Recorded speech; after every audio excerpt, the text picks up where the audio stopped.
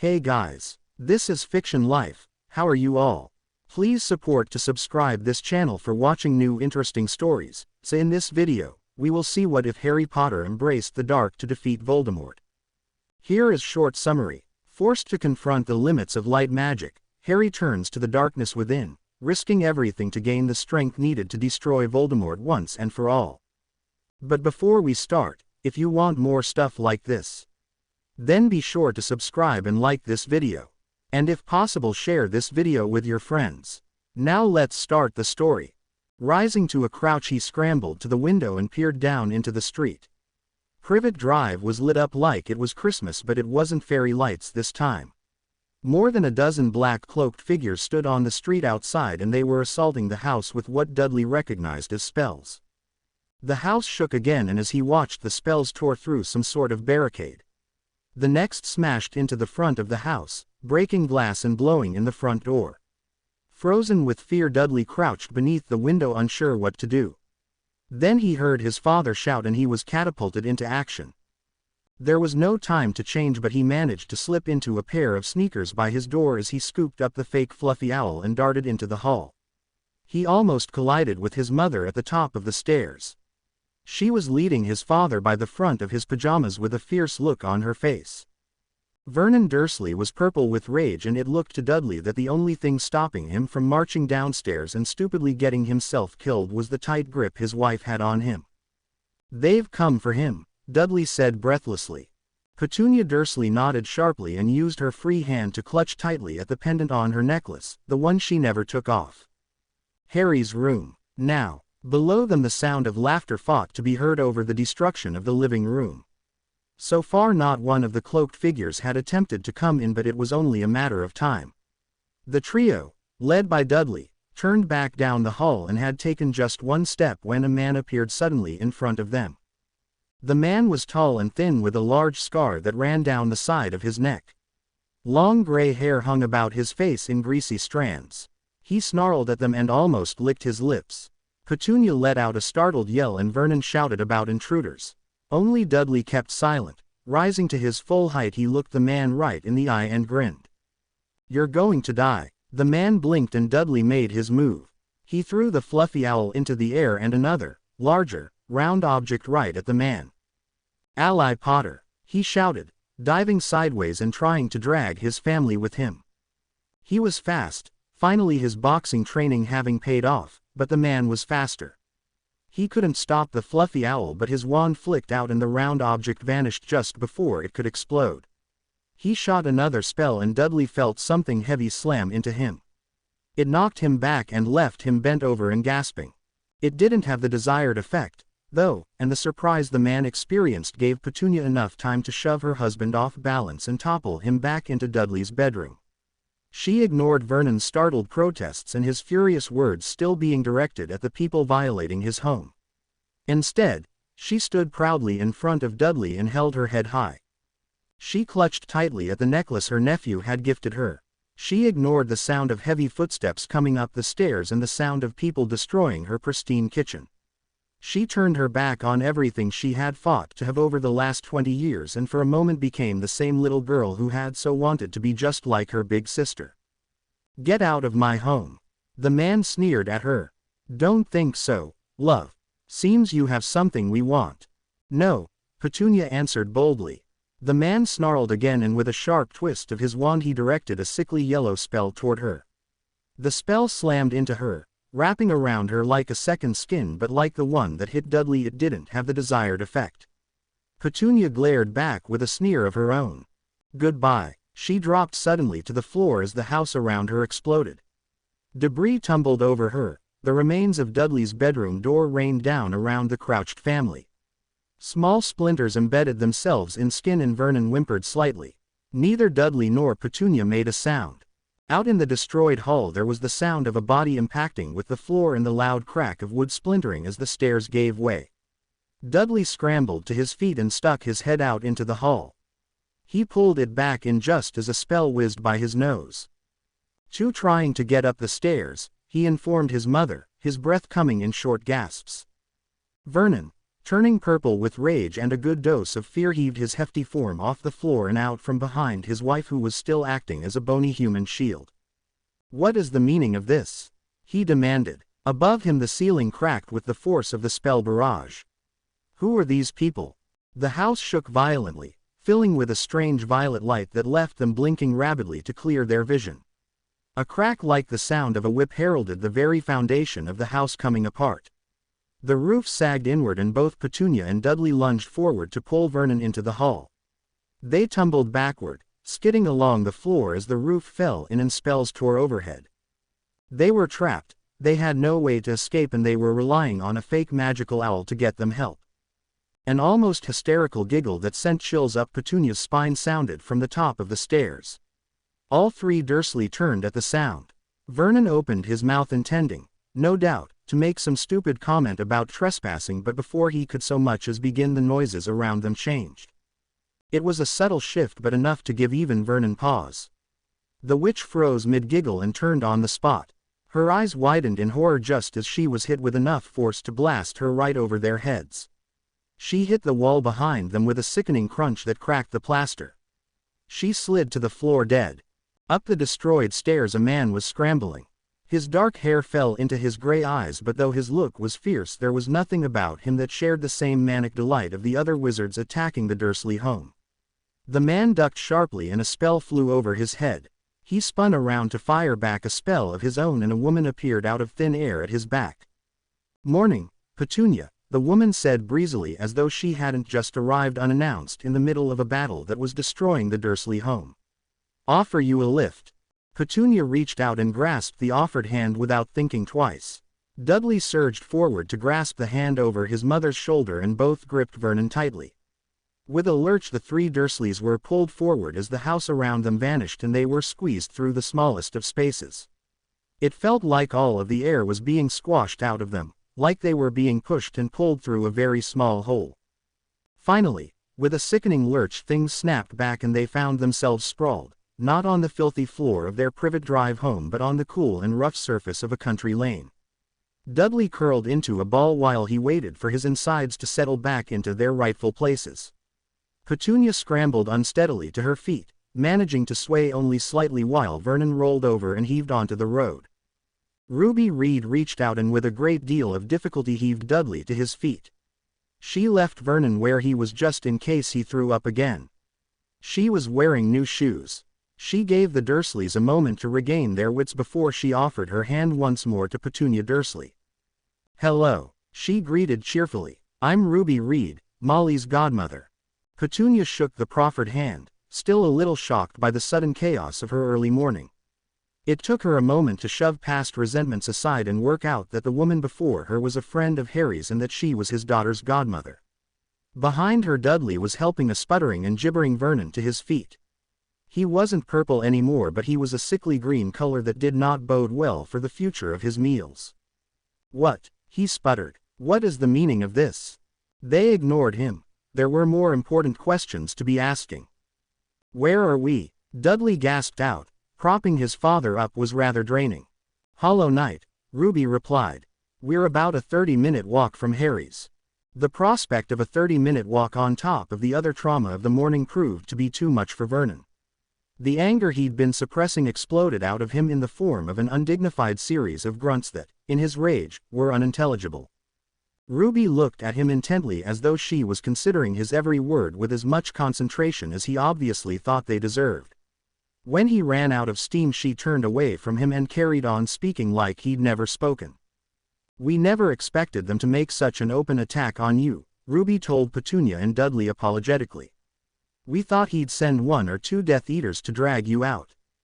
Petunia nodded tiredly. The adrenaline was wearing off and she was starting to shake slightly. It didn't help that she was only wearing a nightgown and that the weather was quite cool for midsummer. Her bare feet hurt on the rough road and it was just starting to hit her that her home was gone. She had no doubt that most of their things would have been destroyed in the attack. Not to mention that they'd likely never be able to return to Privet Drive. "I'm hungry," Dudley announced, startling an hysterical laugh out of his mother. "Come on, Big D, it's a bit of a walk." Despite her easy attitude and relaxed manner, there could be no mistaking the way Ruby's eyes constantly darted around the area. She was on edge, waiting to pounce should they be suddenly attacked. There was a vein pulsing in Vernon's temple, but he didn't have breath to spare for any more angry words. He was by far the least fit of his family, and the early morning brisk stroll was certainly taking its toll. Ruby had landed them on the other side of the small village of Hollow Knight. Their walk took them through the village. It was quiet and still in the early hour. The only light on in the entire village that wasn't a street light was one small one in the bakery. It took them next to no time to pass through the village, even with Vernon panting along at the rear. Once they'd passed through the village, Ruby led the way down a quiet lane until, just as the sky was beginning to lighten, they stopped in front of a set of high iron gates set into a thick hedge. A long gravel drive sloped up and around a corner. Ruby pressed her palm flat against the gates and they popped open with a slight sizzling sound. It wasn't until they'd rounded a bend in the path that they caught sight of Harry's house. Vernon had to stop when his shocked sputtering caused him to choke. Dudley smacked him hard on the back even as he gaped up at the house. He wasn't stupid. Some part of him had understood that Allie had quite a bit of money, but the house before them was something Vernon would have sold an arm and a leg to have the rights to gloat over. The front door opened as they approached and huge orb-like eyes peered out at them. Petunia held in her startled cry, but Vernon stopped dead in his tracks, a look of pure horror on his face. Ruby didn't notice. She stepped right up to the door and slipped in past the creature that had opened it. Tired, sore and hungry, Dudley didn't care what had opened the door as long as it could point him to the fridge. He followed Ruby inside with barely a wince as he passed the short creature that could only be an elf. The pointed ears were a bit of a giveaway, even if he couldn't fathom why the elf would be wearing a simple blue tunic with a funny crest stamped on one corner. Petunia followed her son inside, but she had to really put her weight into it as Vernon had grabbed a hold of her elbow. She nodded politely to the elf even as Vernon tried to edge his large bulk around it. The door had barely closed behind them, leaving them staring at a small entry hall, when a pillar of flames erupted ahead of them. The three Dursleys leapt back as Allie appeared amongst the orange flames. She looked exhausted. There was blood dribbling from the corner of her mouth and a large bruise forming across her right temple. She regarded the Dursleys with a tired but kind look as she slipped off her traveling cloak and handed it over to the elf for cleaning. "Thank you, Tilly." The elf took the proffered cloak without a word and disappeared into the depths of the house. Ruby regarded Allie with a keen eye as she took in all the aches and pains. Satisfied there wasn't anything either needed to be concerned about, she poked a thumb over her shoulder to gesture at the Dursleys. "Where do you want this lot?" "Kitchen," Eli suggested with a yawn. "Harry should be back soon and he's going to want breakfast." Allie led the way through to the back of the house and into a large kitchen. Unlike any kitchen the Dursleys were used to, there were no gleaming new appliances, no microwave or dishwasher. Instead there was an old-fashioned stove and oven. There was no refrigerator in sight, but instead there was an old ice box. It was the perfect image of what a kitchen would have been before the invention of electricity. In all honesty, it had changed very little since Allie's mother had lived there as a child. Allie went straight to the bench and took out her wand, grabbing ingredients as she went. Ruby sank into a chair at the kitchen table and rested her head on her arms. She watched Allie walk around the kitchen preparing breakfast for everyone. Dudley sank into another chair, but he watched Allie with his mouth gaping open as she used her wand to light the stove or set knives cutting food on their own. Petunia, showing that though she didn't like it, magic was something that had once been part of her life, sat primly in a chair and looked around the kitchen with the keen eye of a neighborhood gossip. She took in the scattered boots by the back door, the cookbooks on the shelf above the stove, and the myriad of other little things that were perfectly at home in any old kitchen but that had a strange and unique air when put in the context of a magical kitchen belonging to Harry. Vernon took the chair furthest from the magical goings-on and stared resolutely out the window into the garden. Without any conscious decision to do so, Allie started humming as she cooked. It was one of the new songs by the Weird Sisters, and soon Ruby was humming along. The music seemed to make things even more tense for the Dursleys, and by the time Allie placed a plate before each of them they were stiff and on edge. She was just about to put the last plate down when the slam of a door echoed through the house, followed by a heavy bark. Ruby looked up from her plate suddenly alert, and Allie paused with Vernon's plate still hovering in her hand above the table. Both women looked toward the kitchen door as a huge black dog came bounding into the room with a blanket-wrapped bundle hanging from its huge and powerful jaws. The bundle was giggling happily. Allie gave an exasperated though slightly relieved sigh as she snatched her daughter from Sirius' jaw.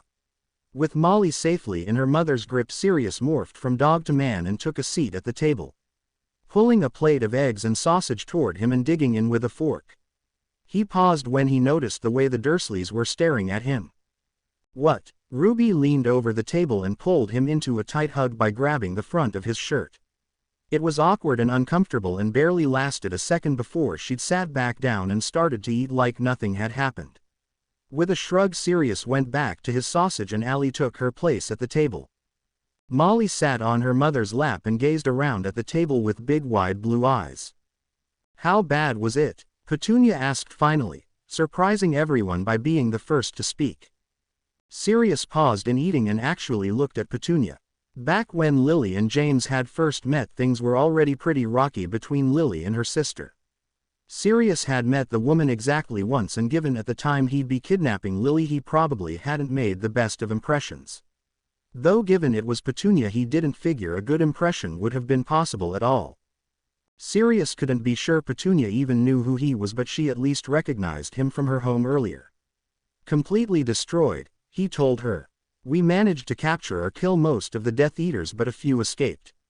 One of them set the place alight before he went. You won't be going back there in a hurry." Petunia pursed her lips and nodded once. She was doing a decent job of not showing how distressed she really was. Vernon, on the other hand, was at risk of choking on the sausage he'd been too hungry to ignore.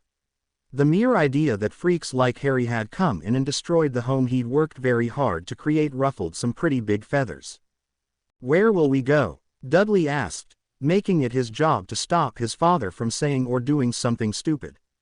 "We have safe houses set up all over Britain," Allie explained. "We'll find one suitable for you, but I suggest you withdraw Dudley from school and make some other more drastic changes to your life." "We will do no such thing," Vernon barked. "How dare you?"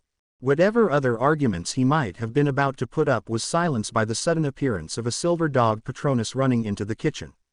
Ron's voice filled the room with quick, precise words. "Granger's under attack." Sirius mournfully placed his fork back down on the table and pushed his chair back. Across the table, Ruby did the same. She stood with a yawn and took one last gulp of juice. "No rest for the wicked," Sirius quipped. Ruby shot him a withering look that didn't really hold much annoyance and led the way out of the kitchen through the back door. They walked toward the forest and stepped just into the tree line before they disapparated. Allie sighed in an exhausted sort of why. It never stops. To make matters worse, not 2 minutes after Ruby and Sirius had left, the back door burst open and Harry came in. He was supporting an unconscious and bloody Daphne, while Abby behind him was supporting Stephanie with the help of Emmy. Both Daphne and Stephanie were severely injured. Multiple cuts and bruises spread across their bodies like ugly splotches of art. Blood dripped onto the floor as their supporters dragged them inside. Allie was on her feet in an instant. She shoved Molly as gently as possible into a bassinet in the corner, shouted for Tilly, and went quickly to Harry's side to take some of Daphne's weight. It wasn't that she was particularly heavy, but carrying a dead weight is never easy. "Tilly, send for Becca. Now," Harry ordered. The elf nodded sharply and disappeared with a crack like a whip. Harry and Allie led the way out of the kitchen and down the hall, where what had once been a large room for entertaining guests had been turned into a makeshift triage. Both pairs placed the injured girls down as gently as possible on beds and went to work healing and diagnosing what they could. "She's opened up the chest wound again," Harry said hurriedly, ripping buttons in his haste to expose the large and aggressively bloody wound on Daphne's chest that had been slowly healing for months. Any good that had been done by her recent treatment with Phoenix Tears seemed to have been undone by whatever spells had hit her. Stephanie didn't look to be much better. The combination of spells that had hit her had shattered more than a few of her bones. In some places the bones were breaking through skin. Abby had knocked her out to spare her from the pain and the horrible sight. Stephanie had already thrown up once at the sight of so many bones meeting the dawn light.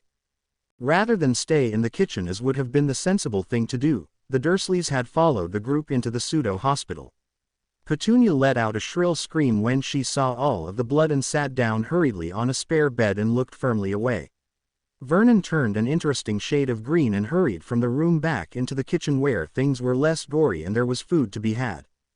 Dudley stepped forward and asked if there was anything he could do. One look at his pale, chalk-white face had Harry suggesting he take his mother and go back to the kitchen.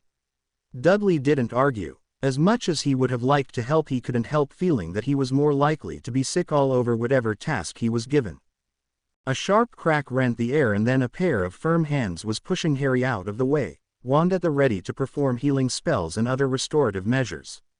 The healer from St. Mungo's and her trainee took charge immediately, barking out orders left and right that Harry and Abby hurried to follow. Allie and Emmy took a step back and let Becca run the show. "What happened?" Allie asked Emmy in an undertone. She didn't want to interrupt the stream of instruction flowing from the two healers' mouths. "We were ambushed," Emmy explained. Her voice was scratchy and she was not without her fair share of cuts and bruises. "They got the drop on us, I don't know when, but the last place we tracked them to was a trap. They came at us from all sides and had anti-apparition jinxes all over the place. We had to leave Susan behind to get these two out of there." "You left her behind," Allie repeated. "Had to," Emmy confirmed, though she didn't sound at all thrilled by the idea. "We took most of them down but one or two just wouldn't give.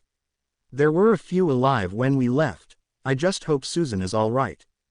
"She'll be fine." Even as she spoke those assuring words, Allie wasn't sure whose benefit they were for.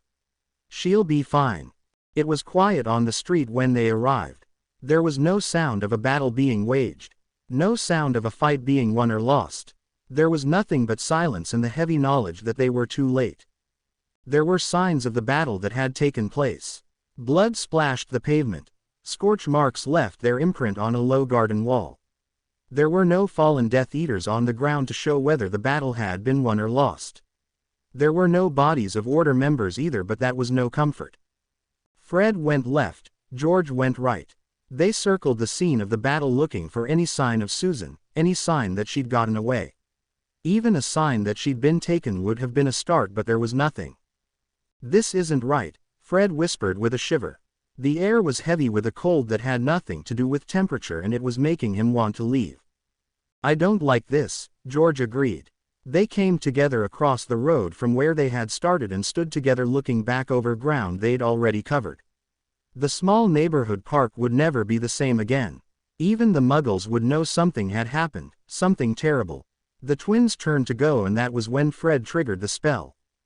There hadn't been any signs of it before, but the moment Fred took a step forward his foot collided with something invisible and the illusion shattered. All around them the early morning seemed to quiver and then it settled, leaving them gazing out at a very different scene. Blood still marred the pavement, scorch marks remained on the garden wall. The silence still prevailed, but now there was a swing set in the middle of the park. It stood in the center of a circle of burned grass. The old red paint had bubbled and peeled from the heat of the fire. Susan Bones was strung up in the chains of the swings. Her sightless eyes stared out at the twins. Blood covered her face and stained her hair. Her clothes were torn and ripped open to expose her naked flesh. The words, "Blood Traitor," had been carved into her chest. For one horrifying moment neither twin moved and then they were turning away. George bent over, retching, while for Fred the world seemed to tilt a little. Neither were strangers to death, but this was the first they had seen of one of their own. Fred recovered first. Fighting off another wave of dizzying shock he crossed the park until he stood within reach of Susan. He reached out, faltered, and then finally reached out to close her eyes. Tears blurred his vision but he clenched his jaw tightly and pulled a portkey from his pocket. He tenderly pressed the portkey into the front of her shirt. She would not travel alone. George came up behind his brother and reached out to place his hand over Fred's. When the portkey activated it tugged at all three of them away from the gruesome scene. A wail of grief and loss met them at the other end. It didn't rain the day of Susan's funeral. Going against any convention, it was a bright and sunny day with not a cloud in the sky. The only people in attendance were her closest friends and family. Every member of the Adata was gathered around the coffin listening as a woman who had never known her spoke words of platitude that could have been about anyone. Harry stood with Allie, his face an impassive mask. The only sign that he was feeling anything was in the strength of his grip on Allie's hand. Allie was crying silently. She made no noise nor moved to wipe her tears away. Susan's mother sobbed openly, curled against her husband and completely unable to stand on her own feet. Her aunt remained as frozen as Harry. She stood tall and firm with a stern look upon her face that said whoever killed her niece would pay. Harry had already vowed to Susan's parents that he would do all he could to bring her killers to justice. After the funeral, Susan's parents left to mourn their loss surrounded by loved ones while the Adata returned to Grimmauld Place. There wasn't a single member of the Bones family that blamed anyone but Voldemort for Susan's death. Mrs. Weasley was another matter entirely. Susan's death seemed to have provided her with the justification she was looking for. In the 2 days since Susan's death, Mrs. Weasley had done everything she could to convince her children to leave the fight to the grown-ups. She was being even more abrupt and rude to Allie than ever before, and she was going so far as to give Harry the cold shoulder. Far from turning her children from the cause, all her angry and fearful behavior was doing was driving them away from her. Ron hadn't been home since the news broke, not since his mother had made a particularly disdainful comment. Not that it didn't work out better for him anyway. He'd been glued to Daphne's side, helping her heal and scouring book after book to find a cure for her cursed wound. Ginny was hiding out at Luna's and the twins had moved into the apartment above their joke shop. If it had been possible, Arthur Weasley would have camped out on the twins' couch, but he had to stand beside his wife, even if just to keep some semblance of peace. No one had heard from Dumbledore since he'd had that incident earlier in the summer that Snape had to rescue him from. He'd offered no contact to suggest he'd even heard the news. Now, sitting around the table in the basement kitchen, the Adata came together to mourn a lost friend the only way they knew how, by sharing stories and laughing about near misses and remembering the kind of person Susan was. They gave themselves one night to mourn, for that was all the time they had. The blow came out of nowhere. Ginny was seeing stars before she'd even had the chance to notice someone was there in the dark with her. The ground was rough beneath her as she scrambled backward. Rough gravel bit into her palms, no doubt deep enough to draw blood. When she'd put some distance between her and her attacker, she looked up and felt her blood run cold. Tangled black hair, high cheekbones, perpetual psychotic laughter. Bellatrix Lestrange hovered over Ginny with a delighted cackle. She spun her wand lazily in a circle and Ginny's own wand was snatched out of its holster. Bella caught it with a twisted grin and took a threatening step forward. Wandless, Ginny tore the knife from her boot and cautiously got to her feet. She doubted she'd have any real chance against Bella with nothing but a knife, but she'd be damned if she was going to go down without a fight. If it isn't the little Weasley girl, Bella delighted in a sing-song voice. All alone and in the dark. Ginny took a step back and collided with something very big and very solid.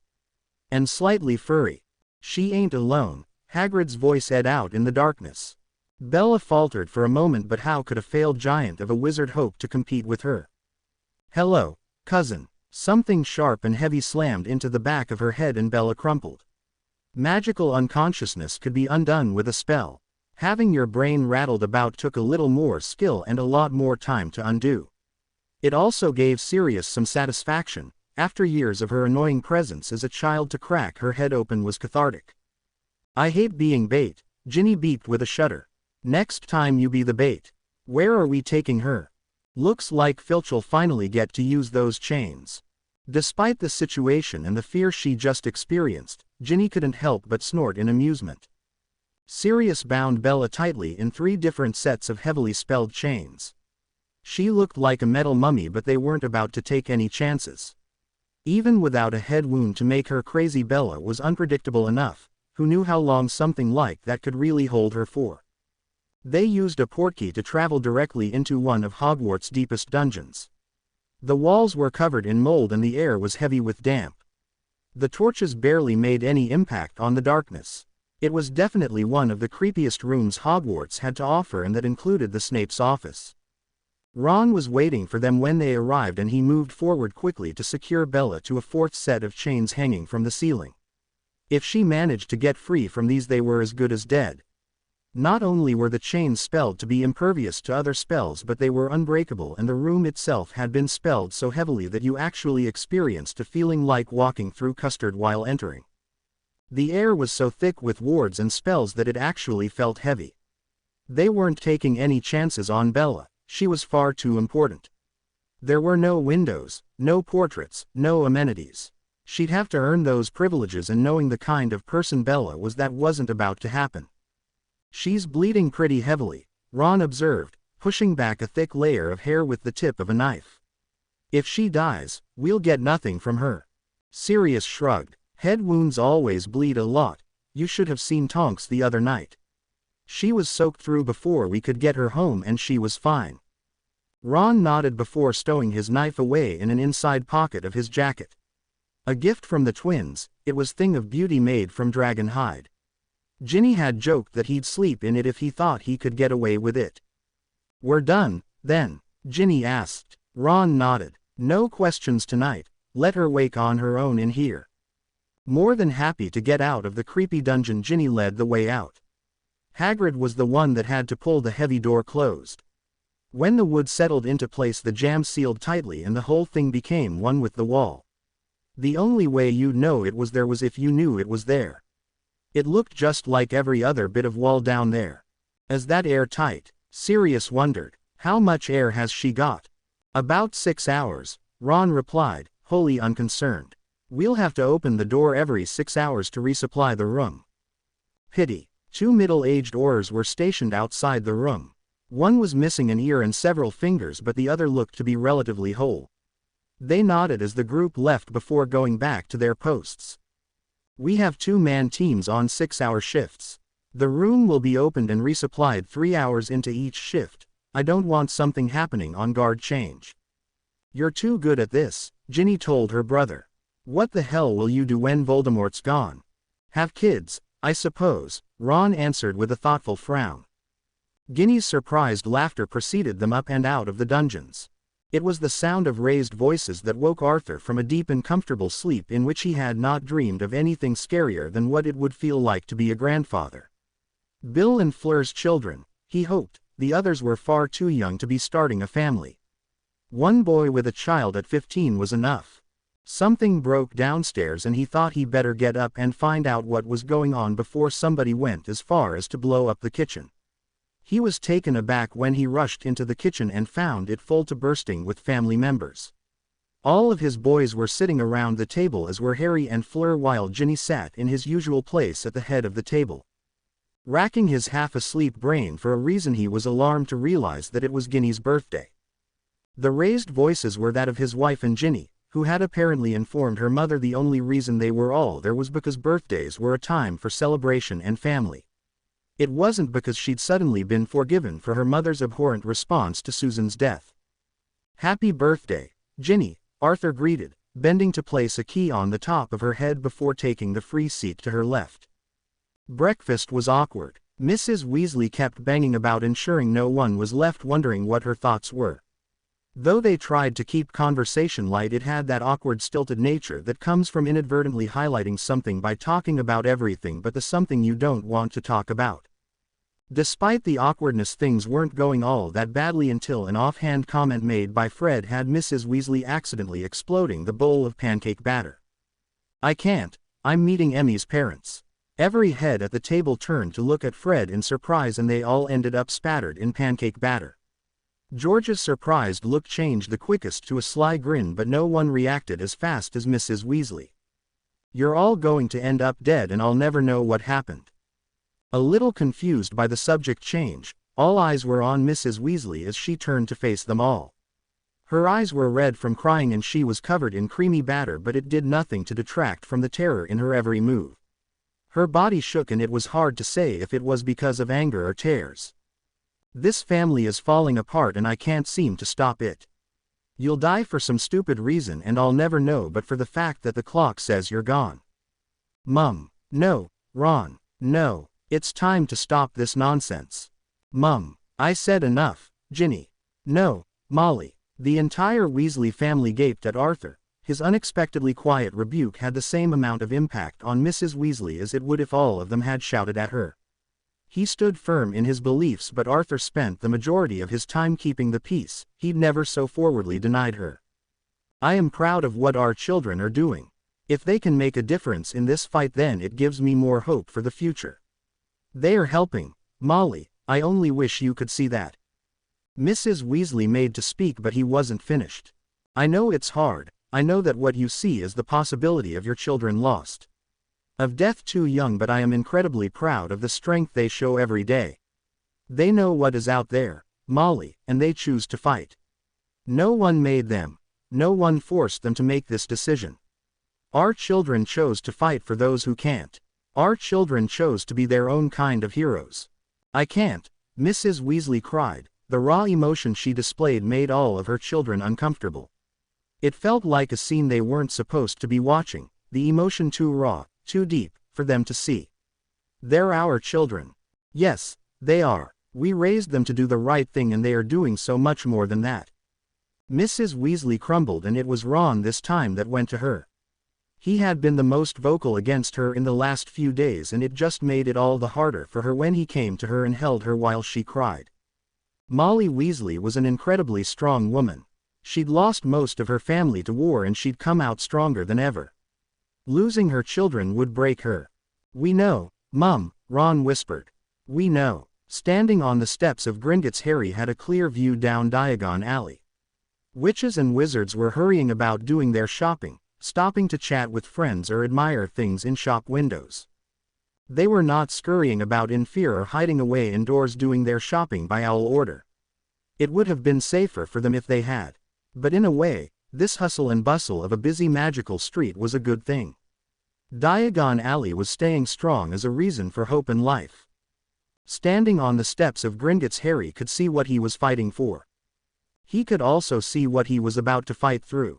The Adada, or what was left of it, was calling it guard duty. But it wasn't the fun kind of guard duty that came with protecting something that was guaranteed to come under attack. It was actually the boring kind that was really babysitting and largely involved answering one inane question after the other about Hogwarts, the wizarding world, and anything that seemed to pop into the head of the new Muggle-born students. Harry had successfully avoided guard duty the first week by the fortunately, alright unfortunately, timed attack on a foreign ministry by some of Voldemort's supporters. He'd been out of the country being as diplomatic as possible with a ministry party while really attacking back and stopping any more attacks of a similar nature. This week, however, things were pretty quiet on the Voldemort front. It was assumed he was plotting some sort of grand extraction plan to rescue Bellatrix. Or to infiltrate the organization for long enough to kill the liability she'd become. Either way, it meant Harry was free and available to escort an 11-year-old Muggle-born named Tegan and her older sister Clara around Diagon Alley as she picked up her school supplies and got her first real glimpse of what it meant to be a witch. Just exchanging Muggle money had been an excruciating experience he'd soon forget. In all his years as a wizard, Harry had never once had to exchange Muggle money into wizarding gold or vice versa. Other people had always done it for him, or it had been done automatically, so he'd never bothered to think about things like exchange rates and fees. Apparently Clara was ever practical, and while Harry had been eager to get a move on and Tegan had been gaping around the bank in open-mouthed wonder, Clara had been asking a series of probing questions that had both annoyed the goblin serving them and earned her his respect. Finally, just when Harry had been considering hauling her bodily from the bank, she'd announced she was done and pocketed the gold. Harry was left wondering if he'd have had this much trouble with Tegan's mother had she been the one able to make the trip. Practicality told him they should go to Ollivander's first. Tegan may not be much use, but he sure as hell was going to make sure she had some sort of a chance against impossible Death Eater attacks. Right, let's get this over with, then. Though not the most enthusiastic of words, Tegan was too excited to notice, and Clara was smart enough to know from the get-go that no kid wants to spend even one day of their holidays playing tour guide to a new student. That kind of irritation is universal. Ollivander's was empty when they arrived, which wasn't all that unusual. There wasn't much of a market for spare wands. They were a necessity, yes, but Harry couldn't imagine they were a well-paid one. Ah, Potter, looking for a backup wand. Unlike the first time Ollivander had appeared out of nowhere, Harry didn't jump. He merely turned to greet the old wand maker with a handshake and a grim smile. I have no need for a spare, Ollivander, I'm just here to show around a first year. The look on Ollivander's face reflected just how Harry felt about the task, but his was tempered by the excitement of fitting a new wand to a young witch. Harry wandered about the shop while Ollivander did his thing, coming to stop at the window so he could stare out at the street. Dotted here and there amongst the crowd were Ministry Aurors. Hiding in plain sight they were seated outside Florine Fortescue's enjoying ice cream and what little sun was peeking out through the Dementor's breeding mist. Which always gave Harry a rather large case of the Wiggins when he had to think about that crime against nature. Other Aurors were pretending to window shop or arguing over the price of unicorn hair. The fact that none of the others had had any trouble over the last week and a half gave him no comfort. He was ready to spring into action at a moment's notice. Of course, as Allie liked to remind him, he was like that 24/7, so why should a quick trip through Diagon Alley with a Muggle and a Muggle-born be any different? There was the sound of delighted clapping behind him and he turned to see that Clara had made a shower of blue stars shoot from the end of a wand. Unlike when he purchased his wand at age 11, Tegan was given something a little extra with hers. Ministry Decree, Ollivander explained, showing Harry a copy of the pamphlet he'd given Tegan. Harry flipped through it quickly.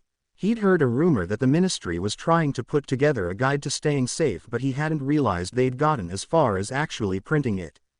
It was something the junior Aurors had been tasked with, and clearly they'd taken the challenge with gusto. The brief pamphlet was actually useful. It had a few good tips on how to protect your home, a few tricks to getting away safely, and where to go when you needed to run. Can I have this? It wasn't until their last stop of the day at Flourish and Blots that things turned bad. Harry was browsing through the section on offensive magic when an explosion rocked the alley. Books tumbled down around him and he heard Tegan scream. Gritting his teeth, he shoved the fallen books away from him and stormed across the shop to where a witch was hastily shoving Tegan and Clara out of sight under the counter. Muffled shouts suggested the clerk was buried somewhere in the biographies.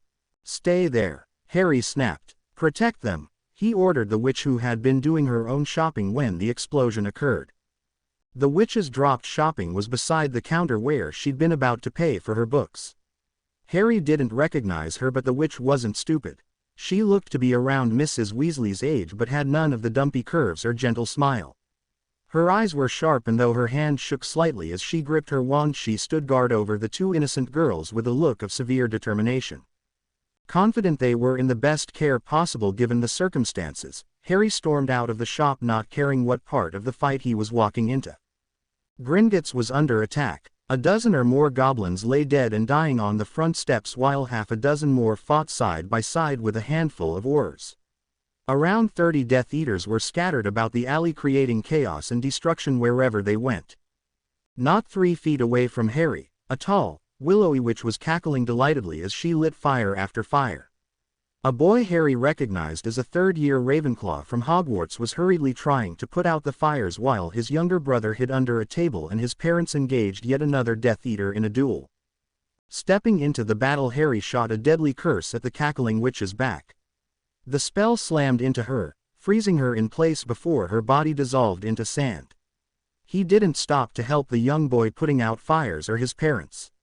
Instead, Harry darted off down the alley toward Gringotts, shooting spells at every Death Eater he passed. Another explosion rocked the alley, but this one was followed by multicolored fireworks which told Harry the Weasley twins had just joined the fight. Loud bangs and startled laughter filtered toward him from down the alley, but he was too focused on getting to Gringotts to admire the twins' joke shop and whatever pranks they'd turned nasty on some Death Eaters. Weasley's Wizard Wheezes was a brightly colored blur out of the corner of his eye as Harry blasted his way through a cluster of Death Eaters, standing back to back in a circle of Aurors. Something sharp hit his side and he stumbled, falling to one knee. Rather than slamming into solid ground, his knee sank deeply into no longer solid stone, pulling him off balance. Harry tried to tug his knee free, but it wouldn't budge.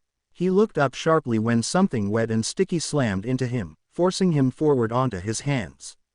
Completely taken by surprise by the unfamiliar spell, Harry felt real fear. The spell was slowly spreading across his body, soaking into his clothes and forming a hard shell that clung close to him. He couldn't move, couldn't flame, he was encased in solid something and half sunk into the ground.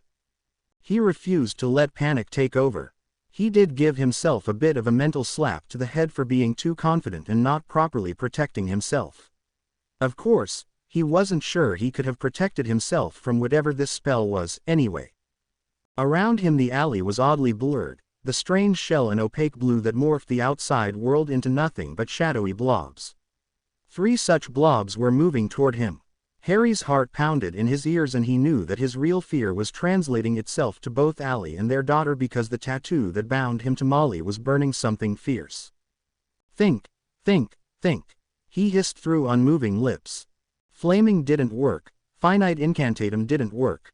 Anything non-verbal and wandless he threw at the shell merely dissipated against the strange material.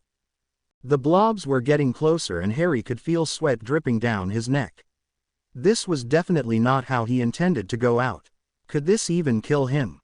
How was he breathing? He was getting air from somewhere. Wasn't he?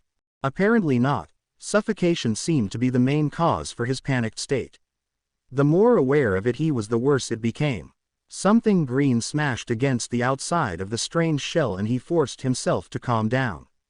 Slow even breathes and think, think, think. Suddenly, 4 more blobs appeared in front of him, stepping between him and the original approaching blobs that he assumed were Death Eaters. The closest blob seemed to be right in front of him. It made some sort of movement and then Harry's ears were ringing with a high-pitched musical sound that made his eyes water as his teeth chatter. Cracks appeared in his shell and the world came back as his cage shattered. Dennis Creevy gazed down at him in worry, a huge mallet in his grip. Magic, apparently, couldn't break the thing but a Muggle tool could. "All right, Harry." Harry nodded in reply, gasping in air and taking in the altered scene around him. Neville Longbottom was facing off against 3 Death Eaters. To his left his formidable grandmother was firing off a series of nasty, borderline illegal, spells that were knocking back Death Eaters with a considerable amount of force. Colin Creevy was dueling side by side with an Auror, blood flowing at an alarming rate from his nose. The fight in front of Gringotts was over, the steps littered with the dead, both goblins and wizards alike. Several buildings were on fire but the third-year Ravenclaw boy had been joined by numerous other witches and wizards who had emerged from shops and under tables now that the majority of the fighting was over. Neville made one more sharp motion with his wand and the last Death Eater crumpled. Harry felt a little off-kilter. The strange magical trap he'd been encased in had unsettled him more than he'd thought possible. With Dennis and Neville's help Harry was pulled free of the ground and he gingerly tested how much weight he could put on the leg. It hurt like hell but it wasn't the worst injury he'd received in the last year. "Better go, Harry," Neville said. "Aren't you looking out for some Muggle-borns?" "Merlin." Harry swore. The sudden reminder had shaken him free of any lingering fear from the shell construction and he ignored the pain in his leg to run back up the alley toward Flourish and Blotts. The front of the store looked almost untouched but just looking through the window you could see that the explosion hadn't been so kind inside. It reminded Harry of that time Mr. Weasley had gotten into a fight with Lucius Malfoy. Books were everywhere, the shelves tilting and emptied. A disarming spell struck him when he stepped into the doorway but his wand remained secured in its spelled holster. "It's me, Harry," he called into the shop before taking a further step inside. "Potter." The witch he had left guarding his charges peered around the side of a fallen bookshelf. Her hair was burned and she had a cut across her left cheek. The body of a Death Eater lay at her feet. "Tegan, Clara, here." Tegan poked her head out from behind the counter. Her face was drained of color but she was completely unharmed. Her sister hadn't fared so well. By the look of it she'd thrown herself in front of a spell meant for Tegan. Her lips were blue and she was taking shallow painful breaths. Blood soaked the front of her shirt. "Is she going to die?" Tegan whispered, her voice trembling and tear-soaked. Harry crouched beside the two and tore open Clara's shirt. Modesty be damned. Harry murmured a few healing spells and the bleeding eased up a bit but it was still bad enough that she would need a healer. He took an ordinary-looking coat button from his pocket and pressed it into Tegan's hand. "She's going to be fine but I need you to do something for me, all right?" Tegan nodded shakily. Her wand was clutched tightly in her other hand, Harry noticed. "That button is called a portkey. It's going to take you and your sister to a magical hospital." A healer is going to ask you a lot of questions, but just explain to her what happened and answer what you can. Clarice going to be fine. Are you ready? Why yes. Hold on tight to her. Tegan wrapped her arms around her sister, not releasing her grip on her wand or the portkey. Harry tapped her closed fist with his wand and Tegan and her sister vanished. Harry promised himself he would check on them later, before once more getting to his feet and walking out into the alley. Unaware of the attempt to gain access to her vault, Bellatrix Lestrange wasn't really in a position to care either way. Something neither Ron nor McGonagall were particularly worried about. The former had come down to ask a few questions and oxygenate the cell, while the latter had come down from her office in her pre-term preparations to inquire as to whether or not the screaming was something they would have to put up with during the coming term. "I'm not sure how she's doing it," Ron admitted, closing the door on a particularly mournful wail and watching as the door once more merged into the wall. "The room should be entirely soundproof, but every now and then she starts laughing and it just sort of echoes around the castle." "Yes, well," McGonagall pursed her lips, "perhaps we could find a way to stop it before the students return next week." Unperturbed by her tone, Ron just smiled. They rounded the corner and almost collided with Albus Dumbledore. Ron opened his mouth to give a greeting or give an excuse for his presence, but he froze and instead gaped at the headmaster. He looked awful, color drained from his face, skin clammy, and he was clutching his right hand as though it was hurting. Poking from the end of the sleeve of the headmaster's robe, Ron could see that the hand looked blackened and dead. He was so surprised McGonagall was forced to elbow him in the ribs to snap him out of it. Admittedly, McGonagall looked just as surprised to see the headmaster as he did. No one but Snape had seen the man all summer, and that had only been for a brief 10 minutes. 10 minutes which had not been enough to convey to Snape just how poorly the old man was. "Albus, are you all right?" McGonagall gasped. "You look like hell, sir," Ron added rather rudely. "No offense," he added when McGonagall glared at him. "I am fine, Mr. Weasley. May I ask what you are doing here?" Ron shrugged but didn't offer an answer. There was an awkward moment where no one really wanted to speak, and then McGonagall announced she had work to do and Ron scurried after her without bothering to give an excuse. At the end of the corridor both stopped and turned back to watch Dumbledore. For a moment the old headmaster stayed put, gazing down the corridor without really seeing anything. Then he started walking again, down the way Ron and McGonagall had just come. "Think he heard her screaming?" "Without doubt." "Should we be worried?" Ron questioned. For that McGonagall didn't have an answer. "Remind me why I'm packing," Harry shouted down the hall to Allie. With his head and arms shoved to the very back of the wardrobe as he dug around for his Hogwarts robes, he was actually surprised that she could hear him. Her voice from behind him made him jump, dislodging an old dress robe of Allie's and revealing his missing school robes. "Because you may be in kicking, Death Eater killing Phoenix and a father already, but you're still a teenager and you should get to experience some things the way everyone else does. Your argument is getting thinner and thinner, you know that." Allie just shrugged. They'd been having the same argument for the last 4 days. Harry wanted to commute to school and Allie wanted him to stay. Every reason Harry came up with as to why his staying was pointless, she came back with an argument as to why it was a good idea. Her latest suggestion that he needed to live some of his life like an ordinary teenager was ludicrous. Unfortunately, as was the way with most things, she'd won. So there he was, head stuck in the wardrobe at 7 in the morning on September 1st, trying to find his school things from where they'd been spread all over the house. At least when he'd been living with the Dursleys, the furthest his stuff could get was about 3 feet away from him or under the loose floorboard beneath his bed. It had taken 2 hours the night before to locate all of his Quidditch gear, and in the end they'd had to try a summoning charm which had unearthed the last glove in the garden shed. How it had gotten there, alone, was anyone's guess. "Harry, I'm not sure you're going to need this." Harry turned from the wardrobe to see Allie holding up a stuffed dragon with a small smile on her face. Harry frowned, unsure if he'd actually put it in there or if it had just gotten thrown in with some other stuff. True, he had gotten used to having to take all sorts of things when out with Molly, but he didn't think he'd gotten to the point of absently packing her favorite toys. "See," Harry sulked, "that's just another reason I shouldn't be staying at school." "What about Molly?" Allie rolled her eyes. Harry, you can come and see her anytime you like. It's not like you can't come home. I'm just saying you should at least spend 3 nights a week with your friends. Weekends, you're all mine, but I think you need to do this. I'll give it a month, but if it's not working, I'm moving home.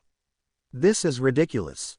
After shooting her one final glare that went completely ignored by Allie, who was calmly refolding all of his clothes into his trunk, Harry stomped out of the bedroom and down the hall to Allie's study.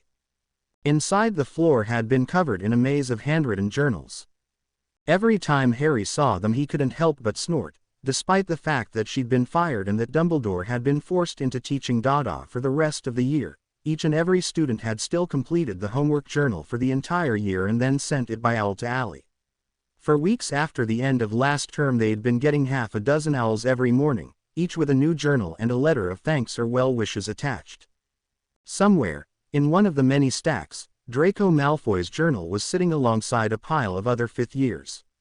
The fact that Malfoy had also felt the need to send his journal told Harry something about the boy he wasn't all that sure he wanted to examine further.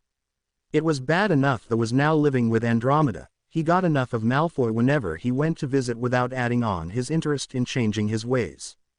Managing not to dislodge a single stack of books, a miracle of its own, Harry slipped a few books he thought might be useful from the bookcase on the wall alongside the desk and then turned to navigate his way back. Even retracing his own steps didn't stop him from knocking over one pile. When he crouched to restack it, he very nearly set another tumbling after it. He understood there was a system in play, but that didn't mean he understood why the system required the handwritten books to be stacked randomly all over the room. Hopefully by the time Christmas came around, Allie would have tidied the place up enough that he wouldn't keep tripping over things. He wasn't holding his breath, though. Back in their room, Allie had finished correctly folding and repacking his trunk and was looking around the room, hoping that anything they'd missed or forgotten would suddenly leap out at her. They wouldn't, at least he didn't think they would. It was entirely possible she'd spelled some of his stuff before they'd emptied his trunk out at the end of last term. It certainly would have made packing easier if his things would just naturally return to his trunk when the time came. Adding the books to the trunk, he pushed the lid closed with a very decisive snap and tapped it with his wand to lock it up tight. If he had forgotten something, it wasn't like he couldn't just flame home to get it. Of course, if he got his way, then all of this stuff would just end up right back here in no time. That being said, Allie tended to get her way quite a lot more than he got his, so he might very well end up needing it all. Their argument behind them, though hardly resolved, they were just sitting down to have breakfast when a Patronus loped into the kitchen and began issuing hurried warnings in a hushed whisper. No sooner had Snape's voice faded away than the fireplace flared to life and Moody's grisly face appeared. "Trouble," he barked. "Andromeda's under attack." Harry wasted only moments staring longingly at his breakfast before he snatched a piece of plain toast from his plate and sprinted from the kitchen. Allie was mere steps ahead of him, booted feet sprinting for the stairs and voice shouting orders for the house elves to take care of Molly. They waited only long enough to hear Kip's answering squeak before they charged toward the door. It was an interesting trick they'd started using, flaming while on the move. It always startled people who watched them disappear just moments before colliding with a door or a wall, but it meant that they had a bit of momentum going when they arrived. The fight going on at Andromeda's house was a bloody one. It wasn't an unusual observation to make, but this was certainly worthy of the word. Someone had been smeared horrifically against a side wall.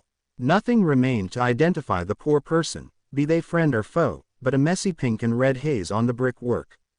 Fire was raging inside the house. Issuing from the open windows and doors was a thick black smoke that smelled oddly like peppermint.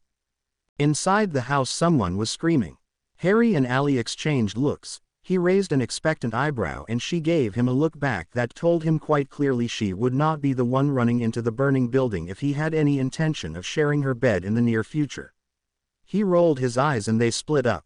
While Allie ran toward the fight, fast spilling from the tidy front yard out onto the street, Harry ran toward the side of the house and the sound of screaming. He almost tripped over Draco Malfoy crossing the threshold. The boy was slumped against the open kitchen door, looking strangely unharmed aside from some slight smoke inhalation which was making him cough. One of the fingers on his left hand was bent at a strange angle, but, given the sort of injuries Harry had walked away from battle with, it barely registered. He stepped right over Malfoy and pretended he couldn't hear the Slytherin's plea for help. If he was still slumped there on the way out, maybe Harry might consider dragging him free of the building. The flames steadily blackening the house were ordinary flames, and Harry walked through them as easily as if they were just a warm summer rain. He followed the sound of screaming through the kitchen and into the living room. The screaming wasn't coming from any person, rather it was coming from a small wooden box sitting on the mantel above the huge fireplace. Harry crossed the room in 3 quick strides and slammed the lid closed. For a moment there was an echo of the scream before only the sound of crackling wood and the muted sounds of the fight on the street could be heard. Harry took a shallow breath so as not to inhale too much smoke and took a good look around. He'd never seen the screaming box before, so chances were it wasn't something Andromeda had brought into the house. That left Malfoy or Death Eaters. Or Malfoy brought it in for the Death Eaters, not that that was any better. Harry took a good look around the house, what was left of it in any case, but he found no signs of Andromeda, and the only Death Eater he found was the burning body of an old and withered witch. The emptiness of the house and the screaming box didn't sit well with Harry. It was an element he couldn't account for, and it set his teeth on edge. He backtracked through the house and found Malfoy still slumped just inside the door. This time, however, Harry could see why he hadn't made it any further despite his lack of injury. Malfoy wasn't leaning against the wall or door, he was actually slumped against some sort of ward that formed a solid barrier that prevented him from leaving the building. That was most definitely not a precaution Andromeda had implemented against her nephew. It wasn't even something in the Order's arsenal. Malfoy's eyes rolled over him before coming to stop locked with his. The look Malfoy gave was one of desperation, coughs racked his body and a gray sticky pus dribbled from the corner of his mouth. Harry grunted with displeasure before he grabbed Malfoy by the shoulder and stepped through the barrier. While he met with no resistance, he was pulled sharply back when Malfoy slammed into the barrier with a pained grunt. Contact with another person clearly wasn't enough to get him through the barrier, and the flames in the house were starting to spread through the kitchen. Even as he stood, studying the ward, he couldn't see. Andromeda's potions shelf caught alight with a sharp crack. It issued forth a spectacular display of fireworks that bounced around the kitchen before dissipating on hitting the ceiling. A smell of rotting eggs filled the small room, and both Harry and Malfoy gagged. Help me, I'm trying," Harry replied with a grunt as he held his hand over where he assumed the wards began. He couldn't be sure, but he thought he could feel a cold tingly sensation when he waved his hand over the threshold. With an annoyed growl, Harry shoved his fist into the apparent ward and willed it to burst into flames. Whatever it was sparked purple, and Malfoy yelped as purple sparks crackled across the barrier, shocking him. As soon as the purple crackling faded, the barrier itself collapsed, sending Malfoy tumbling backward. Harry wasted no time seizing him by the arm and dragging him from the house. Out in the street the fight was over, the sun higher in the sky than it should have been. Allie came running as soon as she saw him and threw her arms around him in a choking hold that caused him to release his supportive grip on Malfoy. The boy tumbled to the ground with an indignant yelp, but Harry didn't much care. He was much more focused on Allie's rather out-of-character reaction to his reappearance. "What happened? Where did you go?" she demanded. "You've been gone hours." Harry blinked. His mouth dropped open and closed a few times at a complete loss for words. Eventually he managed a startled, "I what? You've been gone for 3 hours and we tried the house but we couldn't get in." "Huh." Harry studied the street with fresh eyes, noting the appearance of ministry wizards and even a healer bent over the prone form of a Death Eater. It certainly looked like he'd been gone longer. "And you have absolutely no idea what I'm talking about, do you?" "It felt like I was gone 15 minutes, Harry offered. 3 hours. 41 minutes, Malfoy wheezed. "Late. For train." Allie turned startled eyes on Malfoy, who was bent over and coughing, while Harry let out a surprised laugh. Despite the fact that Malfoy obviously had some answers, Harry found the whole thing just a tad ridiculous. Malfoy worrying over the Hogwarts Express when he was coughing up an ash-filled paste. Then again, at least ridiculous was better than worrying over the fact that he'd been caught unawares by 2 magical attacks in under a week. "Go," Ally ordered, stealing a key. "I'll deal with this." Harry nodded once and vanished. It was precisely 10:59 a.m. when the new students of Hogwarts got their first glimpse of the famous Harry Potter. He appeared in a pillar of flames, issuing a string of curse words and dashing like a madman for the train. Somehow, it didn't do his image any harm. Not another bloody Lockhart. Ron's annoyed grumble drew Harry's attention away from his conversation with third-year Kelly MacDonald, and toward the staff table where Ron had been searching out their new defense against the dark arts teacher. They never had been able to get an answer out of Dumbledore regarding who he'd hired, and McGonagall hadn't gotten much more than that the position had been filled. The professor in question was a good-looking man in his early 30s with perfectly styled black hair, a sprinkling of freckles across his nose and suspiciously perfect teeth. He was wearing shiny black robes and looking entirely too clean next to Professor Sprout, with whom he was having some sort of conversation. The quality of said conversation was questionable, as Sprout had a pained expression on her face and kept shooting pleading looks over the man's shoulder at Snape whenever his eyes wandered from her face. Snape grimaced when he caught Ron's gaze and then turned back to engage the professor in conversation, rescuing a relieved-looking head of Hufflepuff who turned to quickly strike up a conversation with Hagrid. Needless to say, Harry's opinion of the man was firmly alongside Ron's until further notice. On the other side of Ron, Hermione was gazing at the man with a curious look while Ginny, opposite, looked revolted. "What's with the pretty boy?" she grunted, still thoroughly pissed off from her encounter with Pansy Parkinson on the train. "Times are getting desperate, apparently," Ron scoffed. "Ron," Hermione scolded, "we don't know anything about him. He could be a really experienced teacher. Or another Lockhart." Ron repeated his earlier assumption. "Come on, let's get this over with already," he complained, changing the subject to the delay in the start of the sorting ceremony. "I've got about 100 things to do before classes start tomorrow." "What could you possibly have to do?" "Oh shush, Hermione, it's starting," Ginny admonished before Ron could snap back about the state of his office, his own fault, and whatever else it was he'd asked Daphne to remind him to do before classes started. Felicity Aaron was up first. The nervous-looking, petite redhead was shaking visibly when she moved forward to take her place on the stool and try on the hat. For nearly a minute she sat there, the eyes of everyone in the hall on her, but in the end the hat placed her in Ravenclaw. Strangely, the first 3 students went into Ravenclaw, before a tall lanky boy became the first to join Gryffindor. It was only then, as he was watching Sam Eddy slide onto the bench between Colin Creevey and Neville Longbottom, that Harry realized just how few new students there were. Just 30 in total, and all looking positively terrified. It didn't matter if they were Muggle-born or not, there was a palpable sense of fear surrounding the new students. Harry tried to point his discovery out to Ron, but his attention had shifted back to the new professor. The yet-to-be-named man was watching the sorting with open fascination, obviously not an old student of Hogwarts then, and Harry wondered where he was from. Another question he'd have asked, this one of Hermione, but she was too busy scrutinizing the new students to pay attention to his attempt to quietly gain her attention. With a sigh, Harry returned his attention to the new professor. Maybe if he stared at the bloke he'd form some sort of opinion on where he was from and what sort of a teacher he'd be. He didn't. About the only thing intense scrutiny revealed was that the new professor chewed his nails.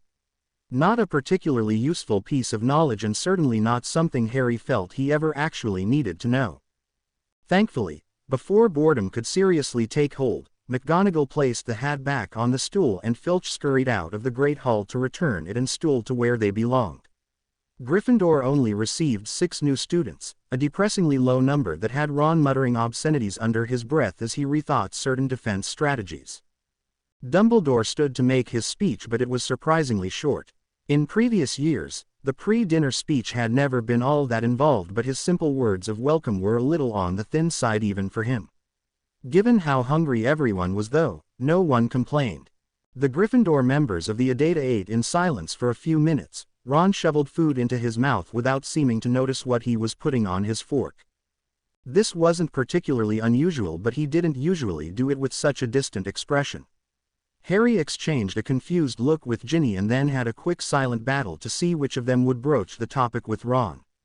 Hermione seemed oblivious, her thoughtful gaze watching as Professor Sprout was once again engaged in reluctant conversation with the new professor. "What's wrong, Ron?" Ginny eventually asked, hoping he didn't notice the annoyed sigh that accompanied her words. I'm thinking about all the things that need to happen this year now that Allie is gone. They all grimaced at that rather complex problem. Even when Allie hadn't been around for the end of the last year, her teaching style and certainly her presence had still been felt in the way that the Adata had taken control over a large portion of the students' learning. Dumbledore may have been standing at the front of the classroom, but he hadn't done all that much to actively teach Dada. This year there was a whole new teacher, a whole new group of students, and the issue that was the mounting escalation of Voldemort's attacks to consider. They didn't have to be as active as last year. They could just sit back and let the new professor teach the students while they continued in the same pattern as the summer, launching guerrilla attacks on Death Eater raids, but it left a bad taste in each member of the ADADA's mouths. It's no good, Ron said finally. We'll have to teach them something. Maybe we should offer tutoring. Or select some students who look like they could know what they're doing if we taught them right. You should run drills, Hermione contributed, surprising them because they hadn't realized she'd actually been listening. Like Muggle fire drills, she elaborated when no one quite seemed to know what to say. She rolled her eyes at their blank looks. Honestly, organized to run practices so the students know what to do if Hogwarts is attacked. Last year it was easier because Allie gave all the students a place they needed to go if such a thing happened, and honestly it was a remote possibility, but this year it's a great deal more likely, and even more likely we'll have to stand and fight rather than flee. Harry and Ginny gaped open-mouthed at Hermione, but Ron had a strange glint in his eyes and his grin was almost feral. Oh, Hermione, you were brilliant. I know. Ron looked like he could have leant across the table and keyed her, but luckily, before any potentially relationship-ending keying could occur, the dishes emptied of the remains of dessert and Dumbledore stood. It is no secret, the headmaster began, that the world we live in is a dangerous and often troubled place. The war being waged against Lord Voldemort has brought dark times upon us, but here in this school we provide a beacon of light. Hogwarts will stand as a symbol for hope as long as any student wishes to come here to learn. While you are within these walls you will be shielded from the harsh acts of this war, so I ask this of you, of all of you. Here his gaze locked on each of the members of the Adata in turn. Take advantage of this safe haven, learn all there is to know. Harry tuned out the rest of Dumbledore's speech. Hermione would relay the highlights and he was too angry at Dumbledore's words to truly take in any more. Hogwarts was far from a safe haven. Not only were the lessons themselves dangerous, but Dumbledore was wrong when he said they'd be protected from the troubles of the war. As a beacon for the future, Hogwarts provided the most valuable target for Voldemort. Hermione was right in her warning. Voldemort would attack Hogwarts, whether in 2 weeks' time or 2 months, Hogwarts would see battle. Telling the students it was a safe place to take refuge was just bollocks. Introduce Professor Vaughn. The new Dada professor bent his head in acknowledgement of the introduction but otherwise refrained from making a spectacle of himself. That didn't necessarily work in his favor, but at least he'd held off on the dramatic entrance. And then dinner was over and Ron was being dragged off to lead first years to Gryffindor Tower by Hermione, and Harry was left sitting at the table waiting for the masses to clear before he bothered trying to fight his way out of the Great Hall. A few of the older students were similarly holding back, some of the enthusiasm having worn off and a greater ability to stay up late after stuffing themselves with food having developed. Stephanie slumped onto the bench beside him and watched the staff table thoughtfully. What do you think? It's too early to say, but I reckon we're going to have our work cut out for us. If he is a competent teacher, we're going to have to work around that as well. You got much work to do tonight. Harry shrugged. He didn't really have all that much to do. Unlike Ron, he'd not left things to the last minute. Thought I might go over a few things, make sure we've got something organized for the first years. You need anything doing? Steph grimaced. I have a stack of reports as tall as I am. She looked at him hopefully. Want to give me a hand? Harry shrugged. Why not? It's not like I've got anything better to do.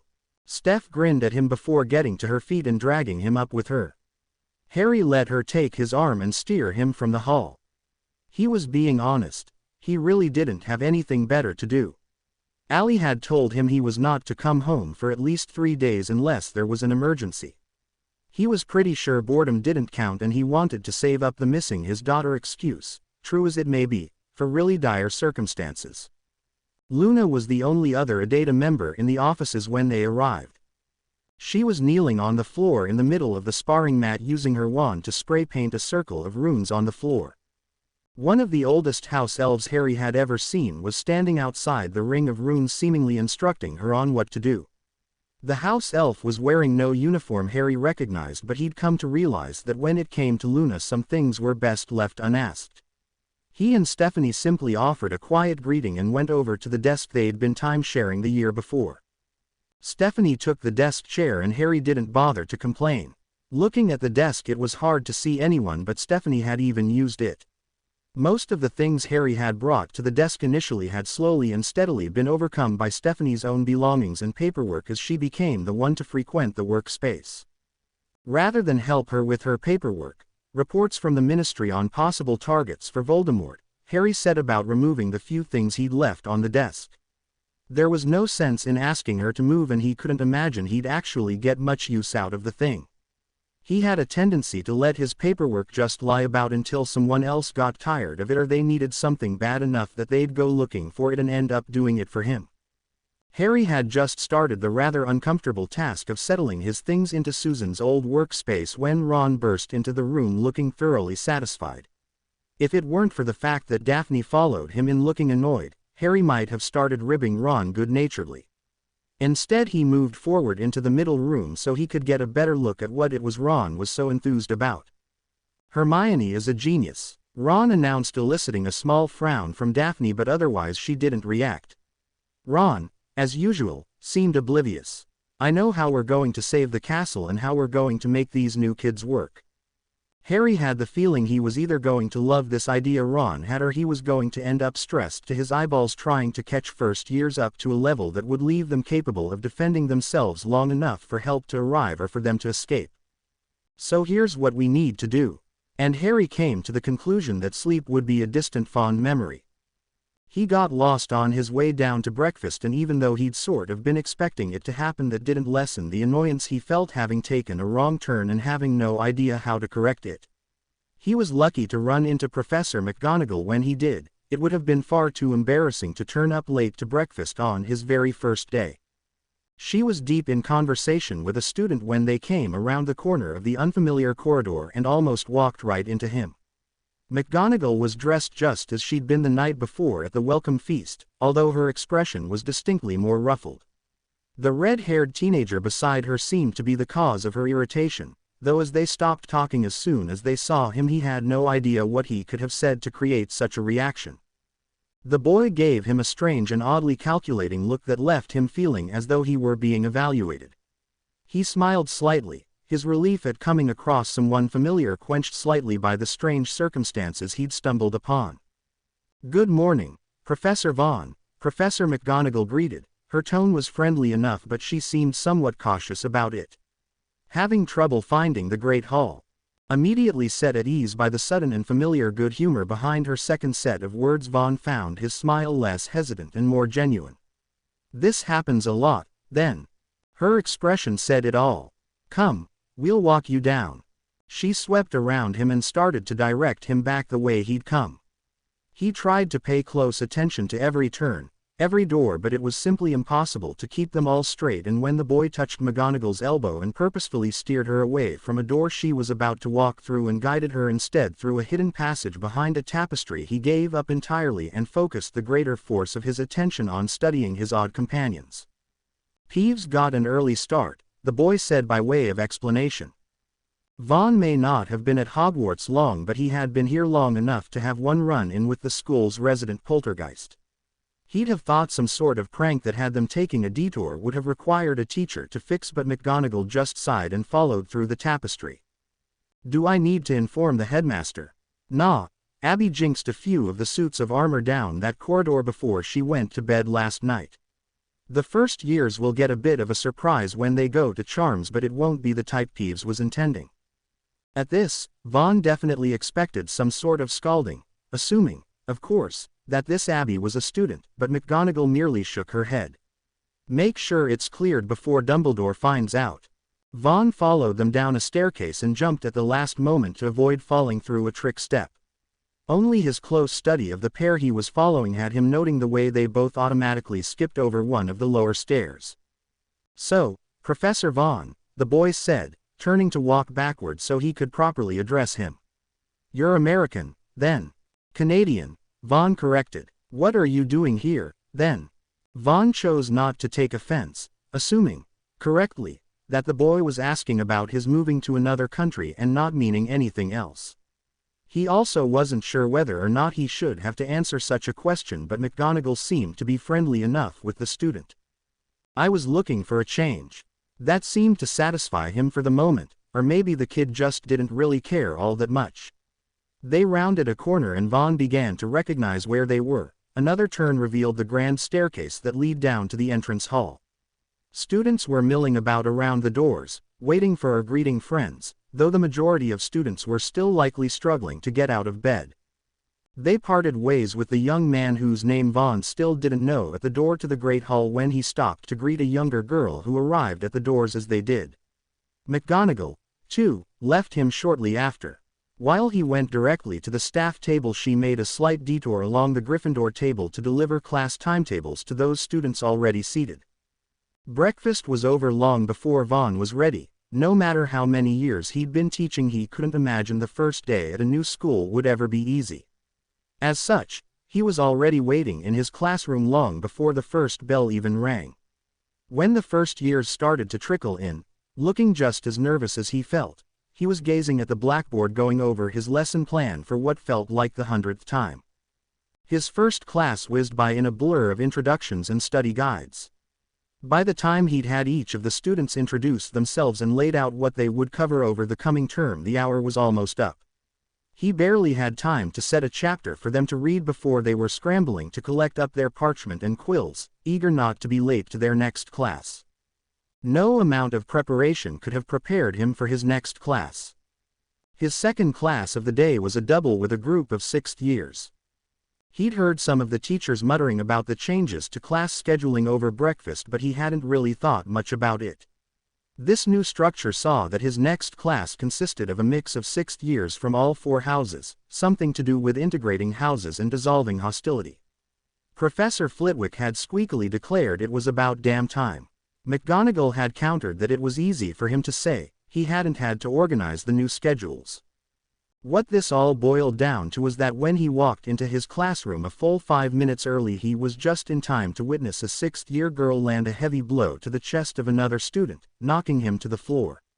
Vaughn's wand was in hand in an instant, a spell to separate the two on his lips before his brain registered the rest of the scene he was witnessing. The desks and chairs in the room had been pushed against one wall, creating a large empty space in the middle of the room. The students were out of uniform and lined up against one wall watching the fight between the two students. A third student, the unnamed redhead he'd met earlier, was circling the pair, scrutinizing their movements. Vaughn blinked. "Don't rush it," the girl told the boy on the floor, extending a hand to help him up. "You'll get it eventually, Longbottom." Vaughn blinked again. He lowered his wand and tried not to gape at what he was seeing. His 6th years were training in unarmed combat. Looking closely, it was easy to see that although the students were out of their Hogwarts uniform, they were far from casually dressed as they might have been on a day off. Sturdy boots, flexible clothing, hair secured back to avoid accidentally obscuring vision. Vaughn would even go so far as to say that at least 3 of his students, including the redhead he'd met earlier and the girl, were attired like soldiers. Looking closely, Vaughn was able to see that not only were both students wearing leather holsters to secure their wands within easy reach, but they were also carrying knives. What in the name of Merlin is going on here? He didn't get the response he was looking for. Instead of cowering in the sudden presence of a teacher and hurrying to undo the mess they'd made of his classroom, the redhead moved toward him, hand extended to shake while the handled the tidy up of the classroom, which seemed to involve just waving her wand about and the chairs moving back on their own. "Ron Weasley," the redhead introduced, taking his hand and shaking it despite Vaughn's obvious confusion. "Sorry we weren't introduced this morning." Daphne Greengrass, the introduced next, not bothering to offer her hand. Vaughn nodded politely, but whatever she said next was lost on him. He was staring at her chest. And not in any odd way, but his eyes had immediately been drawn to the large and angry wound that seemed to be weeping blood onto a crisp white bandage. She noticed his stare. No way could she have missed it, but she didn't acknowledge it. Vaughn desperately wanted to ask but respected her privacy on the matter. By the time he looked up and away, missing the smirk Weasley shot Greengrass completely, the classroom was back to something that resembled order. But just because the classroom had been put to rights didn't mean that Vaughn could easily slide back into his planned lesson. In fact, he must have stood at the front of the classroom sizing up his students for too long, because Weasley turned in his front row seat and smirked at the entire class. It was Greengrass, however, that issued the instruction. "Go," she ordered. "You know what you need to do. The Adata's office hours are posted in your common rooms." So off balance was he, Vaughn didn't make a move to stop the class from leaving. The last one out the door pulled it shut and he was left standing at the front of an empty classroom gawking at Greengrass and Weasley as they stood from behind their tables and moved around to lean against the front of them. This put them on even ground with Vaughn and did nothing to alleviate his sudden lack of balance. "Dumbledore never told us you were coming," Weasley began, "so we never got the chance to explain things before you turned up." "Explain things?" Vaughn's voice was void of emotion. A cold calm was washing over him and he stood a little taller. These were just kids. He could handle kids. He'd taught all kinds, those looking for attention, those treading that fine line between light and dark magic. Whatever these kids threw at him or tried to do, he could handle it. "What do you know of last year's Dada classes?" Greengrass questioned. "Did Dumbledore leave you with a plan of what we covered?" Vaughn thought back on the small packet of parchment Professor Dumbledore had given him upon accepting the job. Inside there had been a list of spells and creatures that each year had covered, but now that he thought about it, there hadn't been enough lesson plans to cover an entire year's teaching. Dumbledore had simply explained that he had previously been unable to find a teacher to fill the position and had been forced to take on the task himself. His face must have betrayed his thoughts because Weasley snorted. "Last year we had one of the best Dada teachers we've ever had. She taught us everything. Everything we needed to know to protect ourselves. We covered unarmed combat, armed combat, wizard duels, healing spells. Muggle and magical techniques," Weasley conceded. Greengrass, interruption. "The only reason Dumbledore hired you is because he hopes you'll keep us under control and not let us do anything foolish." "You can't stop us," Weasley informed him brightly. "We've a war to win. So we're going to handle things this year, do things the way they need to be done and not just the way Dumbledore thinks they should be done. We're not children, Professor Vaughn. We haven't the time to be children." He'd always heard the stories about Hogwarts. Plenty of people had laughingly told him he wouldn't know what hit him. Plenty of people had also told him there was a war on and he'd be crazy to leave Canada to move to a country smack in the middle of a war. He'd given them his solemn look and explained that if he could teach even one student to defend themselves long enough for help to arrive, then he would be happy. He'd have accomplished something. No one had told him about this. No one had warned him that the students of Hogwarts had been so strongly affected by the war. "McGonagall will have some lesson plans for you tomorrow. The Adata will handle the rest." They were gone in a blink and Vaughn found himself with a double lesson with nothing to do. He was angry, ashamed at letting two teenagers get the best of him. Angry, shaking himself, he stalked from the classroom and, in his anger, actually managed to go directly to the staff room without any inconvenient ring turns. The room wasn't empty like he'd expected it to be. A girl with bushy brown hair was sitting at the table with a good section of the library spread on the table before her. Each book was open to a section on, he learned forward, wards. The girl, a student if the uniform was any actual judge, was poring over the books while Snape peered over her shoulder and Filch sat scowling opposite. They were deep in a discussion about dungeons and ancient wards and only looked up at him when he took a seat at the table. The girl gave him a big smile and snapped one of her books shut. She was the first person to look happy to see him, and it went a little way toward cheering him and not regretting his impulsive decision to move halfway across the world. "Professor Vaughn," she greeted. "I'm Hermione Granger, 6th year Gryffindor. Ron says you're Canadian." I'd love to ask you some questions about the French influence on the native magic and the reverse influence of the native cultures on the French. Once again, Vaughn found himself completely taken aback by a Hogwarts student. Before he could respond, however, Snape intervened. Probably a good thing, as Vaughn couldn't have answered her question. History of magic and all that was never something he'd been very good at. He may have gone to a magical school in Quebec, but his French was atrocious, as bad as his history. Granger, perhaps we could focus on silencing these wards and not your ever-growing desire to know everything. Vaughn thought that was a mite unnecessary, but a strange howling laugh echoed through the room and possible the entire castle, and Hermione Granger winced. She couldn't hold back a last word, though. We'll talk. Thoroughly confused, still slightly angry and definitely baffled, Vaughn passed the rest of the time before lunch watching the unlikely trio trying to untangle some mystery surrounding the Hogwarts wards. Occasionally, he would exchange words with other staff members who wandered through. Not one found the presence of a student something to question. Most of them actually held brief friendly conversations with Miss Granger. It was 10 minutes before the lunch bell was due to ring when a small feathery owl exploded into existence above the table, molding fake feathers over the books. Everyone in the room froze for an instant before leaping into action. Snape snatched the furry toy from the air and snarled at the message attached to its small claw.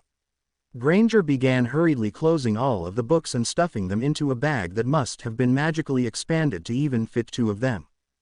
Muggle school under attack. Go. And Vaughn was left sitting alone in the staff room wondering what in the name of Merlin had just happened. Dark and stormy skies would forever be her favorite. She would look at the endless gray, the sharp crack of thunder and the accompanying flashes of lightning and breathe easier. Never again would she enjoy a cloudless blue sky. Through some twist of adrenaline, Daphne was the first to arrive. In the brief moment she was able to look around, she felt her stomach lurch and immediately regretted the private lunch she'd had with Ginny. Death was everywhere. What was, just minutes ago, a sunny playground full of color and laughter was now a chaotic splash of harsh spells and splattered blood. She refused to acknowledge what she could see out of the corner of her eye.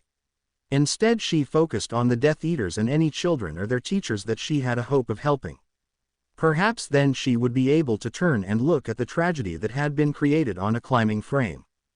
Then she was moving. No more time to think or feel, only to react. It had taken less time than it probably should have to hone her instincts, but they served her well. She dove between a terrified teacher and a young Death Eater, taking the brunt of a concussive spell and tearing open what little healing she'd managed to achieve on her chest when she pulled off the maneuver. The damn thing would never heal at this rate.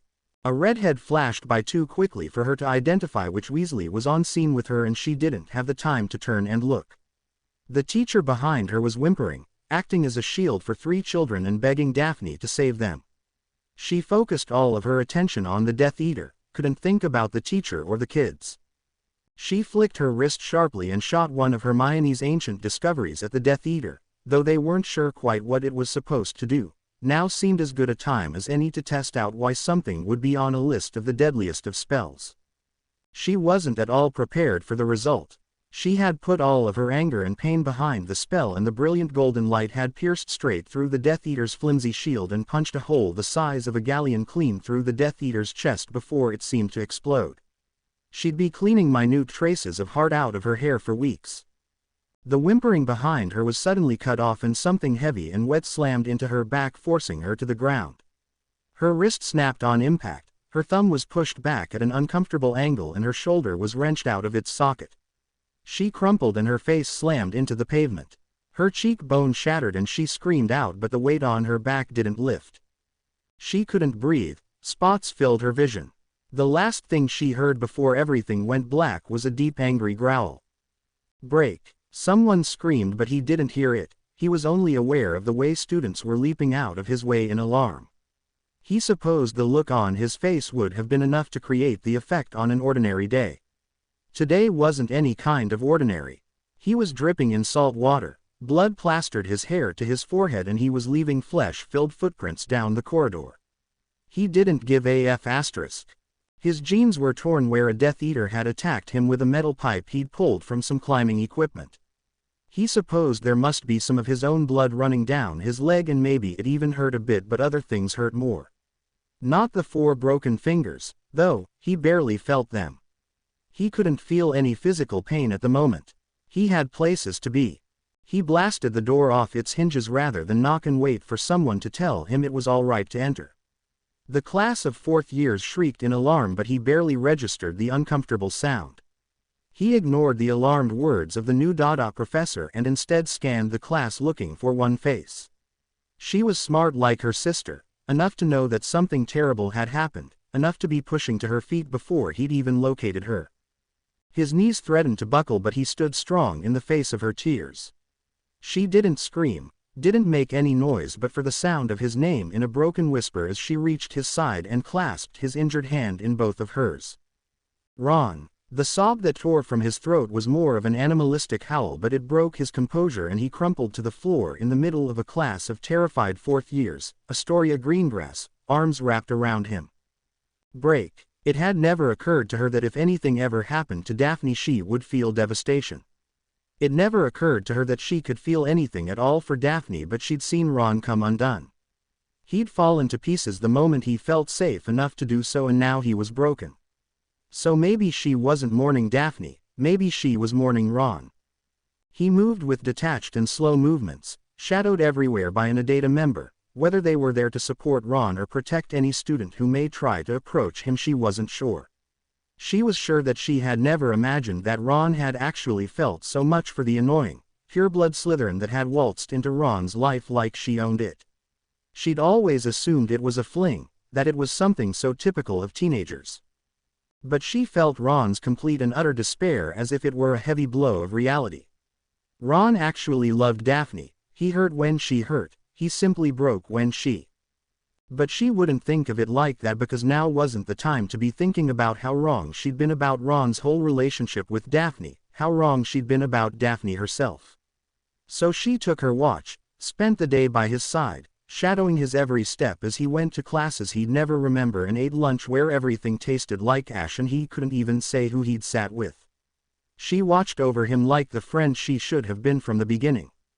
Break, blood, say, tears, violence, nightmares.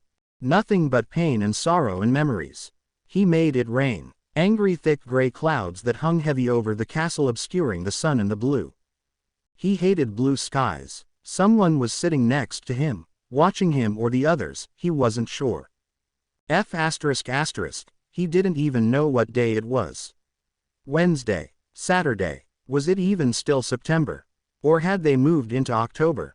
Caught a flash of hair and his heart rose, but it was the scent of chocolate and honey that filled his nose as someone lifted his arm and slid up against him. Little sister he'd adopted, he wouldn't be failing her. Not like. He wouldn't fail her. Break. They'd lost people before, some had died, others had gone missing. This felt different. With Susan there'd been a body and protocols. There'd been sadness, but they'd known what to do. When Moody had disappeared, they'd searched high and low for him until finally he'd managed to get in touch and tell them he was alive. He wasn't well, but Merlin was. He still kicking. People from the ministry had lost their lives and gone missing. People had been killed, injured, destroyed physically and mentally. But the Adata and the Order of the Phoenix, new and old, had never experienced anything like this. Death suspended, pain and horror stretching out like some sick show for the world to see. If he'd been in a Muggle hospital, there'd be machines and beeping, and he could watch as the little screen showed him a decline in vital signs as the little electrical impulses that confirmed life slowly faded away. But the wizarding world was different. It was colder and harsher and terrifying in every way. The light was dark, and sometimes things that had seemed so very dark could shine the brightest light. There were no machines here. No bed for her to lie on, no chair for him to sit in as he sat watch. This wasn't even a hospital. It was a sadistic display that people came and studied, that the brightest of witches and wizards in the world came to look at. Some cried, those ones he let stay as long as they liked, for as long as they could. The ones that looked like they were attacking an extremely difficult magical theory equation, they stayed for their allotted time but no more. The ones that were fascinated, that showed a desire to repeat what had happened, he cursed them and wiped their memories and made sure they could never see her again. She wasn't a spectacle that should be displayed like some horrifying art display. She wasn't a ghost or a magical picture that they could move around and manipulate to finally crack the problem. He wasn't sure what she was. But he stayed by her side in the shape of a huge black dog, and he protected her. Others came and went. They traded places and brought food. Sometimes they fought, other times they cried. But she was watched and they waited. They mourned and they hoped. And they never turned away from her. They stared death and life in the face every day, and they fought on. She'd want them to break breakfast in the Great Hall. It looked the same as it had on any other morning for as long as he'd been at Hogwarts. He supposed if he'd asked McGonagall or Snape could have told him if it matched how they remembered it. Back when they were kids and they sat in their houses enjoying the food the house elves provided. The changes were small, but if you knew what to look for they were there. The middle of the Gryffindor table was where the Adata sat, all the members from all of the 4 houses. When they came and went, this was where they sat. Then a space. A ring around them that separated them from everyone else. The other houses were learning to mingle, not just girlfriends or boyfriends sneaking across from other houses. Dean Thomas had wandered across to another house table just because they'd had a different flavor of jam. He'd stayed to chat up the pretty brunette he'd chanced to sit down by. The Great Hall looked the same, but changes were being made. The war was pressing down on them and they were finally sitting up and taking notice. The Adata office hours were booked up by the end of breakfast. Dada classes were run with a scary efficiency that occurred only because students were putting everything they had into their studies. Harry had overheard Flitwick expressing his sadness that while the marks he was giving had never been so high, he wished for the days when he could fail a student safe in the knowledge that if they didn't make it through Newts they'd have other options and a home to go back to. McGonagall and Snape were all but running the school now. Dumbledore, if he noticed, was making no move to change it. He locked himself away in his office and worked through nights. For once Harry was happy with the headmaster. He wasn't hiding away to avoid confronting reality. He was hiding away studying everything he had and could get regarding Voldemort. But it was time for another change. A big one. And so it was that in the middle of October, 6 weeks after the attack on the Muggle school, Harry stood up in the middle of breakfast and addressed Ron directly. Run the drill. She'd once been a very heavy sleeper, relying on an alarm spell that delivered a shock to her if she slept through her alarm clock. A year fighting Death Eaters had put her constantly on guard, and she'd learned to get as much rest as she needed while still being aware enough of her surroundings to not get dead. Basically, this all boiled down to the fact that rather than getting spelled in her sleep, she actually woke to the sound of McGonagall's magically magnified voice and was therefore awake enough to throw up a shield charm. The unexpected defense knocked her attacker back through the curtains surrounding her bed and onto the cold stone floor where he was struck with 3 different stunners. Abby stuck her head through the gap in her curtains and nodded in satisfaction. She may not particularly like her roommates, but they certainly got the job done. Attack. All students are to report to their designated response areas. Hogwarts is under. You heard the woman. Abby barked. Move. She tugged the curtains aside and launched from her bed in the direction of the clothes she'd left crumpled on top of her trunk. Getting dressed one-handed while keeping her wand within easy reach was a little difficult, but she had a much easier job than the others. She could be proud though. Not one of her girls was panicking. They were just hurrying into pants and shoes, jackets pulled over pajamas and hair hastily tied up and out of the way. They were ready to move in 2 minutes. The atmosphere on the stairs and in the common room was heavy with nervous energy and the fear that had been lacking from her own dorm. First years were huddled in one corner waiting to be issued with instructions while other students ran down the stairs and darted out of the common room in 2s or 3s, wands held at the ready. Abby felt a little proud of her house as she cut through the stream of exiting students to meet up with the prefects, keeping the first years out of the way. The sound of an explosion tore through the low buzz of fear and nerves, and the castle shook beneath their feet. Distant screams echoed down to them and more explosions followed. Abby paid them no mind. Her attention focused solely on the first years and their protectors. The plan the Adata had drawn up had prefects dividing their first years up and safely leading them through the castle to designated safe zones. From what Abby could see, they hadn't yet moved because they didn't want to get crushed in the chaotic exit. What are you waiting for? Move. Another explosion sounded from overhead and she instinctively ducked as those still in the common room were showered with dust from a ceiling that was beginning to look less and less stable. It spurred the prefects into action, though, and they moved for the door one group at a time. When she was left alone in the common room, Abby turned and darted up the boys' staircase, stopping to check that every room was clear. She repeated the process with the girls' dormitory. From the looks of it, her room had been the only one attacked. She moved into the room and knelt beside the stunned figure, pushing back the hood to reveal a young wizard, fresh out of his teens in the Auror Academy. She poked him with her wand to remove the stunner and he sat up with a wince. She grabbed his hand and helped him to his feet. He was no good to them if a few stunners could take him out so quickly. That was pathetic, she informed him, feeling no need to sugarcoat it. He glared at her, rubbing his shoulder where he'd landed funny. Sympathy never hurts, Abigail. She rolled her eyes and offered him a pat on his sore shoulder, pretending not to realize it hurt when he winced. Go attack someone else, I have places to be.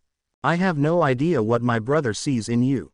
Abby winced, not really wanting to be reminded of that irritation while she had a job to do. Just go, would you? With a mocking wave he vanished, no doubt to turn up in some other attack position to spring some trap on another group of unsuspecting third years. For a brief moment Abby wished she was in that group. It was always fun going toe-to-toe with Adrian when he had his whole head in the game. But she had her own places to be. According to the plan, once checking the dorm, she was to report to the Adata offices for further instruction. There was nothing in the plan about which way to get there, and if she should have to stop along the way and beat the crap out of someone, then all the better. She'd only made it down one corridor before she was required to intervene. One of the groups of first years had been intercepted and the prefect was already down for the count. Whatever spell had been used to take her out looked like it had been pretty painful. She was slumped against the wall with both legs bent at unnatural angles and a head wound that looked to be little more than a large bump. The first years were trying, Abby would give them that, but they'd only had just shy of 2 months proper instruction and it hadn't been as intense as Allie had put her classes through the year before. Abby blasted one of the hooded figures with an elemental spell that sent him careening down the hallway, almost taking the first year he'd been holding with him. She didn't look to see if the girl was okay because another hooded figure had 2 unconscious first years draped over his shoulders and was reaching for his wand and what she assumed was a portkey. Abby hesitated, just long enough for a wink to make itself known from under the hood, and then he was gone, taking the first years along with him. She really hoped the other first year hadn't been paying close enough attention to notice her hesitation was intentional. She needn't have worried. When she turned around ready to take on the Death Eater, she'd given the chance to recover. He was gone and the first year was curled up in the fetal position at the feet of a suit of armor. With her arms wrapped around her head, it was unlikely she'd seen anything of interest. Ignoring the first year, Abby crouched beside the unconscious prefect and checked to make sure she wasn't hurt too badly. The rules had been a little fuzzy when it came to the sort of spells their attackers could use, nothing deadly, but the prefect had hit the wall pretty hard by the looks of things. Abby couldn't imagine Dumbledore would be pleased if a student died while they were conducting an unauthorized drill. She couldn't say Madame Pomfrey would be all too thrilled either. Thankfully, though her head was bleeding and her limbs were crumpled into an unnatural position, the prefect's breathing was even and it looked as though she'd be fine after a quick trip to the hospital wing. Abby summoned a house elf to deal with her casualty and turned her attention to the terrified first year. Crouching beside the girl, she tried to think of something soothing to say. When that failed, she tapped the girl on the shoulder, ignoring the way she contracted in fear into an even tighter ball. Not that I have anything against letting you stay here curled up in a ball, but you might want to get a move on before another Death Eater finds you. With those lovely words of comfort, Abby stood and rapped her knuckles sharply against the plate of the suit of armor. The helmet turned to look at her without so much as a squeak, and she silently thanked Filch for his obsessive cleaning. Take her to the Ravenclaw evacuation point. The helmet nodded, bent at the knees and scooped the girl up, tucking her under his arm as though she were a sack of flour. The girl cried out in protest at being unceremoniously picked up by an empty suit of armor, but it didn't give her much chance to fight. It simply started a steady march down the corridor. With a snort of amusement, Abby darted in the opposite direction and slid sideways through the nearest concealed passageway. It wasn't the brightest lit passageway in Hogwarts and it might not have been her wisest choice, but it cut 5 minutes off her travel time. That seemed like less and less of a good thing when halfway down the twisted stone passage, an explosion tore through the floor above, showering her with spiders, dust and flakes of stone where the roof hadn't quite held. "Bloody Weasleys," she muttered, wiping her eyes clear and squinting down the now even darker passage. She contemplating lighting her wand but decided she'd rather have her hands free. She didn't run into any trouble until she'd made it almost the entire way up to the Adata offices. It was then, when she was just one flight of stairs away, that she was abruptly tackled to the ground. She let out a startled yelp, but the weight of a body pressing her down meant she couldn't do much about it. The volley of spells that suddenly flew overhead made her just slightly glad someone had knocked all of the air out of the lungs. "Sorry," a voice murmured into her ear. The weight shifted and suddenly her rescuer was rolling free and aiming spells back down the corridor. For the first time Abby was able to breathe and get a good look at her assailant. For a moment she thought she must have hit her head on the way down. She felt around for any suspicious lumps or signs that her brains had been mildly scrambled. Coming up empty, she tried rubbing her eyes. That didn't work. The pajama-clad figure dueling with two Death Eaters still looked like Draco Malfoy. Not one to let surprise get in the way of a good fight, Abby shot to her feet and drew the attention of one of the Death Eaters. Within moments both were unconscious and she was left standing in an empty hallway with a slightly out-of-breath Slytherin who up until a moment ago she thought would have happily handed her over to a group of Death Eaters. She eyed him speculatively, taking in the black silk pajama pants, the snug white t-shirt and the dragon hide combat boots. "What?" he demanded when her look went on a little too long. She didn't respond right away, so he turned his attention to unmasking their attackers. He'd only taken the first mask off when he realized what was going on. "This is a test," he complained. "I got dragged out of bed for one of Potter's tests." Abby looked down at the unmasked figure and snorted. "Percy," she laughed, nudging his still frame with her foot. "Bet you a galleon the other is Penelope Clearwater." Malfoy sighed with annoyance. "I'm going back to bed." "Nice PJs," she called after him, laughing when he flipped her off over his shoulder. She continued on her path down the corridor, encountering no other trouble. Inside the Adata offices, Hermione looked desperately frazzled. Knowing that this was a test didn't appear to relax her any. She opened her mouth to ask for instructions, but she was cut off by a massive explosion from one of the lower floors. The floor shook, the glass in the windows cracked, filling with spider web-like patterns.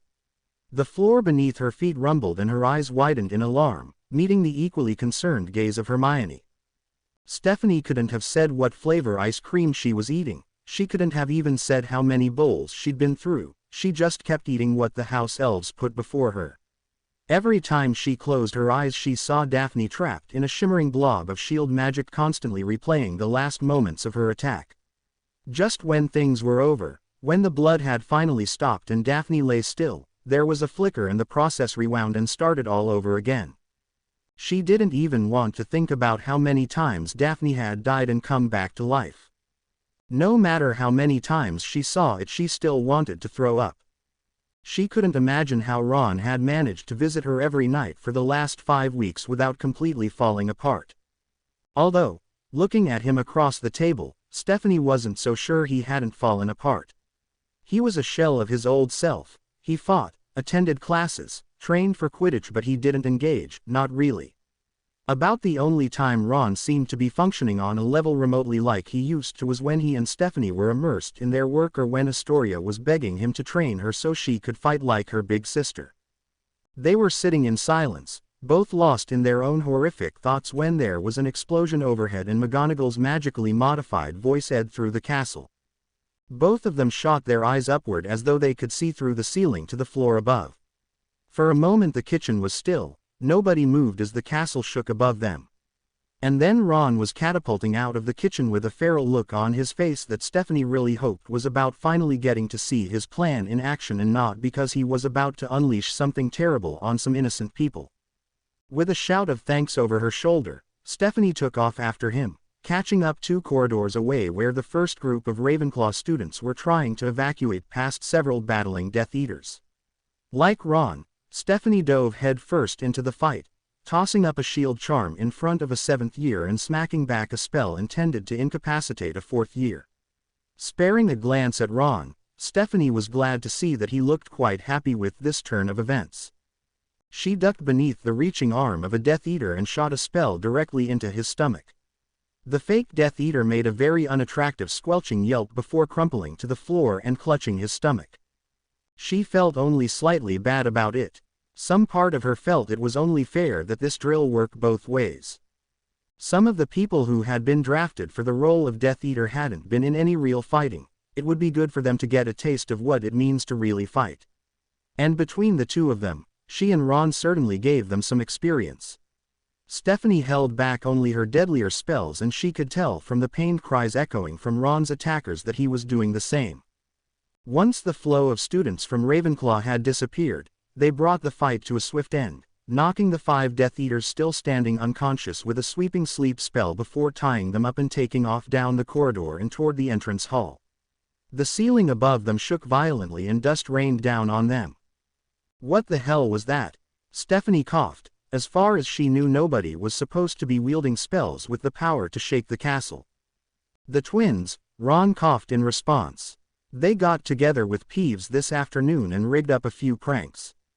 Stephanie didn't appreciate the way Ron hesitated over that last word, like he hadn't asked and was perhaps regretting not getting a better and more detailed description of what his brothers had planned. They didn't find any more Death Eaters until they reached the entrance hall, and then Steph couldn't help but let out an impressed whistle. It was chaos. Bodies everywhere. Random bits of armor. What looked to be a shoe was hanging from the corner of a crooked painting. Smoke was rising from the charred remains of a bench, and the front doors were nothing but splinters. A group of Ron's best trained fighters were battling it out with a group of Death Eaters amidst the mess. The mix of 5th, 6th and 7th years had been specifically chosen to defend the entrance hall, and given the fact that 8 out of the 10 were still standing, Stephanie felt pretty secure in their choice of fighters. Just as they stepped up to the edge of the scene, eyes darting back and forth for a way into the fight that wouldn't get someone hurt, a spell that had missed its target shot overhead and shattered the chandelier above them. Glass exploded over the scene, candles and hot wax dripping down on those fighting.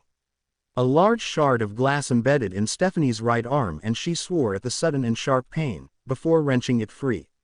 She tied it off with a bandage Ron had her, retrieved from who knew where. With a growl of annoyance, she launched into the fight, expertly stepping between a 5th year and her opponent. The 5th year sagged as the fight moved away from her, but Stephanie didn't have time to reprimand her for slacking off, because as she ducked under one of her attacker's spells, another Death Eater caught the 5th year in the side with a stunner. To her left, Ron was battling with 2 Death Eaters, mouth spread in a feral smile as he tore into them with some truly spectacular, if nasty, spell work. A spell from behind took out Stephanie's Death Eater, and when he crumpled to the floor, Stephanie was treated to a smug smile from a 7th year. She rolled her eyes at him, unimpressed, and darted left to intercept one of Ron's attackers. Another explosion from above had the castle shaking and showering those in the entrance hall in dust and debris. Blinking her eyes clear, Stephanie didn't see the spell coming her way until it was too late. The sickly yellow light slammed into her and knocked her back several feet. She collided with the doors to the Great Hall, forcing them open under her weight before sliding to a rest just inside on the stone floor. For a moment she just laid there, every bone in her body screaming in protest. A few gentle movements showed her she hadn't done too much damage. She'd dislocated her shoulder when she'd hit the doors, and she was pretty sure the spots she was seeing were a good sign she had some sort of head injury. With achingly slow movements that allowed plenty of time for someone to come and finish her off, Stephanie reached up to feel her head. Her hand came away slick with blood from a very tender spot on the back of her head. Dizziness made the room around her spin, and for a moment everything went black. The next time she managed to open her eyes, someone was standing over her. She reached for her wand before she recognized the person leaning over her. The sound of fighting continued out in the entrance hall, but if she was blacking out, she wouldn't be rejoining the chaos anytime soon. Hospital wing, I think, Filch rasped, pressing her back to the floor with a surprisingly gentle nudge. He motioned to someone behind her, and then the familiar big eyes of a house elf were peering down at her. "Take her to Madame Pomfrey."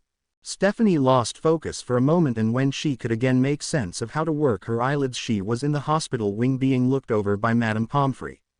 She managed a heavily pained, "Ow," before she blacked out. By a rather unlucky series of events, when the drill at Hogwarts went down, Emmy was in the middle of the world's most awkward student-teacher interview. Honestly, all she'd wanted was a late-night snack to help her get through the tortuous amount of study journals she'd been putting off checking over. She'd made it down just 2 floors when she literally bumped into the new Dada professor, who looked to be taking a midnight stroll. Once she'd finished apologizing for nearly breaking his nose, and gotten over the fact that he was wearing a blue tartan dressing gown, she got around to asking him what in the name of Merlin he thought he was doing wandering around the castle in the middle of the night. It didn't at all occur to her that as the student in this duo, she was the one that should have been on the receiving end of this question, not asking it. At least it didn't until his face hardened and she got a brief look at the kind of fighter he could be before the softened teacher took over. "I'm allowed to be walking. You on the other hand, Miss James, Emmy James," she supplied helpfully, not a hint of remorse for being found out and about after curfew. "You should be in bed." Briefly, Emmy thought about just turning around and going back up to the Adata office, the one they used for the other students, but where was the fun in that? Instead, she made a sweeping gesture with her arm indicating the way to the kitchen. "Care to join me for a late-night snack?" Not quite sure what to make of the invitation when he'd been trying to tell her off, it was a moment before he replied. "All right." His resignation made her smile. Eventually she figured Professor Vaughn would understand that the Adata and the other professors ran the school, Dumbledore was just their figurehead. They walked in silence for a few meters before Vaughn broke it with a question. Emmy kept her satisfied smile to herself. "How did the Adata get started?" he asked. "You're not just another club, are you?" "How so?" Amused, she glanced across at him as she led him behind a tapestry and down a rickety set of stairs that would cut their journey time in half. "I've taught in quite a few schools and I've never come across a Defense Against the Dark Arts study group that trains other students and offers tutoring and gives homework." Emmy actually laughed at that. "We don't give homework, that's left over from when Allie was teaching." As they walked she told him all about Allie's teaching style, how she'd left the bookwork and catch up to them, asking only to see the written evidence of their practice. She had just gotten to explaining how they had been learning to fight physically in classes when there was a loud and the floor shook. Emmy stayed his reaching hand before he could get a good grip on his wand. "You're about to see how well she trained us all." "What?" But he was cut off by McGonagall's magically enhanced voice. Emmy grinned wickedly and released his arm. "This should be fun." And she took off running toward the sound of the first explosion, not surprised when he ran after her. 1 floor down and 2 corridors over, the outside wall had been blasted inward, a nice hole affording a group of 13 Death Eaters the opening they needed to get into the castle. As she sprinted toward the invading force, Emmy couldn't help admiring the realism Harry had sought to create. Vaulting over a chunk of masonry, she tackled the last Death Eater just as she was climbing in through the hole. The unexpected physical attack worked in her favor and she managed to fire off a very powerful, ancient stunner as they fell. By the time they collided with the floor, the Death Eater was down and out. Emmy leapt to her feet and jabbed her wand in the direction of 2 Death Eaters making for the stairs. Immediately ropes wrapped around their legs, dragging them to a sudden stop. Their momentum carried both head first down the stairs and Emmy winced, barely containing the urge to apologize. Whoever was under those masks was not going to be happy with her when they woke. Spinning, Emmy put any more apologetic thoughts to the back of her mind and engaged another Death Eater. This one put up a good fight and they traded spells back and forth for what felt like hours but couldn't have been more than 3 minutes. Something purple struck her in the shoulder and she spun away from her opponent. Her shoulder numb from the spell, she flung up a shield charm to protect her back and fired 4 rapid spells at the back of a Death Eater battling with Vaughn. In the blink of an eye she was back and facing off with her own attacker. The rest of the invading Death Eaters were nowhere in sight, but she would worry about that later. She ducked under a spell and fired one back, not at the Death Eater but at the lantern behind him. Glass and bits of hot wax exploded outward, spilling all over the Death Eater's back and eliciting a cry of surprise and pain. Using the distraction to her advantage, Emmy blasted the Death Eater smack in the face with a sleep spell. Down the cloaked figure went, and a moment later he was snoring. Somewhere deep in the castle something exploded and the floor beneath her gave an unhappy rumble. She wondered how long it had been since the Hogwarts castle had seen battle. She really hoped there was some good foundations and magic keeping the place standing. And then she took off down the stairs, following after Vaughn as he chased yet another Death Eater, trying to escape further into the castle. She caught up with them in time to knock him out of the path of a spell that had come not from the Death Eater ahead but from a passageway behind an apparently solid wall that the new professor hadn't even known was there. Rolling free, Emmy left Vaughn to continue after the first Death Eater while she pursued the new one back through the passageway. She caught up with him when they burst out of a tapestry at the top of the grand staircase leading down to the entrance hall. She narrowed her eyes and slapped a painful blasting hex at the Death Eater's back, but the spell bounced harmlessly off a shield charm that had never been erected. Narrowing her eyes, Emmy studied the figure ahead of her. She'd recognize that walk and those shoulders anywhere. Before she had a chance to use this information to her advantage, Death Eater Fred launched something that looked like a WWW joke product down the stairs. It was just plain unlucky that it fell into the path of a spell gone awry from the fight on the ground floor. Emmy had a moment to take in the terrified wide eyes behind the Death Eater mask before Fred was tackling her to the ground, covering her with his body and his head with his arms. The explosion that followed was so big that it was felt all through the castle. The windows exploded outward, fragments of marble embedded in paintings along the walls, and screams erupted from all directions. A warmth of fire washed over Emmy, but she daren't move. Smoke filled the room and a white-hot flash temporarily blinded everyone in the vicinity of the explosion. When the dust eventually settled and the ringing in her ears had settled to a dull throbbing beat, Fred raised his head and offered her a sheepish smile. "How dead do you think I am? I could kill you." Turning her head, Emmy had to laugh. Looking down at them, covered in smoke and dust with his shirt burnt to ribbons, Draco Malfoy certainly looked mad enough to do some damage. His eyebrows were blackened and his eyes narrowed. Still, Emmy thought she should take a moment to admire Andromeda's hard work. "Nice abs," Emmy grinned, allowing the Slytherin to reach down and help them both up. "You have some serious explaining to do," Emmy agreed when she got a good look at the destruction. "I agree," Albus Dumbledore said with icy calm, appearing behind them with no warning. The look on his face made it quite clear that death would be preferable. Dumbledore was furious. Ron didn't see how this was any different from any other day, so he wasn't quite sure what all the fuss was about. In fact, if Dumbledore could see the great hall he was currently addressing and not just the tiny point on Harry's chin he was directing all his anger at, he may have deflated like a leaky balloon. All of the students who hadn't wound up in the hospital wing were gathered in the hall, scattered around the tables where the tables were still intact, and sitting on the tabletop when the benches were full. They were half-dressed, yawning, and more than half of them were bruised and scratched. They weren't angry. They certainly weren't chastened by Dumbledore's tirade. If anything, they looked buoyed by the experience. Dumbledore's anger was just going in one ear and out the other as they watched, some with amusement, as he laid into Harry.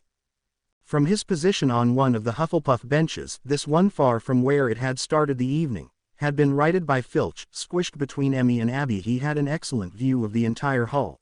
Professors, students, the members of the Order and Adata associates who had been masquerading as Death Eaters, all of the people witnessing Dumbledore essentially making a fool of himself. He felt bad for the old headmaster. Once he would have looked on him with awe, seeing a hero who had defeated a dark wizard and who had once been the only wizard rumored to frighten Lord Voldemort. Now he was seeing a tired and scared old man, and his audience was seeing it too. With his hand shriveled and deadened and a pale quality to his skin, he looked frail. Frailty wasn't something they could afford in a leader of this war. They needed someone strong, someone young who could stand up and fight, who wasn't afraid to do what was necessary. It may not have been the intention of this drill to unseat Dumbledore, but it was in every face in the hall, the knowledge that Dumbledore couldn't lead them through this war. That burden would fall to Harry now. Unlike Dumbledore, though, Harry would never have to face this fight alone. Where Dumbledore had played things close to his chest, revealing only what he felt was absolutely necessary to as few people as possible. It wasn't his intention, but people around Dumbledore assumed he didn't trust them. Harry was different. He surrounded himself with people he trusted, gave them important roles to play and made sure they understood how it was that their jobs, their information, their role in this war, played into the bigger picture. It showed in the way Harry fought side by side with Ali, how he was seen to be planning with Ron and the rest of the Adata. He'd won many over when he'd started asking Mad-Eye for advice. They felt included, like they were doing something to help. It meant more to these students, Ron could see, to be included and allowed to learn to protect themselves than it did for them to be coddled and protected by Dumbledore. Coddled was a feeling he was becoming uncomfortably familiar with. He hadn't been truly alone since that day a week after Daphne was attacked when he'd almost blown up his dormitory. He'd been shadowed by Stephanie, accosted by Astoria, and at one point actually thumped upside the head by Emmy. He'd actually walked out of the bathroom one morning, towel wrapped around his waist and still dripping water, to find Abby lounging on the bench by the window reading a magazine. She'd apparently been wholly oblivious to the other boys trying to use the bathroom and the way they'd been skirting nervously around her. He shifted on the Hufflepuff tabletop accidentally on purpose, elbowing Abby in the ribs. She wrinkled her nose at him and he smirked. He was wondering how long Dumbledore would continue his tirade and whether or not he could sneak away for an early breakfast when he caught the sound of laughter. It was a sound he was becoming far too familiar with, and he stilled, tuning out Dumbledore so he could hear beyond the angry words. There it was again, laughter, and if he wasn't mistaken it was actually getting closer. Ron launched off the table, startling everyone. Abby, Emmy, with me. He ran as fast as he could through the hall, jumping over benches and running across tabletops. He reached the last row of Death Eater wannabes just as Tonks dove across the table, tackling his father clear of a sickly yellow spell. Ron leapt clear over their heads, landing in the dusty remains of the table and bench. He tore out into the hall, wand slipping easily into his grasp and firing the strongest binding curse he could think of at Bellatrix Lestrange as she laughingly blasted her way through the screaming house elves. His spell took her by surprise, slamming into her chest and sending her reeling backward into the remains of the staircase. Before she could recover, spells from Abby and Emmy's wands struck her. While Ron's spell worked to keep her from being able to pull her arms and legs away from her body, Emmy's wrapped her tightly in rope and Abby's fractured her bones in dozens of places. Ron strode toward, ignoring her agonized screams. He felt nothing. She didn't deserve his pity or his anger. She didn't deserve all of the energy he had wasted torturing her these past months. He used his wand to drag her out of the remains of the stairs and then walked to her. He didn't say a word, to her or anyone else. He just stared into her hate-filled eyes and broke her neck. Leave her for Voldemort to find. He didn't go back into the hall and he didn't make his way upstairs. Instead, he walked straight out the open front doors. He was going to see his girl. Reginald Duff had never heard of Daphne Greengrass. He had never even heard of the room in the Department of Mysteries where she was being kept. All he knew was that one day he had been presented with a problem. His old mentor had approached him with an incredibly difficult scenario and asked him to figure out how to fix it. At first he'd just glanced over the readings, not taking much notice as he was rather embroiled in a fantastic volume that was attempting, rather well, to convince him that something he had always believed to be true about magical theory was in fact completely wrong. So he'd had a look at his mentor's scribbling and gone back to his research. He'd gotten through another 2 chapters before he froze, looked up at his fireplace and blinked in surprise. He tossed his book aside and scrambled to grab up the papers he'd casually tossed aside hours ago. He reread them again and again, his eyes growing wider and wider with each passing word. This was impossible. This was something that had only been theorized in the smallest and darkest circles of magical theory. Why was his mentor handing it to him? But it was a challenge. Something new for him to untangle and make sense of, and so he tore into it with fervor his research had recently been lacking. He was vaguely aware of his wife bringing him meals, and at one point he was sure his son had wandered in and grumpily whacked him with his toy broomstick, but this theory was fascinating. He worked at it for months, only stopping to shower when his wife insisted that the smell of his study was getting a bit ripe, or for his son's birthday, because it didn't matter how important his work was, he couldn't miss that and still have all the vital body parts necessary to perhaps, at a later date, create some more progeny. He worked until one day he came across something in a completely unrelated text he'd picked up to try and distract himself in the hopes that a fresh look would give him the answer. The answer he was looking for stared back at him from a book on the theory of magical passage. Completely unaware of the early hour, he'd scrambled about, gathering up random bits and pieces that he thought he might need, snatched up his findings and apparated right into his mentor's study without so much as a polite knock on a wall. "I found it," he announced triumphantly to the very empty room. She was aware. Sometimes her thoughts were clear, the feel of skin under her hands, of counting freckles like she had all the time in the world. She had memories of tastes, her favorite food and the sickly smell of her chest wound. She would feel the shape of a smile pressing keys to her neck and the feel of her mother's arms around her. She remembered the weight of a child in her arms, one not her own, and the fantasy of one that was. This was awareness. She was aware. She felt pain like a blister of heat washing across her back. She had the memories of pressure and pain and the suffocating feeling of air being withheld. She heard sounds of fear and pain, of regret and sadness. She heard love and the bark of a watchdog. Fading light, darkness. This was death. A jerk, a sharp intake of breath. This was life. Awareness was life. Darkness was death. Again, again. Again. The storm cloud that was Ron Weasley walked smack into the flurry of excitement that was Reginald Duff. Parchment cascaded to the floor and Reginald went with it. Ron remained standing looking down at the man he'd never met in bewilderment. He honestly hadn't expected there to be anyone around at this time of morning, just the usual night staff and the Auror assigned to protect and watch over Daphne. "Sorry, mate," Ron apologized, pulling Reg to his feet and then crouching to help him collect up his work. "Wasn't expecting anyone here." "No harm done," Reg replied, shoving the last of the parchment into a pile and standing. "Don't suppose you could direct me to Lab 7, could you?" The question was asked before Reg actually got a good look at Ron, and when he did his eyes narrowed and he considered that maybe Ron shouldn't have been down there in the first place. Before he could start accusing Ron of things he didn't do, Ron spoke. "You're one of the researchers working on Daphne." Without waiting for a reply, Ron pressed a hand to Reg's back and started guiding him down the twisting corridors of the Department of Mysteries research labs. "Daphne?" Reg asked with confusion. Ron didn't get a chance to clarify because an aging wizard with short gray hair rounded the corner ahead of them. "There you are," Reg, quickly adding, "Weasley, we've done it." "You've what?" startled Ron, shoving past the old wizard and almost sprinting down the last stretch of corridor. His heart was racing when he burst into the research lab, startling the Auror on duty into pulling his wand and eliciting a bark out of Sirius.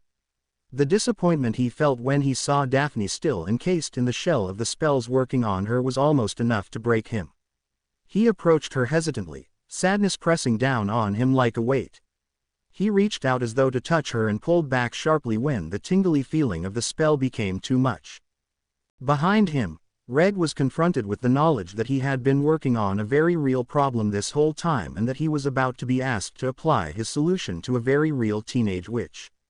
One look at Ron's face, filled with love and such sadness, was all it took to convince him that it was worth it.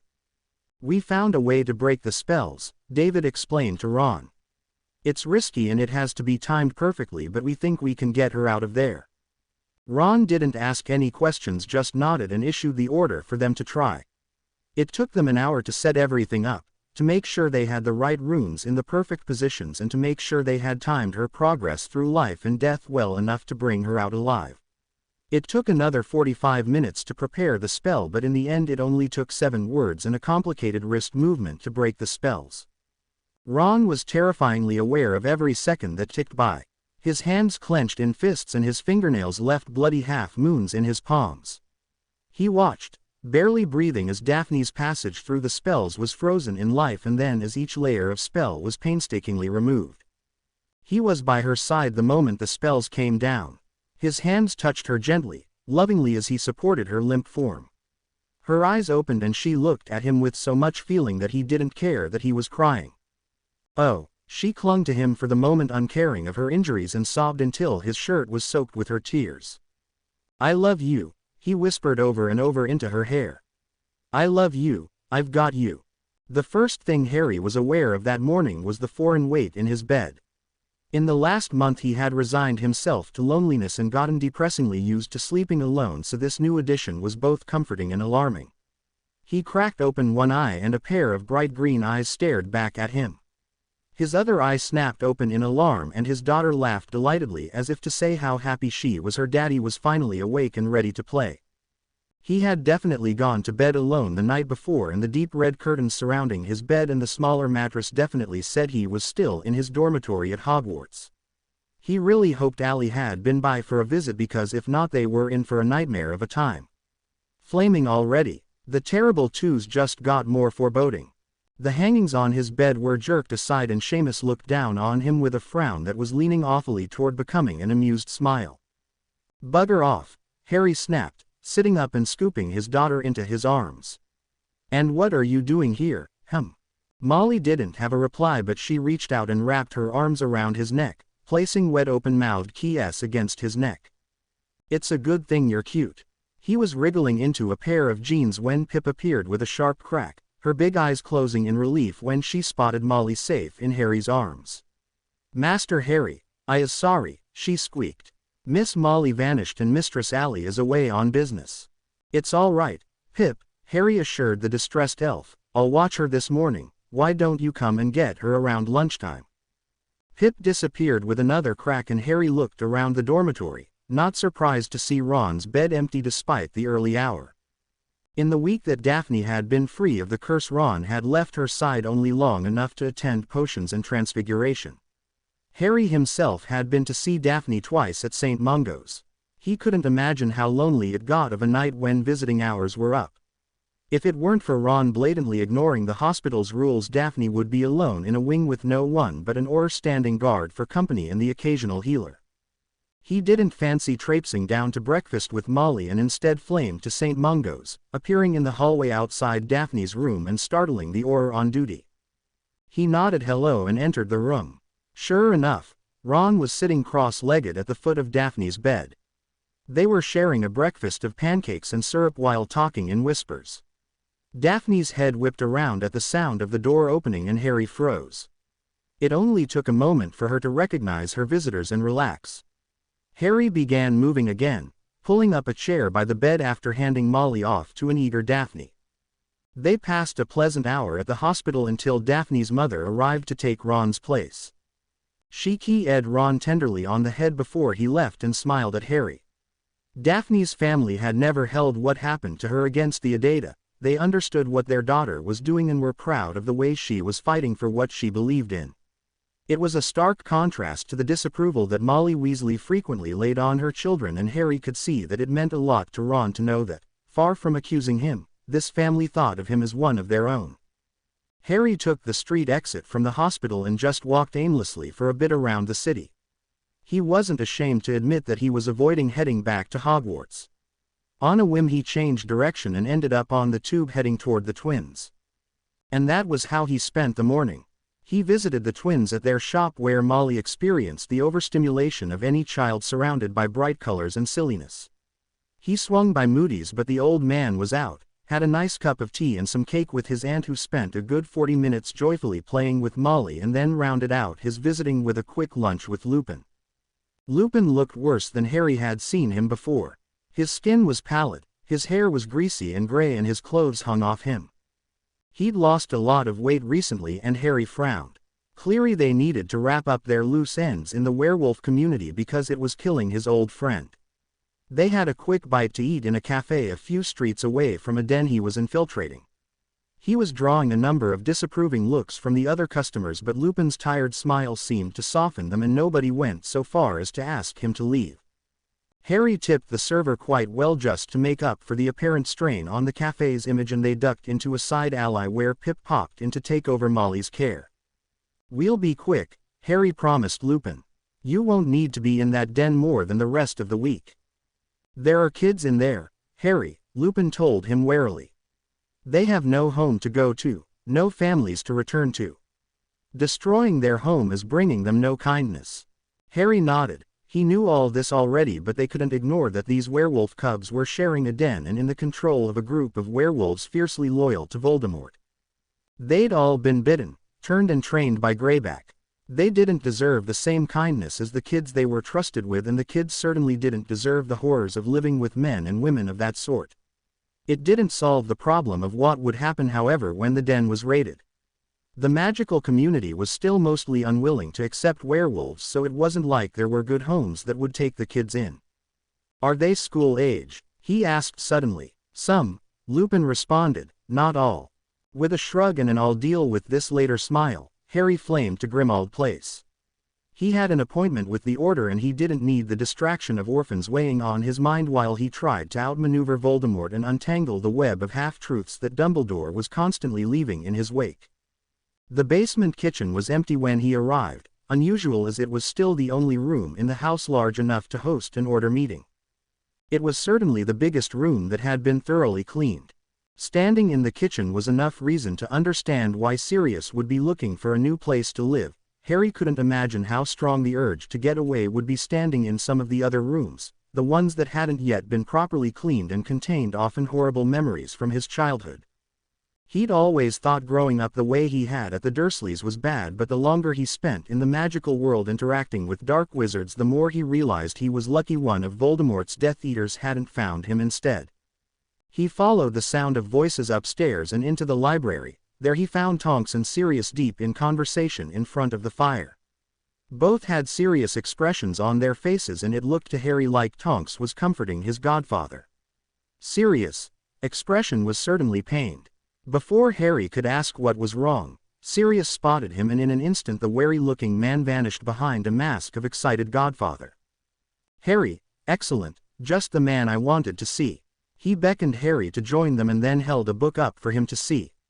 I think we've found something about Horcruxes. Ruby, he seemed to hesitate over her name, but it was so slight, Harry wasn't sure he hadn't just imagined it, found this in her father's library. Harry took the book and read the passage Sirius was indicating. The more he read, the more he became sickened by everything Tom Riddle had become. The forethought that had to go into preparing the spell and then actively killing someone just to slow death was horrific. Harry couldn't imagine what it took to kill someone in order to split your soul, to tear an essential part of yourself in half just to put off the inevitable was a sickening perversion of nature that chilled Harry to the core. This is how he survived the rebounded killing curse. Harry breathed. Ideas were fizzling inside his brain now. Before, Voldemort had seemed a larger-than-life opponent, but here, Sirius had just handed him the key to his destruction. If they could find Voldemort's Horcrux, if they could find whatever it was that was anchoring Voldemort to life, then they stood a real chance of killing him. Hope flared in Harry's chest and he couldn't help the grin that lit up his entire face. We are going to win. 6 hours later he wasn't feeling nearly as confident. He'd gone straight from his impromptu meeting with Sirius and Tonks to find Hermione, going so far as to drag her out of her Athramancy class to show her the book Ruby had found. At first she'd been just as horrified as Harry, but then she'd gotten that familiar gleam in her eyes, and before he could blink she'd run off down the corridor shouting something back over her shoulder about knowing just the book to look at. Bemused, Harry had wandered up to the Adata offices to kill time before dinner. He'd spent a wonderfully calm afternoon watching the comings and goings of his friends and a questionable half-hour with Malfoy trying to squeeze any bit of useful information he could out of the cooperative, and he used the term very loosely, Slytherin. Before long he'd found himself ambling along corridors toward Dumbledore's office. He'd been in there all of 30 minutes when he felt the hope-filled balloon that had swelled inside him burst. "Good evening, Harry," Dumbledore greeted calmly. A notable change to their last conversation, which had ended with Dumbledore calling Harry an arrogant young murderer and Harry shouting back that Dumbledore was a senile old fool. "Headmaster." Harry inclined his head politely and took one of the chairs before the headmaster's desk. He resisted the urge to put his feet up. "I know we have not seen eye to eye on a lot of things recently, Harry." He paused and Harry wondered if he'd been waiting for some sort of sarcastic response, the kind that Harry had automatically bitten back. "I understand, however, that we are both striving to bring an end to Voldemort's reign of terror." To that end I would like you to view a memory with me." Harry hated to admit it, but viewing a memory wasn't what he was expecting from this meeting, and his curiosity was immediately piqued. He took the opportunity when Dumbledore was leaning into a cabinet to collect his pensieve to make eye contact with an invisible Stephanie who was perched in Ginny's usual position on top of a bookcase. Although he couldn't see her expression, he knew without doubt that she was pulling a face at him, so he pulled one back. When Dumbledore turned around, Harry's face was straight and he was looking politely puzzled. Dumbledore placed the pensieve on his desk and then removed a leather pouch from another cabinet, one that he had to unlock with a complicated wave of his wand. A complicated gesture Harry didn't recognize but filed away for future use, should the need arise to break into Dumbledore's belongings. Again. From the leather pouch Dumbledore removed a single vial of silvery memory. He poured the wispy material into the pensieve and bid Harry to precede him with a polite wave of his hand. With a shrug, Harry leant forward and stuck his finger in the memory. He felt a sharp tug and he was sent hurtling downward into gray mist. His feet landed firmly on the ground and he had just a moment to take in his surroundings before Dumbledore appeared behind him. They were standing in a country lane bordered by hedgerows. This gave Harry nothing to go on and described a great portion of the country roads he'd stood on in the last year. "This way, Harry," and off he went, leaving Harry to trail after him in confusion. He emerged from the memory 20 minutes later, his mind reeling. Dumbledore didn't say anything as they retook their chairs, but Harry doubted he would have heard the headmaster anyway.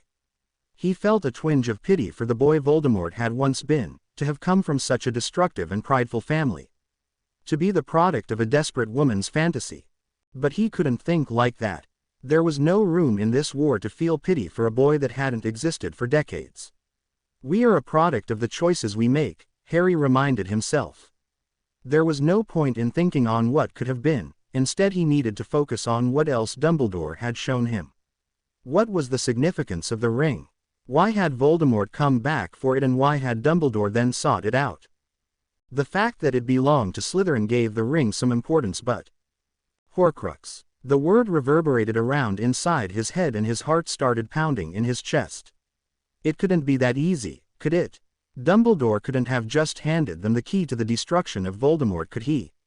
Harry didn't dare hope anymore. The thought that the end was within reach was too much. He looked up to find Dumbledore studying him closely. "You feel pity for the boy," he was, Dumbledore observed, and Harry was offended to note the wonder in the headmaster's voice.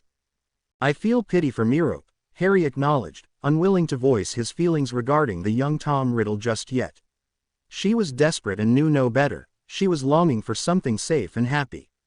"I can empathize." They sat in silence for long minutes until Harry, still lost deep in his thoughts, asked for permission to leave.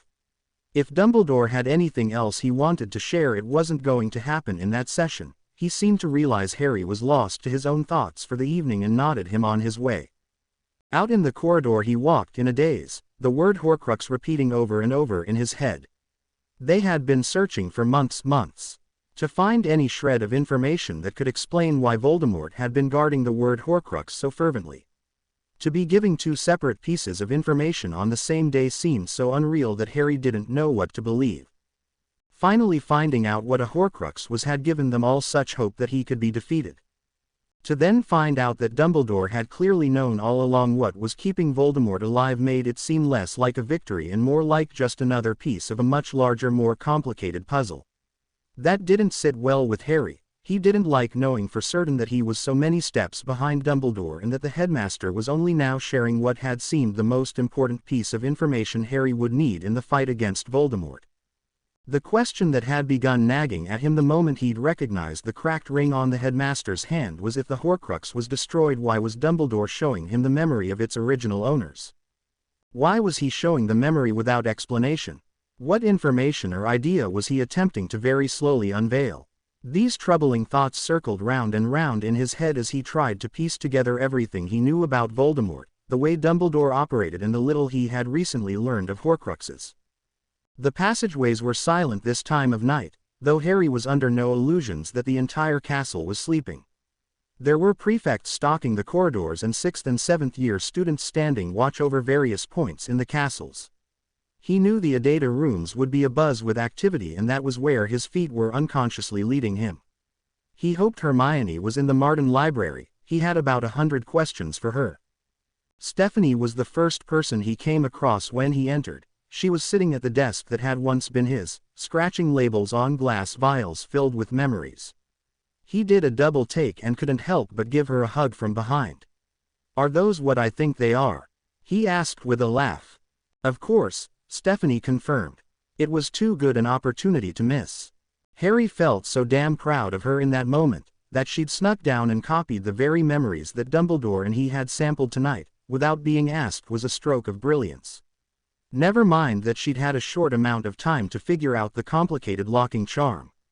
He'd have a chance to study them, to have Hermione and Ruby look over them and tease out every last piece of useful information. He looked up grinning when the door to the twins' lab opened, all set to announce this excellent find when two things happened. 1. He recognized that Ginny was in no way looking pleased about whatever she had been doing in there, and 2. He had a sudden and horrible thought that the distraught look on her face dragged to the forefront of his mind. What if there was more than one? Suggesting the word awkward to describe it was a kindness she wasn't sure could be placed anywhere near the vicinity of what was happening. Allie wanted to turn away, but at the same time she couldn't help but watch, fascinated, as everything ground to a sudden halt and the world started to wobble and ultimately, she assumed, plummet into a dark, stormy mood that would likely see her drunk before the day was out and pulling out all the stops on best friend duty. Sure, they'd joked about it, her and Harry and probably quite a few other members of the Order, but she didn't think anyone had actually been serious about it. But this was just painful to watch. She knew with absolute certainty that there was no way they could have seen this coming. When Ruby had said she might know where they could find some information about Horcruxes, neither she nor Sirius had any idea that they'd be spending the entire day getting down and dusty in the basement of her Muggle grandmother's bookstore. As Ruby led the way down a crumbling wooden staircase into the surprisingly well-lit room, Allie had felt any hope of enjoying her afternoon drifting away. The little basement room contained thousands of books, dozens of bookcases brimming with dusty volumes that, judging by the smell alone, hadn't seen the light of day in at least 50 years. "Gran doesn't come down here," Ruby explained ruefully. "Not since that time she came down here after Grandad died and one of the volumes down the back tried to eat her hand." Sirius snapped his hand away from the cover he was inspecting, suddenly afraid to touch anything without first checking for enchantments. Instead he pulled out his wand and together they moved through the room checking for enchantments. They started with any traps Ruby's granddad may have set, and after Ruby triggered a particularly nasty stinging hex, Sirius was doubly glad he pulled his hand back. It took them 3 hours and more than 30 spells and hexes, but eventually they were able to move around the room without wincing on every step, dreading a spell they couldn't see or hear. They didn't exactly make the best team for this kind of search. At one point Allie found herself lost in a fascinating account by a Moroccan wizard who had spent 5 years living with a group of fire-worshipping magical villagers in a distant part of the Sahara Desert. Another time it was Sirius who found he had been beeped into a book about animagi that had a fascinating new take on the first stage of the process. It was pushing close to lunchtime when Ruby finally found the book she was looking for. Dusty, with a faded brown cover, the lettering of the title had completely worn away, leaving only the imprint from the stamp to give any indication it had ever had one.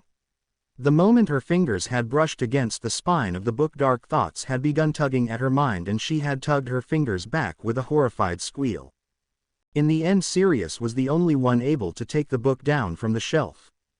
His 12 years spent in Azkaban made him resistant to the creeping nature of the book, and he was able to open it and check through for the information they were looking for. He found what he was looking for in Chapter 3, and all three gave a shudder when he read aloud just exactly what a Horcrux was. If they were talking about anyone other than Lord Voldemort, Allie would have had trouble believing anyone could go to such lengths. She could never imagine fearing death so much that tearing her very soul in two would be the better option. High on their success and disgusted by Voldemort more so than usual, they said goodbye to Ruby's grandmother, insisting they were too busy to stay for tea and cake. They weren't, but her grandmother had never been one for baking, and flamed to the garden behind Ruby's cottage in a tiny Muggle village on the Scottish border. In the time it had taken her to vanish and reappear, Ruby and Sirius had managed to get into a friendly debate over who made the better muffins. For a moment Ally just stood there, exasperated and feeling like she was on babysitting duty.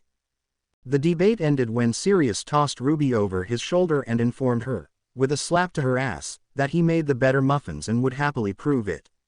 At this point Allie started after them, knowing that yes, Sirius did make the better muffins because he put caramel in the middle, and that what was about to happen in Ruby's kitchen would certainly make up for the hours in a dusty basement. Pushing open the back door of the cottage, Sirius flipped and spun Ruby back to her feet, laughing when she poked her tongue out at him. Allie moved to follow them in, but they both froze and she walked into Sirius' back with a sharp oomph sound. What? But she didn't finish her question because she could see what had brought Sirius and Ruby to such a sudden standstill. Aiden Wims was in her best friend's kitchen. Oh. Hi. Ruby greeted breathlessly, taking a step forward before stopping at the feel of Sirius' hand slipping from the small of her back.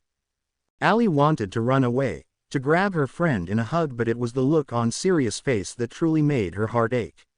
His smile had frozen in place, not slipping away as he quickly pulled on a mask of cheerfulness he clearly didn't feel.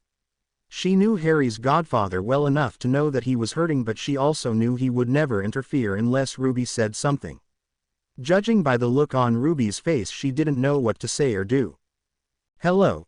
Aiden greeted cheerfully, his eyes never leaving Ruby. Miss me? We should go, Sirius said to her quietly, and Allie hesitated. She didn't want to just leave, and from the way Ruby had made a jerky motion when Sirius spoke, she didn't think her friend wanted them to leave any more than they wanted to go. But Allie also knew that Sirius was right, and so she reached out and wrapped her arm around Sirius and flamed them both out of there. She didn't say anything when they arrived in the basement kitchen of Grimmauld Place, but the look on her face must have said it all, because Tonks immediately rose to her feet, looking from one to the other in concern. Sirius didn't say anything, just quietly left the room, which left Allie seeking a hot cup of tea and a way to avoid being the one to explain to Tonks. Tonks didn't ask, just helped her make some tea and then sat quietly waiting for her to speak. Never one for silences, Tonks fidgeted a bit, which made Allie laugh. Aiden Wims has come back. Oh, Tonks responded. Oh. They sat in silence for a bit longer while Tonks debated what to do. Eventually she nodded, put down her teacup and went to the pantry for something a bit stronger. I'll handle this. And with fire whiskey in hand, she braced herself and walked out of the room. Allie didn't stay to finish her tea, instead she went home to her daughter. She spent a few hours playing with Molly, but her eye was always on the clock and she kept expecting Ruby to turn up. When she didn't turn up, Allie didn't know whether to be relieved or concerned. To distract herself, she went to visit Petunia Dursley, which proved to be well worth the while when she arrived in the middle of an afternoon clean-out.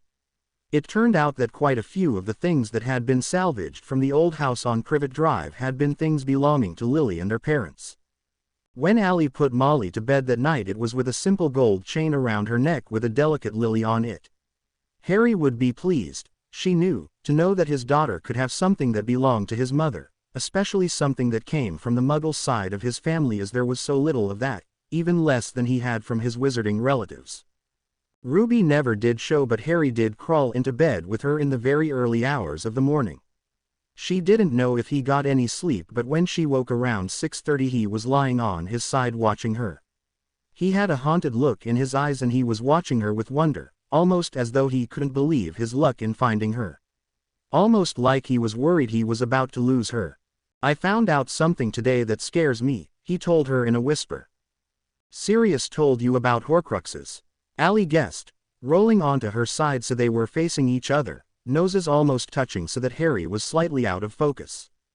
Something worse, he admitted, voice full of disgust even as there was wonder in it. Dumbledore showed me a memory last night, a memory about the Gounts. Allie listened as he told her about the memory of the man from the Ministry meeting with Voldemort's wizarding relatives, of how Stephanie had copied the memories that Dumbledore had selected this particular memory from, and how the memory of Ginny's first year at Hogwarts had given him a horrible idea which a viewing of another of Dumbledore's memories had confirmed for him. Voldemort had 6 Horcruxes and only 2 had been destroyed. This knowledge wasn't exactly the best way she could have started her day, but as it turned out it very much set the tone for the rest of it. They were having a nice breakfast as a family when there came a knock at the door. Given that most people they knew didn't bother to knock and the rest tended to burst in with desperate news, it took them both by surprise. When Pip came in with Aiden Wims trailing behind her, the surprise only changed, it didn't disappear. Harry's eyes widened over his juice and he pulled a face that Allie knew meant he'd just realized what this might mean for his godfather. Still, he stood and shook hands, greeting the Quidditch keeper with a friendly ribbing about his time away and his return to the lonely wench. He took it well, the jokes at his expense, but he didn't look especially happy now that he was back. "Have you seen Ruby?" he asked, getting around to the reason behind his visit. "We were supposed to have breakfast this morning but she didn't show." They hadn't, and he left shortly after they'd told him so. Given how early it was, she couldn't have been gone for long, and it probably had something to do with the order. They weren't worried, especially when the messenger owl turned up and they had to leave Molly in the care of the house elves. Remus had sent the signal. It was time to destroy another of Voldemort's werewolf dens. Planning for this attack had taken an hour. It should have taken longer, but there was really only one way they could go about taking down the den, and it wasn't an easy decision. Kingsley Shacklebot already had the wards up when they arrived. A dome covered the rundown house, ensuring that once inside its border no one would be getting out without his say-so. They didn't want any werewolves escaping them, and it didn't matter if they were the mature adults wholly aligned with Voldemort or the young impressionable ones who were just looking for a home. No werewolf could be let loose on the Muggle town. They paired up and each took an entry. Harry and Allie took the back door, the Weasley twins took the second-floor balcony, and Tonks took the front with another Auror. Kingsley and 3 other Ministry Aurors maintained the boundary wards. Harry took great pleasure blowing the door in, and the pain-filled howl that came in response was satisfying. A man in the kitchen had heard them approach, but he'd been caught by surprise by the violence with which Harry opened the door. Allie had no idea why. It wasn't as though anyone the man associated with was particularly friendly. Allie took the time to kill him with a severing charm as Harry led the way inside. He was beyond help, and they had no real place to hold prisoners long term. Remus had assured them the only people in the house worth saving were under the age of 10. It was an unpleasant thought. Someone came flying out of the doorway to her left, and something big and heavy slammed into her side. Fingernails scratched at her like claws, failing to make purchase on the tough leather of her dragon-hide jacket as she fought to get her wand between her and her attacker. Fire burst from her hands, charring her attacker where her arms were pinned to her side. He jerked back slightly from the pain, and she was finally able to bring her wand up. She blasted him back from her with enough force that he left a dent in the wall. Her next spell whipped across his face and chest like a burning poker, tearing red-hot slashes into her skin and clothes. The sound he made was more animal than human as he tried hopelessly to pull himself off the wall, but she held him firm. Her last spell slammed into him, absorbed by his body before it burst out of him, shattering bones and killing him instantly. When she finally made it out of the kitchen after Harry, she was covered in blood. She stepped over the body of a girl in the hallway. She couldn't have been more than 12, and she had to swallow back the urge to throw up. She hated that Harry had been the one to bring the young girl down, and she hated that Voldemort had only played a small role. The wizarding community at large could share the blame for this. Their ancient laws regarding werewolves were definitely a huge part of the reason this girl was here. Harry slammed into the wall in front of her, his attacker barreling after him out of the living room. She hit the woman in the side with a scorching hex and then left her to Harry as she darted into the room they'd just come from. There was no one else in the room, so she went back out into the hall where Harry had just finished with the woman. Screaming from upstairs sent them running toward the staircase, leaving the rest of the first floor for Tonks and her partner. The screaming, it turned out, was coming from 3 young girls who were huddled in the corner of a bedroom looking like they hadn't bathed in quite some time, dressed in rags. All 3 were different ages and had their hands over their ears and their eyes shut as they screamed at the top of their lungs. A pair of boys, maybe 14 years old, were standing in front of the girls, backs to the trio, stolen wands in hand, held up to ward off the twins who were too busy fighting with another 3 werewolves to bother with the kids just then. Harry stunned one of the men, giving the twins the chance they needed to kill the other 2.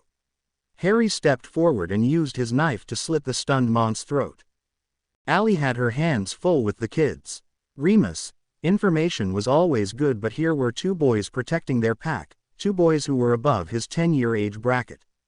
Unable to bring herself to kill them, she hit them both quickly with the most powerful stunner she knew. They went down and the girls just kept screaming, forcing her to stun them as well. Once they were all bound, she called out for the twins and Tonks. 19 werewolves were dead, ranging in age from 12 to 60, and 13 kids were stunned, restrained and ready for transportation, to where no one was too sure.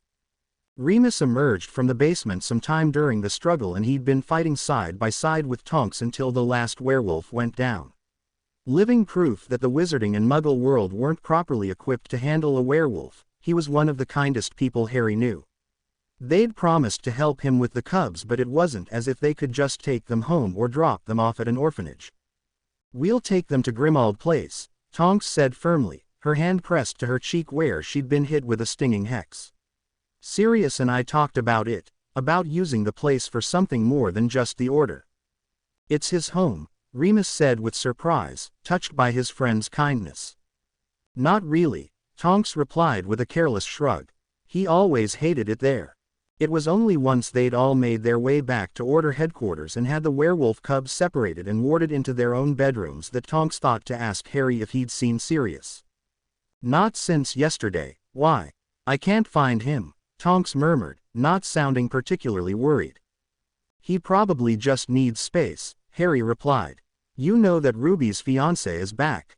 "Yeah," she said slowly, "you're probably right."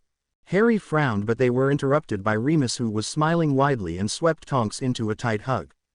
"Thank you," he told her sincerely. "Thank you for this." Tonks shrugged, cheeks tinged with pink. It was Sirius' idea. He thought werewolves could use a proper place to stay. "Where is Padfoot?" Remus asked, looking about the crowded kitchen at the members of the Order that had been slowly turning up for a meeting. "I haven't seen him to thank him." "Oh, he's off somewhere with Ruby," Tonks lied easily. It was an excuse everyone would believe. It didn't occur to either of them it might be the truth. Until he'd begun spending time with Daphne, Ron had always imagined his life would be easy. He'd probably have married Hermione, had a couple of kids and gotten a job and a house and lived just like his parents did. He might even have been happy in that life, given that he would know no better. But he had gotten to know Daphne. He'd fallen in love with her, with the way she always looked at him with a cross between exasperation and affection. With the way she could kick his and beat him at any of the spell work they were handed. He fell in love with the way she took charge of things, dove straight into a fight and could still smile at him afterward with a suggestive wink. Most of all, he loved her strength. He loved her for being able to ask for help when she needed it and her ability to not let what happened to her break her. She may not have been completely healed from the experience, but she was well on her way. She pulled him closer when she needed it and stood on her own when she knew it was necessary. She yelled at him for coddling her and then cried when she thanked him. She visited his mother once, when she needed nothing more than a hug and a warm cup of tea, and spent an entire weekend working with the twins in their shop when he couldn't be there and she didn't want to be alone. He loved her, and so he didn't even hesitate. His hand reached for the cup and he had gulped down the first mouthful before he had actually thought the process through. They had no idea what the liquid was, but the fact remained the only way to get to the bottom of the basin was to drink its contents. Afterward he didn't remember much about the experience. He remembered feeling like his body was on fire and numb all at the same time. He thought there might have been screaming, but he also thought he might have been the one screaming. It was intense agony and utterly terrifying. The whole time all he could think was that he wanted to die, that he didn't want to drink, that they couldn't make him drink. Then, like a switch had been flipped, he was pleading for Daphne not to stop, to keep feeding him the potion until it was all gone. It could have been hours or minutes later when the feelings finally lifted and Ron sagged back onto the ground, hands clawing at the sand while he waited for the world to right itself. His throat felt raw and he supposed that answered the question about the screaming. He opened his eyes and looked directly into Daphne's. His head was resting in her lap, her arms wrapped securely around him, her face was as white as a sheet and the hands around him were shaking. Crouched by his side, Astoria was crying, her hands gripping his jeans tightly. "Did we get it?" he croaked, mouth dry and tongue feeling like he'd swallowed a mouthful of sand. Not quite. Ron may have still been confused and befuddled by the potion, but he would never be confused enough not to recognize that Daphne sounded angry. It was always so much easier to identify that emotion in her when it wasn't directed at him. He didn't know what she was angry about, and until he sorted himself out he wouldn't be much help to her. "Help me up." Between the three of them they managed to get him righted, though he was still a little shaky. Every now and then his body would shudder and his knees would wobble. 2 steps was an effort. There was no way he was going to be able to make the journey unaided. Daphne drew one of his arms across her shoulders and hugged him close to her side. Astoria led the way back to the little boat, sending near constant glances back to make sure they were still following and hadn't fallen. Ron wasn't sure that hunting a Horcrux had been the best initiation into the fight against Voldemort for her, but all of their research suggested that enchantments were the biggest protection surrounding the pieces of Voldemort's soul, and so far, aside from a little emotional scarring, the research had been spot on. Though navigating the three into the tiny boat had been a difficult enough experience when they were all stable, it was nearly impossible now that he was all wobbly and unbalanced. Astoria climbed in first, her small frame attempting to hold the boat steady as Ron wobbled on board. Daphne wobbled slightly and her foot landed in the water. She squeaked at the cold, lifting her foot right back out of the water and into the boat. "There's something in there," Astoria hissed, pointing in alarm at the spot her sister's foot had just been. They all whipped around, making the boat wobble even more, but there wasn't anything there. Ron shuddered again and tapped the boat with his wand to speed it across the lake. No sooner had the boat lurched forward did something leap out of the water. It took Ron a shocked moment to realize the thing gripping his arm with a cold and terrible strength was a human hand. Astoria screamed, jerking away from the water and causing the little boat to wobble. Daphne swore, slashing downward with her wand and severing the hand that gripped Ron. He pulled the severed hand from his wrist with a disgusted grimace and flung it far out over the water. "What the bloody hell was that?"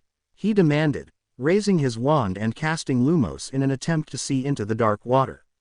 Something lunged toward the light and he fired a spell into the face that emerged. "Inferi," Daphne hissed. "We need fire." "Great idea," Ron muttered sarcastically, being that we're in a wooden boat in the middle of a lake. Daphne smacked his arm lightly, almost subconsciously, and tapped the boat urgently with her wand. "Next time the Phoenix gets the Inferi." With the boat traveling even faster, it looked like they might make it to the shore, but no sooner had Ron had the thought than a dozen bodies pushed up against the underside of the boat, launching them into the water. Astoria shrieked as she hit the water, but Ron didn't have the energy for it. The water closed over his head, filled his ears and nose, stinging him with its chill. He dare not open his mouth to cough, eyes darting from side to side in an attempt to locate either of the Greengrass girls or the Inferi. Something grabbed his ankle and then he was being dragged further under the water. He aimed a cutting curse toward his feet, but if he hit one of the corpses or not, it didn't release its grip. Lungs bursting for air, he kicked and thrashed, trying to dislodge the strong grip on his ankle. Something shot past him, lighting the darkness around him and causing his mouth to open on a yelp. Water rushed in as the bright light charged toward his captor.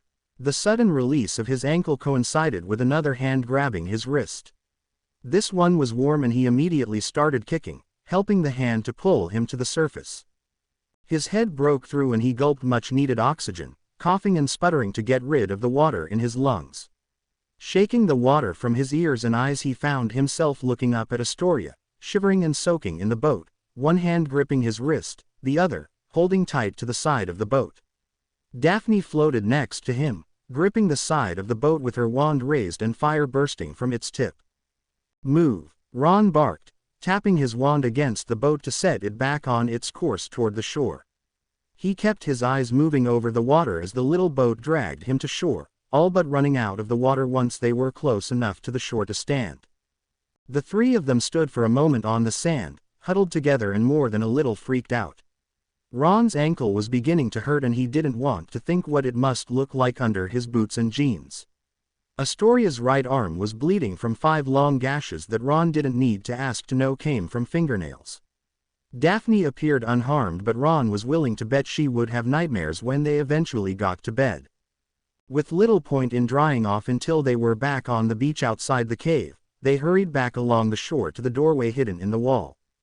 At least no one had to cut themselves this time. Astoria was bleeding enough for the wall, and a quick smudge of her arm was all it took. None of them really wanted to get back in the water, but with a small groan of protest Ron led the way back through the waist-high salty water. The further away from the cave they got, the more his ankle screamed at him in protest, and by the time they began to drag themselves out of the water and onto the beach, it wouldn't hold his weight anymore. "We better take the portkey," Daphne croaked, teeth chattering. "I don't think either of us are up to carrying you." One emergency portkey, a radish necklace that had once belonged to Luna, later, and the three were dry and wrapped in blankets in the hospital wing being treated for cold, curses and injury. Whatever had been under the infairy's fingernails was turning Astoria's arm a disturbing shade of gray. Ron's ankle was broken, and Daphne had once more torn open the wound on her chest, and it was bleeding through her fresh bandages. It was a sad comment on how used to the wound she was that she hadn't even noticed until Madame Pomfrey had dried her off. "I best see Harry," Daphne announced. Once she was satisfied Ron and her sister were all right and Madame Pomfrey had done all she could for her cursed chest wound. "He needs to know what we found." "What did we find?" asked Ron as he pushed off the bed and tentatively placed his weight on his sore ankle. It had taken a few whispered words of healing to heal the break, but it was still tender and he probably shouldn't have been walking on it. Daphne frowned at him with disapproval, but he gave her a winning smile and she relented with a roll of her eyes. Offering him a shoulder to keep him steady and waving goodbye to her sister, who looked to be in for a fun night, Daphne led the way out of the hospital wing and toward the Adata offices. It was a fake, Daphne told him, her pace slow and awkward with her boyfriend hobbling along. Ron made an effort to speed up and hold most of his own weight. "Someone beat us to it. Someone else is hunting Horcruxes." Ron's disbelief was palpable. It had taken some serious research in some very dark places to find even a hint of a reference to Horcruxes. Most people wouldn't even speak of them. He couldn't imagine someone else had just stumbled across the information. "We know someone else is," Daphne reminded him. "What, Dumbledore?" Ron was incredulous. "I don't see that old man getting to the bottom of that basin." "No," Daphne agreed. "Someone else did, someone with the initials RAB." The Adata offices were abuzz with activity. Emmy and Abby were putting Stephanie through her paces, teaching her the very difficult art of not dying while facing more than one opponent. Snape, lip curled in distaste, was bent over Luna's desk looking at something that Ron really hoped wasn't a Quibbler article. Thankfully, Luna's enthusiasm seemed to be about some dead language or other, because Hermione kept interjecting with words that definitely weren't English and didn't seem to be improving the potions master's mood. Harry was deep in conversation with a head bobbing in the fireplace, crouched so he was at eye level with the grizzled and scarred face of Mad-Eye Moody. Whatever they were talking about didn't seem like good news, and Ron wondered who else had died in the fight. Jessie and Ginny were having just as intense a conversation, talking animatedly and constantly jabbing at locations on the maps on the back wall with angry or frustrated gestures. Daphne helped Ron onto a couch and moved to speak with Harry. She greeted Mad-Eye briefly, but once he'd noticed her, Harry had no time for his conversation with the Auror. "We'll talk more later," he told Floating Head. "Tell me," he spoke to Daphne, words urgent for good news. "Tell me everything." With Ron's help, Daphne told Harry everything, from finally locating the cave and having to use blood magic to get in, to the potion concealing the locket and the fight with the infairy. When she got to the part about having to force Ron to drink the last of the potion, she pulled a heavy silver locket from her pocket and held it out to Harry. "It's a fake," she repeated. "Someone else got there first and left a message for Voldemort to find."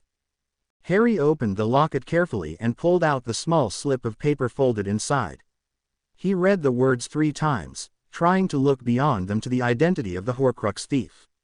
"RAB, he murmured. "Do we know anyone with the initials RAB? Did someone mention my brother?" Harry whipped around so fast he almost clobbered Daphne with his elbow. His mouth fell open in surprise and relief washed over him, letting him breathe easy for the first time in a week. His godfather stood in the middle of the training mat, apparently having arrived by portkey in the middle of Stephanie and Abby's practice. They were both lying flat on their backs at his feet. He looked healthy and happy, not like someone who had been missing for a week and feared dead. He looked really happy. "Where the hell have you been?" Harry demanded, moving forward to embrace his godfather even while his tone was heavy with anger. Sirius rubbed the back of his neck and Harry wasn't sure whether he looked guilty or embarrassed or both. He looked around the room taking in his audience as though unsure he wanted to answer. Might have eloped with Ruby." Harry blinked. He blinked again. A cushion sailed past his ear and smacked into Sirius' face. Harry glanced around to see Daphne looking at his godfather with a bemused look on her face. Exasperated, Harry slumped into a chair, a silly grin creeping onto his face. "You didn't." "I did," Sirius admitted, silly grin matching Harry's. Harry laughed and Ginny bounded up to offer Sirius a hug and some congratulations. Then it seemed everyone, not Snape, wanted to get in on the congratulatory hugs, asking loads of questions about how he had managed to run away with someone else's fiancée and why he hadn't thought to let anyone know. It was only when Harry was settled opposite his godfather down in the kitchens for a bit of cake and tea to celebrate that Sirius remembered the conversation he'd arrived in the middle of. "What were you saying about RAB?" Harry filled him in on their locating one of Voldemort's Horcruxes. Sirius whistled his appreciation at Hermione and Remus' research skills and Stephanie's thieving, and how when Daphne and Ron had retrieved it they had discovered someone had placed a fake in its place. He pulled the locket from his pocket and showed Sirius. He took it with a look of interest, opening it and pulling out the piece of parchment. "Do you know anyone with the initials RAB?" "Yeah," Sirius replied, his voice strangely quiet. His eyes were glued to the note and Harry noticed his hand shake slightly. "Regulus Arcturus Black was my brother." Stunned, Harry could only stare at his godfather as the newly married man stared at the note, emotion filling his eyes. When he looked up at Harry he had a strange lost expression on his face that Harry hadn't seen since he'd escaped from Azkaban. "My brother really did die at Voldemort's hand," Sirius croaked. He was trying to stop him. Harry knew how much this information meant to Sirius, the knowledge, no matter how late it came, that his brother had turned his back on Voldemort and died trying to do the right thing. More and more, light was pushing through the dark history of the Black family, and it meant more to Sirius than he would ever admit. Harry leant across the table to grip Sirius' shoulder. They sat in silence, enjoying the cake and the knowledge that they had taken a very real step today in winning the war against Voldemort. And Sirius had gotten married. The mere thought blew Harry's mind. Even after all of the time spent cleaning Grimmauld Place the summer before last, it still surprised Ginny just how much there was to be done. It didn't surprise her, however, that she was the one stuck doing it. All right, yes, she wasn't exactly alone, but she wasn't sure that being with Draco Malfoy at all counted as being with somebody, especially when she'd only just stopped wanting to kill him every time he opened his mouth. "How do we know this thing is even still here?" His voice floated up to her from the floor below where he was going through all of the boxes her mother had labeled as valuable trinkets. Ginny stuck her head out the door of Regulus' bedroom and shouted back down to him, "We don't. We also don't know where else to look." His reply was some sort of grunt, but she took that to mean he was done complaining and had gone back to his work. That might have been slightly optimistic given that it was Malfoy. Sure enough, not 2 minutes later he was shouting back up the stairs to her. Weasley, It took Ginny a moment to realize that what she was hearing wasn't actually a proper sentence, and another moment to decide whether she cared if something in one of those boxes cursed or killed Malfoy. With a roll of her eyes she threw down the shoebox she'd been holding and dashed down the stairs. She collided with Malfoy as he shot out of the storeroom in a hurry to get away from whatever he'd found. The impact knocked them both down, which was fortunate as something shot out of the room behind Malfoy and soared over their heads. From their tangle on the floor, Ginny could make out something glittery with quite a few sharp pointy teeth. Was that a pixie covered in glitter? "I'm certain the only answer to that is yes," Malfoy replied, entangling himself from Ginny and then offering a hand to help her up. "How in the name of Merlin did my mum miss that?" Drawing her wand she fired a stunner at the little creature and then winced when it froze in midair and dropped over the edge of the landing. There was a soft thud as it landed on the ground floor below. "I think the Blacks were using it as a Christmas decoration and just never bothered to remove the stasis spell. I broke the charm when I knocked it with my wand. Did you at least find what we were looking for?" Malfoy gave her a look that suggested she was stupid for even asking, and she had to admit that even she knew that if he'd found the necklace he'd have said something long before he started squealing about pixies covered in glitter. Was something odd, though, he eventually offered. There weren't all that many valuable trinkets in those boxes. All the showy stuff is still there, but someone went through those boxes and took out all the really valuable pieces. Someone who knew what they were looking for. How can you possibly know that? I know the pieces that the Blacks would consider valuable, and all of this stuff is the really obvious kind of pricey. There isn't anything of value in here to an old pureblood family. Just when Ginny was starting to think she might be a little impressed by his reasoning, he added, "Besides, I'm pretty sure Dung has been here because everything had that distinct smell of fire whiskey and tobacco." It seemed like the sort of thing Dung would do, and that told Ginny all she really needed to know about their chances of finding the Horcrux. She just hoped that Dung hadn't been so stupid as to lose the one thing they really needed. It didn't seem likely that he would forget the person he'd sold something to just on the off chance that he needed to track them down for some form of payment or a curse. "So where do we find Dung?" Malfoy looked at her. "How the bloody hell should I know? He's your friend." Friend is such a strong word, Ginny hedged, not committing herself to any particular relationship with the man who had likely just sold their only clue to the location of a Horcrux. "Well, you're whatever he is just made off with something valuable we need." "Why do you even know about Horcruxes?" Ginny wondered aloud. "Potter needed access to Bellatrix's vault, ergo I know." "Ergo," Ginny repeated incredulously. "Who even uses that word? And he should have killed you once you'd finished being useful, then I wouldn't be stuck with you following me around like I'm some sort of babysitter." "I don't need a babysitter, Weasley." Ginny snorted but didn't comment any further, choosing instead to lead the way down the stairs to the basement kitchen and the only fireplace connected to the flow network. She was due back at Hogwarts to take her shift in the Adata student office. She probably already had a list of appointments a mile long, and if she didn't want to miss dinner she was going to have to get started on those right away. Once back in the Adata rooms, Ginny told Malfoy that if he wanted to be useful he could track down Dung while she went and tried to help her classmates learn to fight the dark arts. He didn't seem particularly thrilled with the idea, but she made it quite clear, with the threat of one of her infamous bat bogey hexes, that if he didn't he would be in for a shitty night. After that he was pretty eager to track down Dung. When she saw the line of students waiting to meet with her she almost would have preferred to help him. Ignoring them for the moment she slipped inside the office and took the roll of parchment Stephanie offered her.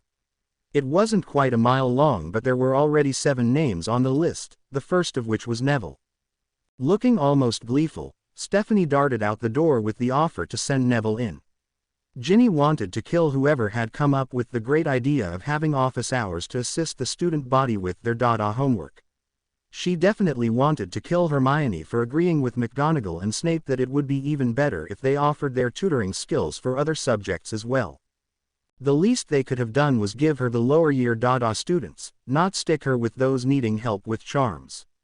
Not that she didn't like charms, Professor Flitwick was a wonderful teacher, it was just that it was a lot of wand waving and pronunciation and very little kicking. Resigned, she settled behind the desk to help Neville and wished she could have followed Stephanie in her escape. She wouldn't have been so willing had she known that Stephanie's escape had lasted about as long as it had taken her to walk the 3 corridors down to the entrance hall. That was where she bumped into Dumbledore deep in thought as he supervised the last of the repairs to the staircase. It looked like he was actively making the effort to create a trick step. "Joy. Afternoon, Professor Dumbledore," she greeted cheerfully, jumping the step and aiming to keep walking right on by. "Ah, Miss Decker, a word please."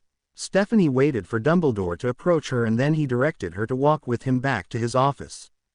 "I understand you have become quite good friends with Ron Weasley. Is he coping better now that Miss Greengrass has recovered?"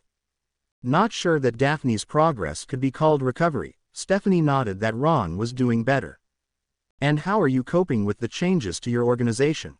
Stephanie sighed heavily and reached out to stop Dumbledore's progress by gripping his arm. She might have misjudged slightly in grabbing his injured one, but it certainly got his attention. "Can we for a moment stop pretending that you actually want to know how I'm doing or that you actually care whether or not Ron and Daphne are happy again? You want to know about Harry, Maybe you want to know what we know about stopping Voldemort. Heck, maybe you even want to help, but you're not going to get answers by tiptoeing around and asking 100 different questions that have nothing to do with what you really want to know. You misunderstand me, Dumbledore protested. I don't want to hear it. We have office hours, sir. You can make an appointment with Harry or any other member of the Adata you want to pretend to care about. Or you could actually sit down and talk to Harry, tell him everything you know, everything you've hidden from him because he wasn't ready. Everything you know that could help him win this war. That's your choice. She left him to think on that and turned back to retrace their steps and go back to her original destination of the grounds in Hagrid's cabin. She could only hope, for Dumbledore's sake, that he heeded her advice.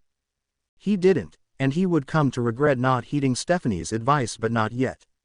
After Stephanie had turned her back on him, he had retreated to his office to think. Fawkes Perch was empty and he missed the companionship he could provide, but he had not seen his pet Phoenix for some time and he didn't think he would return anytime soon. Much like Stephanie's advice, the reason for Fawkes' absence would not occur until it was too late. Dumbledore gazed over steeped fingers into his fireplace and thought long and hard about the choices he had made regarding Harry Potter. He had always felt that taking Harry to stay with the Dursleys, that keeping him from the magical world was for his own protection. That keeping him from the truth of his past, from the horrors that happened to him at such a young age, would ensure that Harry had the strength of love to fight. It had never occurred to him that he might be wrong, that there were better ways to protect Harry, ways that would have helped him, prepared him for the battle he would face. He wondered at the wisdom of keeping the prophecy from Harry, of constantly feeding him small bits of information in the hopes that he would leave well enough alone and learn to enjoy his time in the magical world, develop friends and love and an understanding of what it was he was fighting for. It never occurred to Dumbledore that Harry would not know what it meant to be loved, that he would have so much of his father in him that he would want to fight from the get-go. Was Stephanie right? Lifting his dead hand, he studied the ring on his shriveled finger. Was it worth the risk keeping everyone in the dark? Working on his own had left him injured and dying. His arrogance, his certainty that he was in the right, that he could resist its pull, had very nearly been the death of him. If it had not been for Snape and his quick actions upon his return to Hogwarts, Dumbledore would have lost more than the use of his hand. He could not allow Harry this burden. It was his job to fight Voldemort, but that did not mean that Dumbledore couldn't pave the way and make sure that there were no obstacles in the Gryffindor's path. No, he would not leave this task to Harry, not something as dangerous as this. No, it would be Dumbledore that hunted down the Horcruxes. There was no need for Harry to learn the horrific truth of Voldemort's attempts to run from death. That was a darkness no one so young should have to face. He would never know that as he sat contemplating the difficult task ahead, the last surviving Malfoy was stomping through Knockturn Alley on the trail of Mundungus Fletcher and a missing locket that had once been owned by Salazar Slytherin. He would never know the strength of those children he was so desperate to protect. He would never get to see a Hogwarts where the houses were truly united, where Slytherins and Gryffindors coexisted, were friends. He would never get to see that world he fought so long and hard to create. But for now he would sit at his desk and plan for a way to bring down Voldemort, plan for that world free of the Dark Lord's influence. When Potter had first come to him requesting that he let a few people into his dead aunt's vault, he'd understandably been suspicious. From the way he understood it, they'd had Bellatrix as a prisoner for months. Why, in all of that time, could they not use her to get into her own vault? Potter had been cagey and Draco had refused. Weeks passed and Draco forgot all about the strange request as he was being given more and more to do in order to prove his worth, and his loyalty, to the Adata. Potter hadn't forgotten, and if Draco had really been paying attention, he'd have realized that all of the added tasks, all of the time spent with Ginny was a way of earning his trust. It was about trusting him in return. The second time Potter approached him, asking to be let inside his aunt's vault, he'd come armed with Granger and some pretty horrifying information. At first Draco hadn't wanted to believe him. Surely no one could fear death so much they would willingly tear their soul into pieces. Then he had considered the source of the information and a whole line of questions formed in his mind. Why was Potter sharing this information? Draco doubted he had earned enough of Potter's trust that he would willingly entrust this information to a Slytherin who had once been very close to Voldemort's inner circle. Draco knew he wouldn't pass on the information, but it was a little depressing to think that he'd come so far in the other direction that Potter was willing to share it. Still suspicious, he had arranged a time to visit the vault and Potter and Granger had tagged along. Nothing he'd done could have prepared him for what happened on that trip. It wasn't until they set foot in that vault that Draco really decided which side he was on. Getting past the dragon had been frightening enough. Once they entered the vault and started looking round, things just got worse. "What are we even looking for?" Draco had demanded. "How do we know what these things even look like?" "It'll be something that belonged to someone important," Granger had informed him, as though that really even answered his question. As clarifications go, it left something to be desired. "Oh yes, that makes it all so clear," he'd snidely snapped. Sounding somewhat exasperated, Potter had just told him to look for anything that might have belonged to one of the 4 founders of Hogwarts. Dumbledore seems to think it'll be some sort of trophy that he's corrupted. Potter seemed to consider something. "The man needs to see a shrink," he'd added quietly. "Voldemort or Dumbledore?" Draco had asked him, earning an appreciative snort of laughter from Potter. Naturally, Granger had been the one to find it. Perched high up on a leaning tower of gold and other objects of worth, his dearly departed aunt had felt the need to hide away. She'd made the mistake of attempting to summon it and all hell had broken loose. Buried alive by replica cups had not exactly been on his list of likely ways to die. It didn't even make his list of unlikely, but the instant her spell had hit the cup, the thing had sprouted dozens more just like it. Draco had leapt forward to snatch the original from its perch before they could lose it and ended up causing an avalanche of golden trinkets. To say it hurt would be an understatement. He was fairly certain he would forever have the Black family crest imprinted into his thigh after he'd landed particularly hard on an old shield. A hand had reached down through the wall of junk and seized hold of the front of his very expensive dragon hide jacket. Quite suddenly he felt the kind of heat you only expect to feel when you accidentally set yourself on fire, and he knew from taking classes with Longbottom how that felt, and the vault around him turned red with heat. Next thing he knew, he was standing outside the vault and Potter was patting out a burgeoning fire on the leg of his Muggle jeans. Draco jerked his leg away to inspect the damage for himself and snarled angrily at his rescuer. "What in the name of Merlin was that?" "Replicator Jinx," Granger answered, inspecting a patch of her sleeve that looked to be smoldering. "I don't advise going in there again until we've destroyed that thing." Draco shot them both a dirty look. "Not that I was planning to anyway, but that wasn't what I was talking about. What the bloody hell was that fire?" "Oh, that was me," Potter had answered smugly. "I'm sort of awesome." And that had been the total of his experience with Horcruxes until Ginny had told him they thought they'd located the locket that had once belonged to Slytherin. Given that they still hadn't found a way to destroy the one Horcrux, they did have his very sarcastic response to Ginny's demand to accompany him to the old black home had been, "Yay." And then the only clue he'd found suggested someone else had beaten them to it. As much as he liked to think they were getting closer to defeating Voldemort, and wasn't that a surprising thought, he couldn't help feeling that all of these little setbacks were signs that this wasn't going to work. In the end, finding Mundungus turned out to be quite easy. Potter had tasked Dobby with finding the thief, and not 2 hours later the two had appeared with a sharp crack in the middle of the Adata offices. Dung hadn't been exactly thrilled after what he deemed was a kidnapping, but he'd been even less thrilled when it turned out he'd sold an important piece of Hogwarts history for far less than he could have if he'd known its true origins. Ginny had thwacked him over the head for that one and demanded to know whom the locket had been sold to. All right, Dung warded her off by raising his hands. "I sold it to that Umbridge woman." "Ugh," Ginny recoiled, the very notion apparently too horrendous to even contemplate. "Who is this Umbridge woman?" Draco asked. Being wholly unfamiliar with the name, he figured she couldn't have been particularly important in the wizarding community if his father had never even mentioned her once. "She's a horrible woman," Ginny told him. "A little while ago she tried to push through laws on half-breeds. She wanted to take away the few rights werewolves have managed to hold onto. She treats anyone she doesn't see as totally human, as little more than a slug. She's absolutely vile." Ginny seemed to consider something. "Does this mean I can kill her?" "Doubtful. I don't see Potter letting you kill some woman just because she has a thing against werewolves."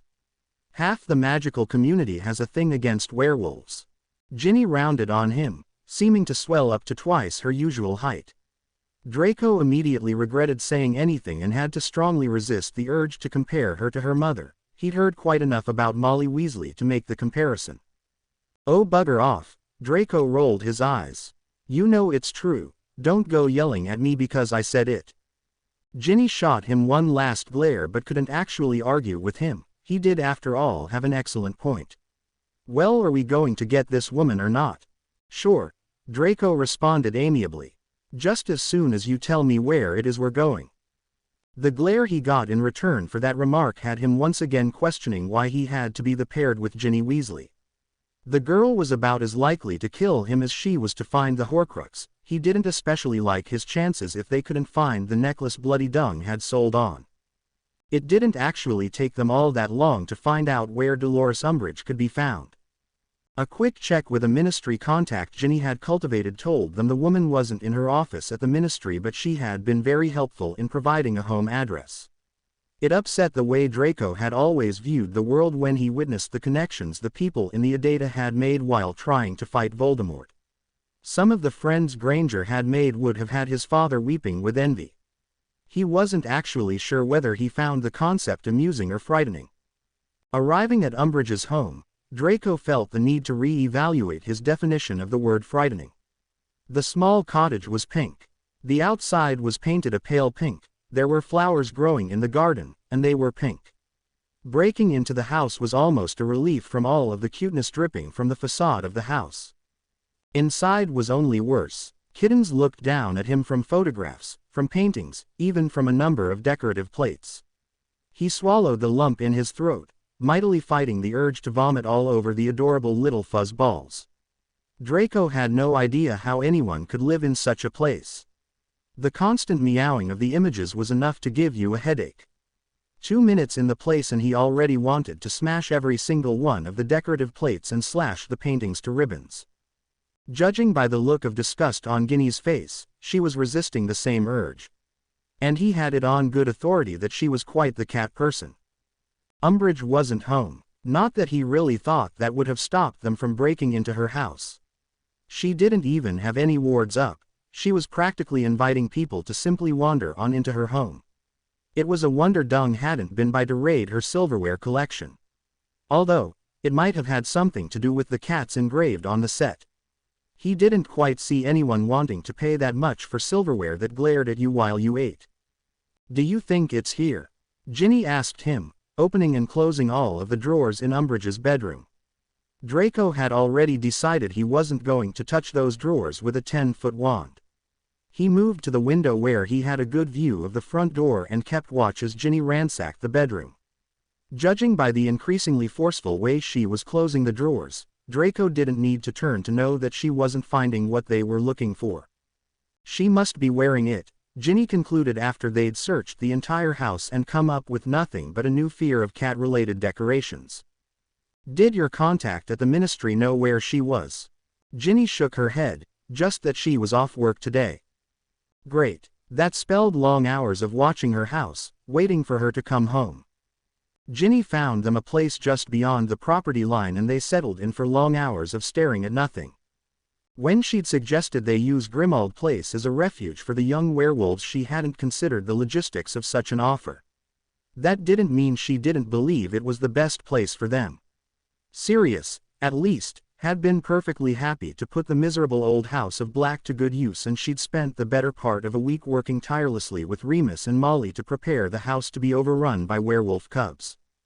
They'd cleaned out 7 bedrooms and filled them with comfortable beds with a small supply of clothes and the necessities that any kid could need. The kitchen was well stocked and all of the windows actually opened to let fresh air in. Now that they had a real purpose for the house, Molly and Tonks dove into creating a home and not just somewhere the order could meet. There were still some rooms that needed cleaning out, like the ones Malfoy and Ginny had been digging through earlier, but they both felt the house was finally becoming something more like a home. She hoped the young werewolves would see it that way. Of the 13 werewolves they had taken from Voldemort's den, not one of them had a family to go home to. It wasn't something Tonks had been expecting. Frankly, she'd been surprised Voldemort had even had to kill some of their parents. She'd assumed they were all children who had been abandoned by their families when they'd received the bite. It was a pleasant surprise to find that some of the children had once had parents who had fought to save them. It was never going to be easy, but if anyone could help these children, it was Molly Weasley and Remus Lupin. Molly could give them the mothering they needed, and Remus could show them that not all werewolves were hated and shunned. They took a portkey from St. Mungo's. It was the easiest way to transport all 13 werewolves, Molly, Tonks and Remus, in one trip. They'd even arranged the portkey through the proper department instead of just making one and breaking a number of magical laws. They all agreed that if they wanted to make something of this home for werewolves, then they would need to go about it the right way. And that meant making sure all of the paperwork was filed, even if they filed that paperwork with friends at the ministry to keep it away from the likes of Dolores Umbridge. It just went to show how bad things were getting that Tonks wasn't too worried, was in fact hopeful, that Umbridge would give Ginny and Malfoy an excuse to harm her. The reactions the kids gave when they arrived in one of the more spacious living rooms wasn't exactly winning, but Tonks didn't feel they had any real room to complain. She'd seen the house they'd been living in before. Grimmauld Place looked like a palace in comparison. It was just a matter of helping the kids past their bitterness and their fear and showing them that they could have a home here, that they could be safe and cared for, and that one day, if the Order and Harry's Adata had anything to say about it, they would be able to live happy normal lives. Of course, trying to convince a kid that going to school was a happy occurrence might prove slightly difficult. Tonks felt that if anyone were up to the challenge, it was Molly Weasley. Maybe she could convince her mother to help out. "Come, let me show you where you'll be sleeping." Molly herded the kids out of the living room and up the stairs. She didn't say a word when she had to step over the body of a pixie on the landing. Even if they were reluctant about it, Tonks could see the interest in their faces when Molly showed them their rooms, the big beds they would have all to themselves and the bathrooms they would only have to share with one another. The clean clothes, the shoes and pajamas, the toiletries that would give them the freedom to actually be clean when they chose, all of it was swaying them toward giving Molly and Remus a chance. They left the kids to settle in after giving them a proper tour of the house and all of the places that were safe to go and those that hadn't yet been properly cleared. They left them with instructions that they were free to move about the house, but that if they wanted to go out, whether it be just the backyard or the corner shop, they would need to take someone with them. Not because they didn't trust them, but because Voldemort had Death Eaters watching the house, and even if they couldn't get in, they could certainly kill or capture anyone who got caught outside. The three adults left them talking quietly in their rooms and went down to the kitchen to start preparing dinner. Molly wanted to go all out and give the kids a nice, "Welcome to your new home" feast. Tonks was kindly told to stay out of her way, so she resigned herself to sitting at the table and watching as Molly ordered Remus about. She might have been watching Remus more than Molly, but she didn't think anyone would hold that against her. She had made no secret of her interest in her cousin's best friend, and she just wondered whether he would ever get the courage to do something about her interest. It was obvious that he didn't see what she saw when she looked at him. He couldn't see beyond the wolf, the curse that left him looking older than his years, the one that left him without steady employment and feared by a large part of the wizarding community. He saw a man too old and too broken to give any woman what she deserved. Tonks saw it differently. Tonks saw a good man who would do anything for the people he loved. She saw a man who, despite the hardships fate had seemed to offer him, worked tirelessly to help other people, strangers who often shunned him in spite of his help. She saw a handsome man who could still find reason to smile when so many others would be curled in a ball and sobbing. She saw a man worthy of love, of the family he felt he didn't deserve. She saw a man that could love her just as much in return if he would just let himself see the good in himself. Molly's hand squeezed her shoulder gently, offering a warm, supportive smile as she passed. Apparently her emotions were written all over her face for the world to see. Well, not Remus, he appeared to remain oblivious. Making a decision, Tonks sat up straighter, turned her hair an attractive shade of pink, and made her eyes a bright blue.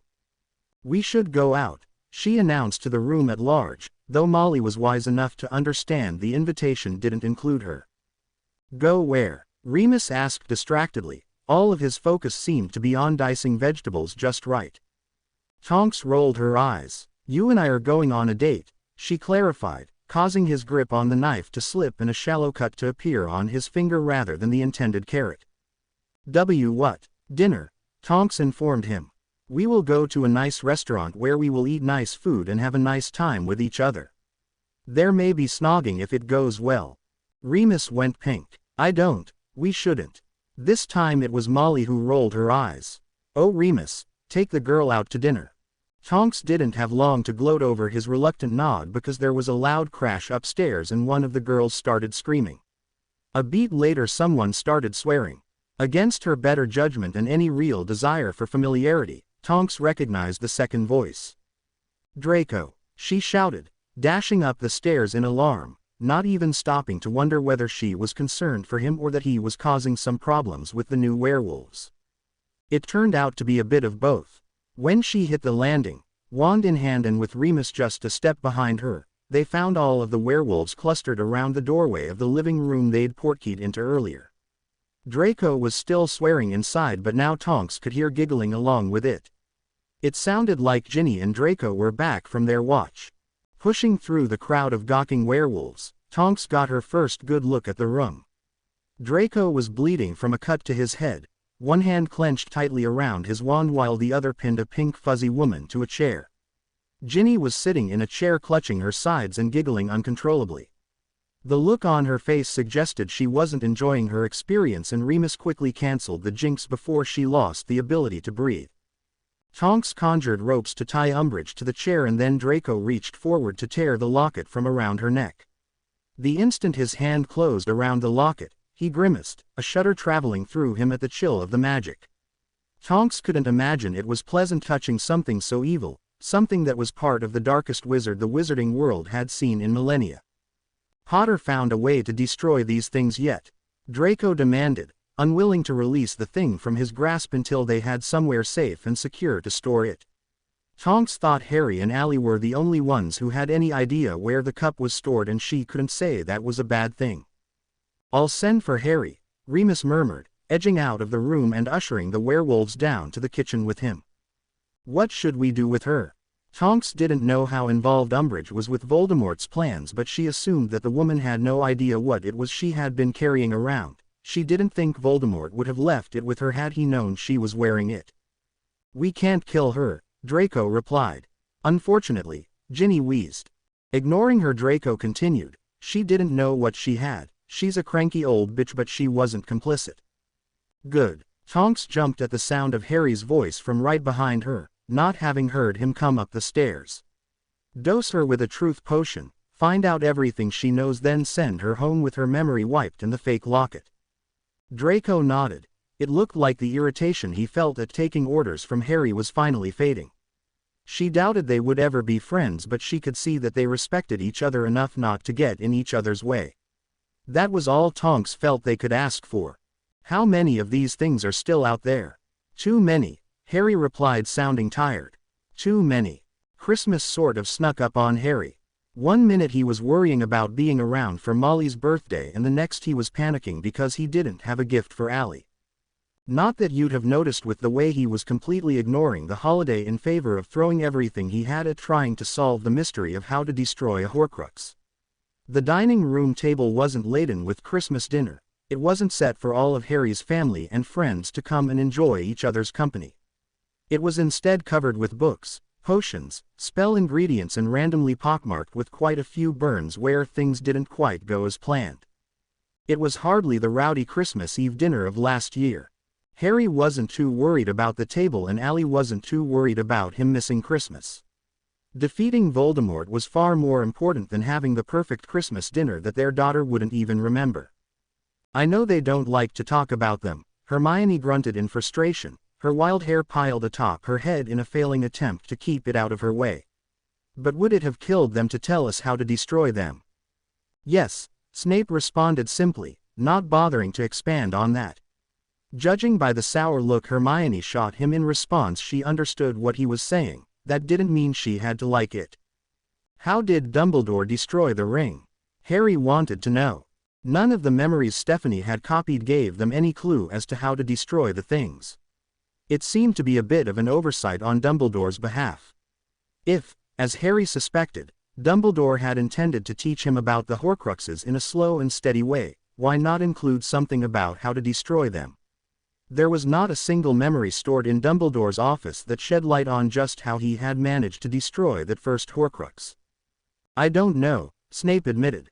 He has never shared details of his plans with me, nothing that I didn't need to know anyway. Harry was amazed that Snape could say that without sounding bitter. He didn't think he managed to get 2 words out about the plans Dumbledore had for him without them dripping with bitterness. How Snape managed to still sound okay about it all after 16 years was beyond Harry's ability to explain. How do we find out? Lupin asked, poking through the glass files they were using to store Dumbledore's memories. Hermione's tidy handwriting numbered each, and on a roll of parchment she'd written down a brief description of each memory and an approximate date the memory was from. If the memory wasn't Dumbledore's but one he himself had copied, that was also noted. Hermione's efficiency was a little intimidating sometimes. I think you're going to have to ask, Hermione admitted. Harry pulled a face at that. He'd taken great pleasure in not signing up to stay on for Christmas because he knew Dumbledore had been hoping to corner him over Christmas dinner. He did feel a little bad for Malfoy, not that he'd ever admit it, because he'd been the only one with a reasonable excuse to stay behind. Harry doubted it would take Dumbledore very long to realize that the animosity that had once existed between Harry and the Slytherin had been set aside in favor of bringing down Voldemort. Harry fully expected Dumbledore to track down Malfoy and try to pry a few details out of him. Poor Dumbledore wasn't to know that Malfoy had some of the best occlumency shields Snape had ever seen. Bellatrix may have been crazy, but she had loved her nephew and done all that she could, in her twisted view, to protect him. He was going to owe Malfoy when school started up again next term, of that he was sure. I don't think that's such a good idea, Snape contradicted. We really don't need Dumbledore knowing that we've been walking through his office and stealing all of his things. Borrowing, Hermione corrected, keen to point out the significance of the term. To be fair to her, they hadn't actually permanently removed anything from the headmaster's office, they'd simply copied it or borrowed it and put it back before he noticed it was missing. In theory, at least, if he'd noticed anything missing he hadn't outright come and accused them of raiding his office. What do you suggest we do? Lupin was honestly curious. Much like Harry and Malfoy, much of the animosity between Lupin and Snape had been set aside in order to better focus on destroying Voldemort. Snape didn't have an answer. Anyone else and he would feel confident just looking into their mind, but Dumbledore was just as accomplished at occlumency as Snape was, and even if Snape managed to somehow get through his shields he was confident that Dumbledore would still feel the intrusion and demand answers before Snape could make a hasty exit. There are a few more things we could try, Hermione suggested, although she didn't sound particularly hopeful. Yeah, Harry's response was equally lacking in enthusiasm. Like what? Snape's sudden hiss of pain distracted them. He tugged up the sleeve of his robes to reveal the dark mark burned into his forearm. I have to go. They only nodded to say they understood. They'd learned not to make a big deal of his being summoned by Voldemort. It only served to make it harder to sit back and know that whatever was about to happen, a large part of it was completely out of their control. Snape would get them word when he could if this was Voldemort orchestrating an attack. If it turned out to be just another meeting, then Snape would let them know what happened on his own time. I should go too, Lupin admitted. I have a date. Harry grinned, smile so wide he was doing a fair impression of the Cheshire Cat. You've a date, he repeated with delight, with Tonks. Sometimes you really are just exactly like your father, Lupin beeped. Yes, I have a date with Dora. Good for you, Hermione smiled. None of the smug grin and all the genuine affection Harry's smugness was hiding. Thank you, Hermione. When it was just Hermione and Harry at the table, Harry leant back and tossed his wand down in frustration. They had been through so many texts. The entire Hogwarts library had been searched, the Martin library had been turned upside down, and Hermione and Lupin had been making a good job of searching through Ruby's basement library. Nothing they had come across had given them even a hint of how they could go about destroying Voldemort's Horcruxes. Why would they not include something as important as the destruction of such a devastating object in a book that extolled the horror they could contain? Did they not think that by explaining what they were that someone might also look to destroy them? Harry seriously doubted that everyone who opened one of the books they'd found on Horcruxes was looking to make them. Surely there couldn't be that many people out there willing to tear their very souls just to stay out of death's clutches. "I think we should call it a night," Hermione advised, marking her page in a tiny green book that's cover was made of dragon hide. "Can you take me home?" Harry agreed and got to his feet to wait while she gathered up the things she wanted to take home with her. He was happy to see that she didn't take any books with her. It seemed that even Hermione could take the night off for Christmas. "Are you coming to dinner tomorrow?" Harry wanted to know, only just remembering the request Ali had sent his way to remember to invite Hermione and her family. It had been a busy week and he supposed his invitation was better late than never. Hermione seemed to consider the question, a slight smile about her lips. "You were supposed to ask me weeks ago, weren't you?" "There's a distinct possibility that's true," Harry agreed. "So Ali actually asked you then?" "Ginny actually issued the invitation," Hermione admitted. "She seemed to think you would forget and that Ali was too busy to remind you herself." Harry had to admit it was true. Given how he'd pretty much forgotten about Christmas this year, it did entirely seem in the realm of possibility that Ginny had taken it upon herself to make sure all of the appropriate people had been given invites. "You'll be here, then? With your parents?" The last time Harry had seen Hermione's parents was all the way back at the end of the year when they'd been at King's Cross waiting to pick her up. He hadn't spoken to them since perhaps before his second year had even started at Hogwarts. It had never occurred to Harry to ask about Hermione's parents, about how they were coping with the wizarding world or if they were having trouble reckoning their brainy quiet child with the confident and proficient witch who had returned home to them. It actually worried Harry, how little time Hermione seemed to be spending with her parents now that she was part of the magical world. The idea that he might have been making time to go and see Aunt Petunia and Dudley when she wasn't even able to see her parents was not a comfortable one. He wasn't exactly sure how to go about breaching the topic either. Perhaps he should speak to Ginny about it. That seemed like something she would be good at. "We'll be here," she confirmed, reaching out to take his arm. Flame travel was the only way she managed to get about because, unlike the rest of the Adada, she refused to apparate without a license. Apparently she didn't trust anyone but a trained professional to teach her, and as she wasn't going to be taking her test until March, despite already being 17, she insisted on apparating only in emergencies. Jessie had laughed and told her it was cute that she was nervous about apparating until someone gave her a piece of parchment that said she could. That hadn't gone down especially well with Hermione, but Ron and Harry had both gotten a laugh out of that. After he'd left her on the doorstep of her house and not inside like he'd done the last time, scaring the life out of her when he'd accidentally left a mark on the carpet, he decided to stop by and see what Dudley was up to. Dudley and his aunt weren't home, it turned out, and Harry wasn't about to talk to his uncle, but it didn't turn out to be a bad thing. As he was standing on the street out front of his aunt's house, a glowing silver doe came cantering toward him, its ghostly feet making no sound on the road. Snape's voice issued from the Patronus' mouth, low and ominous. The words had Harry setting his jaw. "Orders to capture and execute Alistair Moody," Snape warned, voice issuing from the open mouth of the Patronus. "More deaths to come." The doe faded away after delivering its message, but Harry didn't wait around to see it go. He arrived in the Adada offices seconds later, issuing orders without even bothering to check who was around. Not a day had gone by since they began using these offices that they were completely empty. There was always at least one person on watch, even in the horrible early hours of the morning. Being just shy of 7 o'clock, the room was far from empty. At his orders, Emmy and Fred leapt to their feet, eyes seeking the maps on the wall, seeking out Moody's location. Luna dropped something into a drawer, snatched her wand off her desk and hurried across the room.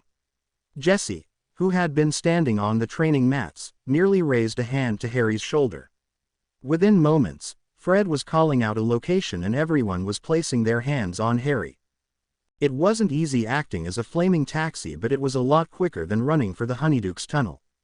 The scene they arrived on was complete chaos. People were screaming. Normally inanimate objects were attacking people in wizarding robes and muggle attire alike. Harry wasn't sure which way he should be looking. Trust Moody to set half of his house on his attackers? It was just a pity that half of the people Moody had set his furniture on were innocent muggles that had come to investigate the ruckus he'd made when the Death Eaters came calling. On the one hand, it was nice to know that Moody had such caring neighbors, but on the other, they'd walked right into a mess that was going to take half of the Department of Magical Law Enforcement to clean up. Emmy and Fred snatched their hands from Harry's shoulder and darted into the frenzy of screaming muggles to see what they could do. Transfiguration had never been Emmy's strong suit, but Fred had quite the knack when he put his mind to it. Harry left them to it and followed Luna and Jessie into the house to see about finding old Mad Eye. Moody's small house was strangely quiet. It seemed that all of his furniture had charged outside to start the fight that reminded Harry of that scene from Beauty and the Beast that had frightened Lydia the first time she'd seen it. "Mad Eye," Harry called out, unconcerned about giving away his position to any Death Eaters. "Alistair," he called out again when no one responded. They split up. Harry continued further into the house toward the stairs while Luna went left and Jessie went right.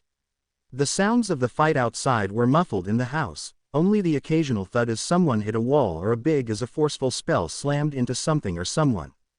Luna's shriek tore through the quiet of the house just as Harry was peering into the last room on the top floor. He moved quickly, jumping down the staircase in one graceful leap and landing on the carpet in a crouch. Jessie tore out of a room on the right and they both charged down the hall toward the sound of Luna's whimpers.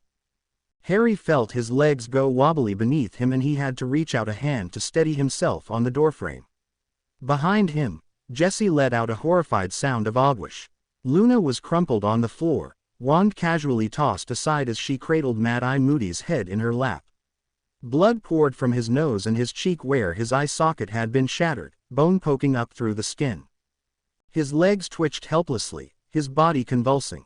He was already dead. Whatever spell had finally taken him down, it had left his body twitchy with a horrifying imitation of life. The idea, just the idea, that someone, that anyone, could take down Alistair Moody was unfathomable. Without being aware of it, Harry began to burn. Jessie noticed it first and took a hasty couple of steps away from him lest he get accidentally set on fire. The uneven floorboards beneath Harry's feet blackened and his clothing started to smoke. The smell of burning cotton had Luna looking up at him with her nose wrinkled. "You're on fire, Harry," she told him quietly, and when he didn't respond, Jessie cautiously leant forward and poked Harry's shoulder with the tip of his wand. He and Luna exchanged worried glances, unsure how to handle an unresponsive Harry. "Potter," Jessie tried again, but it was the appearance of another silver, dough-shaped Patronus that finally jerked his attention away from the lifeless form of Moody. Xenophilius Lovegood, Arabella Figg, Amelia Bones, Fleur Delacour. Snape's voices sounded urgent and Harry knew they had little time. They couldn't be in 4 places at once, they were going to have to choose and hope that help reached the others quickly. Fred and Emmy would have to handle things here. "Take Mrs. Figg," Harry ordered Luna, his tone leaving her no chance to argue. He would not let her father see her fall, and he knew she would be a liability when it came to her father. He also knew that Xenophilius Lovegood was a lot stronger and a hell of a lot smarter than anyone gave him credit for. He sent Jessie after her father instead. He was going to take it on faith that Madame Bones would make for a very difficult target and went after Fleur. Harry didn't believe for an instant that the Weasleys would let Fleur come to harm, but he couldn't forgive himself either, if he didn't go to her and make sure of her safety himself. He just hoped he was making the right choice. Harry really shouldn't have been surprised to find that Fleur was doing all right on her own. Although to say she was alone might have been stretching it. A quick trip to visit the burrow had revealed that Fleur was working late on something for Gringotts, and when Harry finally tracked her down, he'd found her fighting side by side with a pair of goblins. Seeing that she had everything well in hand, and not missing the 4 dead Death Eaters at her feet, Harry continued on to Madame Bones, without even bothering to speak a word to Fleur. Amelia Bones didn't seem to need his help either. When he arrived at her small little home on the outskirts of London, he found the front door had been blown in and the body of a Death Eater sprawled on the rug in the hall. Following the trail of destruction, Harry found Madame Bones slumped in an armchair, glass of fire whiskey in hand and her slippered feet propped up on an old steamer trunk she was evidently using as a coffee table. "There's 3 more in the kitchen," she told him, the slight shake of her voice betraying just how spooked she'd been by the whole experience. "I've already sent for the department." Harry simply nodded. The adrenaline pumping through his body made it incredibly difficult to sit still, and he felt as though there was still something coming. Something big that none of them were prepared for. The shot of fire whiskey Madam Bones offered him helped still his nerves, and he was able to calm down long enough to think things through a bit more rationally. "Weird list of people to attack," he murmured thoughtfully. "Not hardly Voldemort's usual style." Madam Bones grunted something that might have been agreement and then clambered to her feet to meet the team of wizards that had just arrived to deal with the mess in her kitchen and front hall. "Oh, and there's another body in the loo," she added as an afterthought. Harry merely raised a questioning brow. Now that the adrenaline had worn off, he could appreciate the skill Madam Bones had displayed in defending her home against 5 Death Eaters. He also had to wonder how it was they'd gotten through the wards at both her home and Moody's. Which was of course when the last of Snape's messages came through. He only had 2 words to deliver this time, but they hit Harry harder than anything else he'd yet to pass on. "St. Mungo's," came Snape's terrified voice.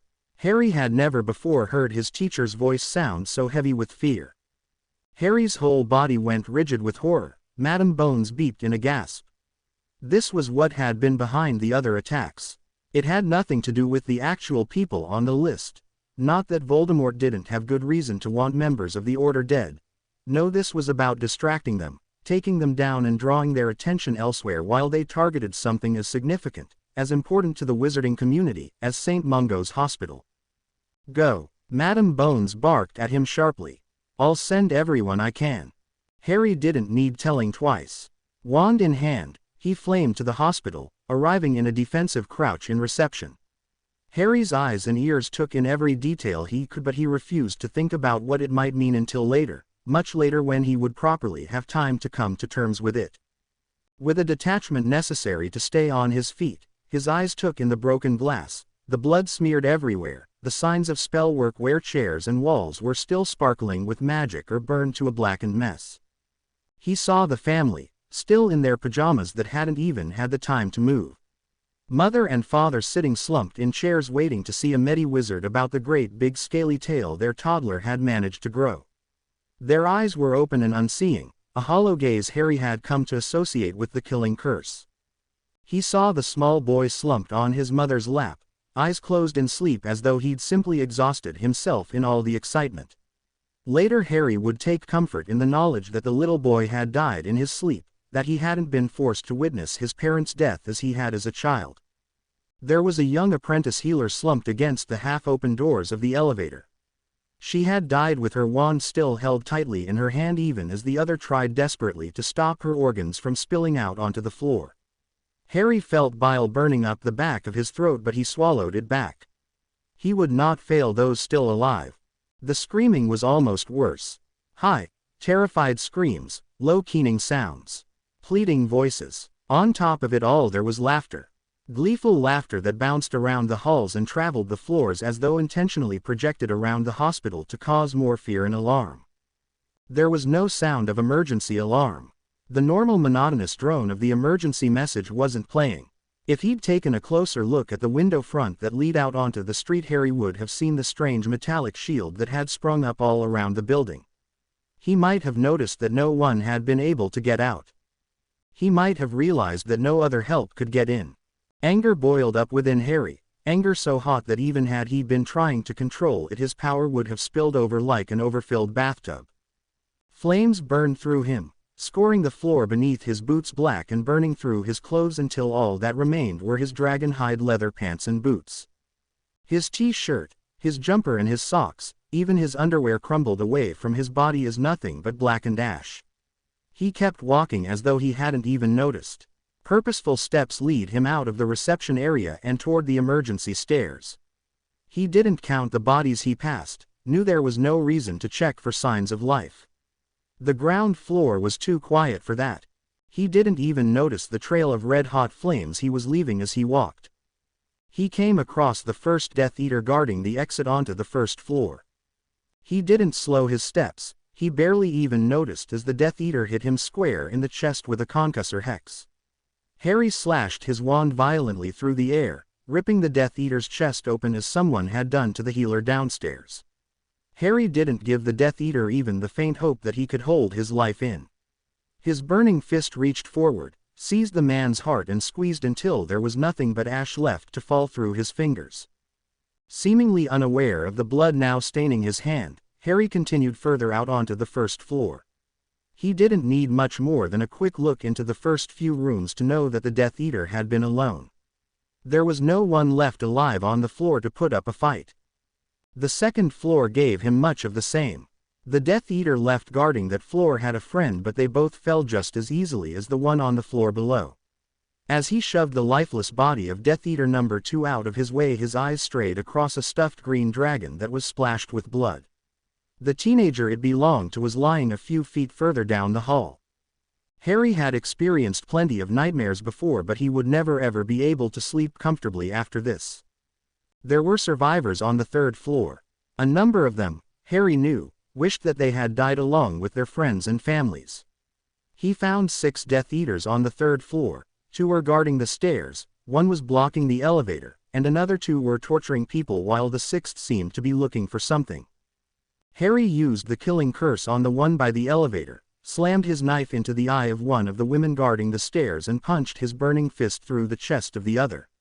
He'd never before had occasion to use his Phoenix-enhanced strength in such a way. He hoped he never would again.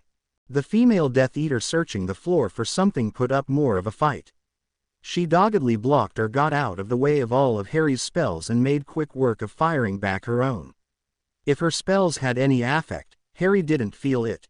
Rage was fueling his every step and he steadily moved closer and closer to the witch until finally she had no room to dodge his cutting curse.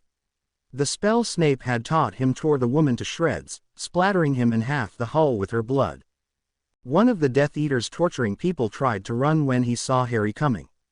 Harry cut him down with a spell that severed the tendons in his legs and hit him with the killing curse as he crumpled.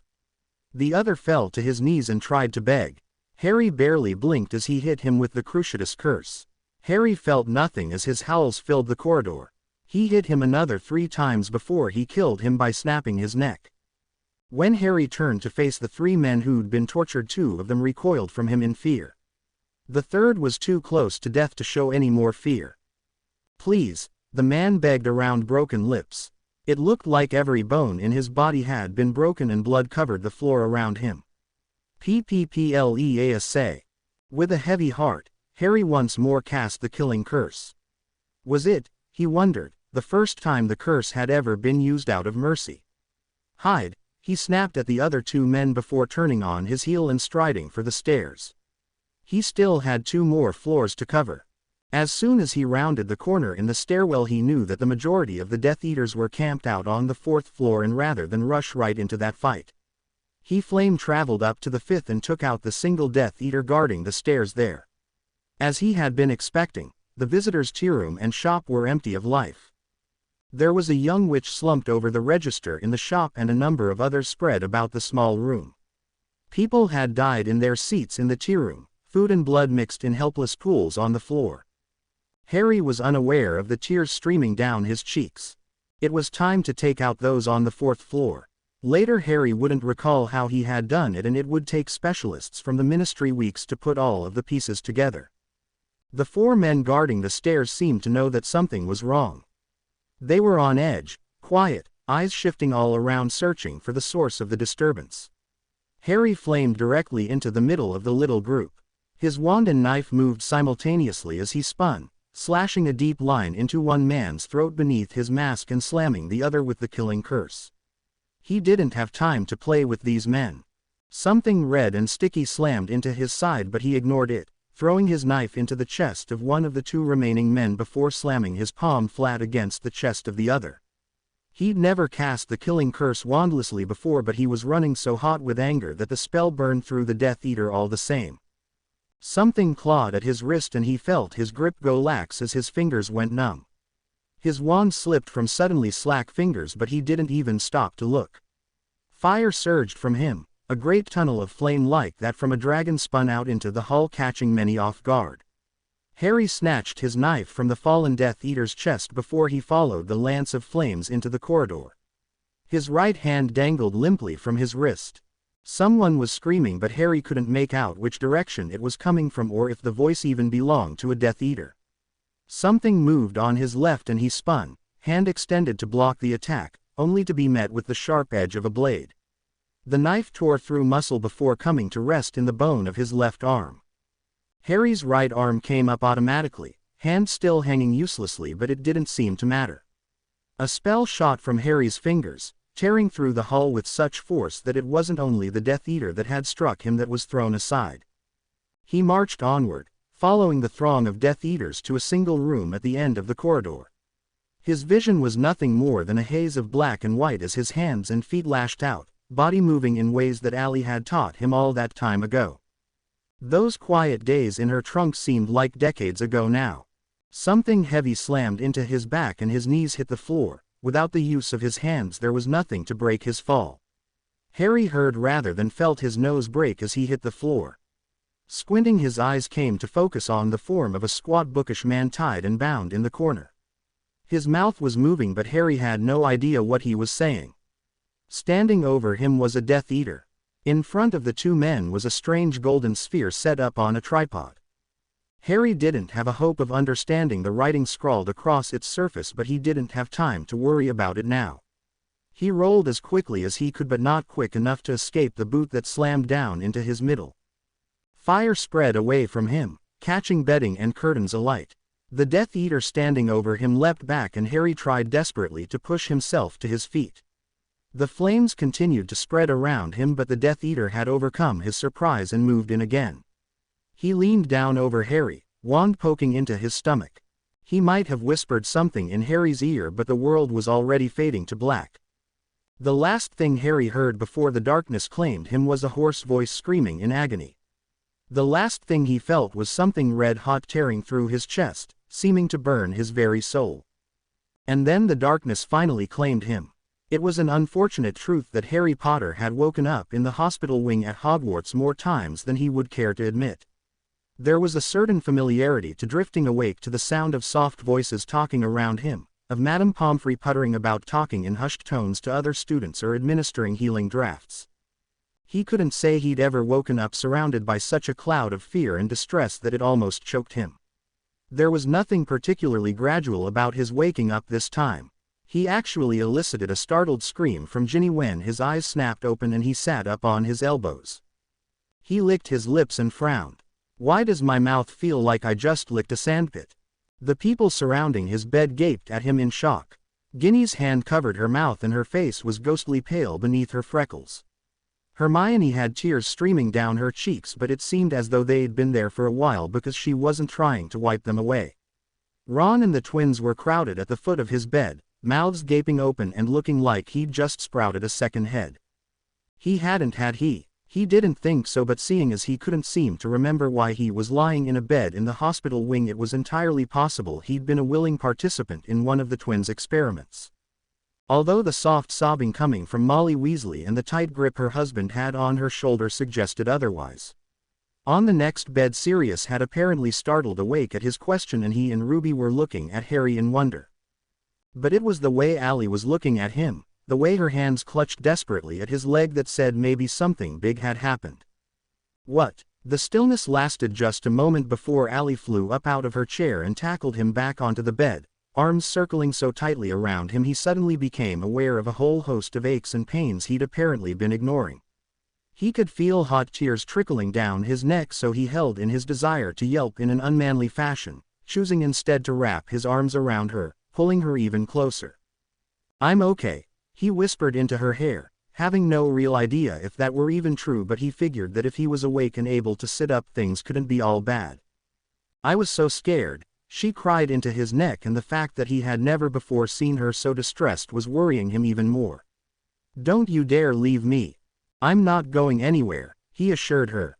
Seeming to remember where they were, Allie released Harry and scrambled back off the bed into her chair. If Harry thought being released from her overwhelmingly tight grip meant answers, he was mistaken. Molly Weasley got him in a hug to rival Allie's, and then Ginny almost knocked the air out of his lungs. Even Ron, who wasn't overly prone to hugging anyone that wasn't Daphne, squeezed him tightly for a few minutes longer than Harry thought was strictly necessary. Once everyone had squished him to assure themselves he was alive and he was able to breathe freely, though a little painfully, Madame Pomfrey bustled over to check on him. "You're lucky to be alive, Potter," she grunted, not bothering to hide her displeasure at having him for a patient yet again. At least Harry knew her well enough to spot the genuine care and relief under her tone. "Broken bones, a number of jinxes and curses, a bloody knife embedded in your arm." Harry had never, in all of his 5.5 years at Hogwarts, seen Madame Pomfrey lose her composure, but as she continued to list off all of the injuries he'd come in with, he saw her hands start to shake. Now Harry was really worried about what happened and why he couldn't seem to remember anything. "What happened to me?" The people around his bed exchanged nervous, uncertain glances. It was Hermione who eventually spoke up. "You don't remember." "Remember what?" "Oh, Harry." Hermione started to cry again, big fat tears tumbling down her cheeks. "St. Mungo's is gone, Harry." "Gone," he repeated, confused. "What do you mean gone?" But something about the way she'd said it had woken something in Harry, nothing specific but just a deep and overwhelming sense of dread. He struggled to remember the last thing he knew for sure before he'd woken up in the hospital wing. Thinking hard, he could come up with talking with Snape about destroying Horcruxes, but everything after that was a bit on the fuzzy side. It was like a big black haze washed over him whenever he tried to think about anything after that. The blackness made his stomach lurch, and though he didn't really want to know, he needed to know what had happened to him. "Do you remember Snape giving us that list of people about to be attacked?" Fred asked quietly. Concentrating, he could just come up with 2 names. "Madam Bones and Mrs. Fig, right?" "Arabella Fig is dead," Sirius informed him. He didn't even try to soften the blow. "Mad Eye, too." Like a punch to the gut, Harry remembered walking into Moody's little house. He remembered the furniture acting out the scene from that Disney movie and finding Luna cradling the still twitching body of his friend and mentor. He had no memory of the death of his old cat-obsessed babysitter, but he didn't know if that was his memory playing tricks on him or because he genuinely wasn't there. It was a distraction, Harry remembered, the words coming slowly to him around his dry lips. Allie held a small cup up to his lips and helped him take slow sips. St. Mungo's was the real target. They all nodded, concerned that he even had to ask the question. What in the name of Merlin had happened to him? "It was awful," Ginny croaked. "We couldn't get in, there was some sort of ward around the whole building. Like a big shimmering wall that we just bounced right off," Ruby added, shuddering and rubbing at the ghost of an injury to her shoulder. "There were about 30 of us," Sirius picked up the story. "Amelia called everyone she could, but no matter what we did we couldn't get in. Bill called in every curse breaker at Gringotts," Arthur continued. "He even got some of the goblins to help, but nothing was going to bring that down. Poor Dobby knocked himself unconscious just trying." That point seemed to bother Ron more than the idea that the wizards couldn't get through. Harry could see it in his mind, picture the way St. Mungo's had looked that time he and Allie had stopped by. He could just imagine what it had looked like with 30 wizards pacing around the perimeter, angry about being shut out and firing spell after spell just to try and bring it down. He imagined it had looked something like a tiger in a zoo pacing the sides of its cage. "We don't even know how you got through," Allie admitted. "I bounced right off the ward same as everyone else. And then it just fell away." Ginny picked up the story again. "But it was too late. Voldemort's Death Eaters killed everyone in that hospital." Her voice cracked slightly when she added, "There were so many kids. Neville's parents were killed, as well." Harry was only vaguely aware of their words after that. The blackness was threatening to take over as they explained how they had moved from floor to floor, checking every body they came across for signs of life. He listened as Mrs. Weasley's sobs got louder and George picked up the story. His vision went wobbly and his heart started to pound in his chest as he listened to them talking about securing the bodies of the Death Eaters, of coordinating the removal and care of all of those people murdered when they had thought they were safe. "You sort of left us a trail to follow," Sirius explained. "The floor was burned where you had walked, so we knew where you'd been. We found 2 survivors, just 2 people alive in that whole hospital." Bile was threatening to fill Harry's mouth. His ears were ringing and the blackness was wavering, letting images slip through, things Harry had seen, the things he had done. The papers are calling it a massacre, Ali contributed. And after what I saw on the 4th floor, I don't think you could call it anything else. At the words, 4th floor, Harry's hands clenched in the sheets and sweat broke out along his forehead. There was no need for Ali to elaborate, he could see in his mind the death he had discovered on the 4th floor. He remembered it like stills from a movie or Muggle photographs. That's where we found you. We thought you were dead. You were on the floor, surrounded by burnt bodies, and there was blood everywhere. I've never been so scared in my life. It wasn't easy for Ali to admit to being scared, but whatever she'd seen in that hospital had broken something in her. It had definitely broken something in Harry. How many? He choked out. How many people died? He demanded when nobody seemed willing to say. 412, Ron finally spoke. 81 of those were Death Eaters. The weight of the words, the weight of all of those lives lost because they weren't fast enough, because they hadn't seen through Voldemort's plans, they pulled at Harry, threatening to drown him beneath their sorrow. He knew, deep down, that most of those people were dead before he even got to the hospital.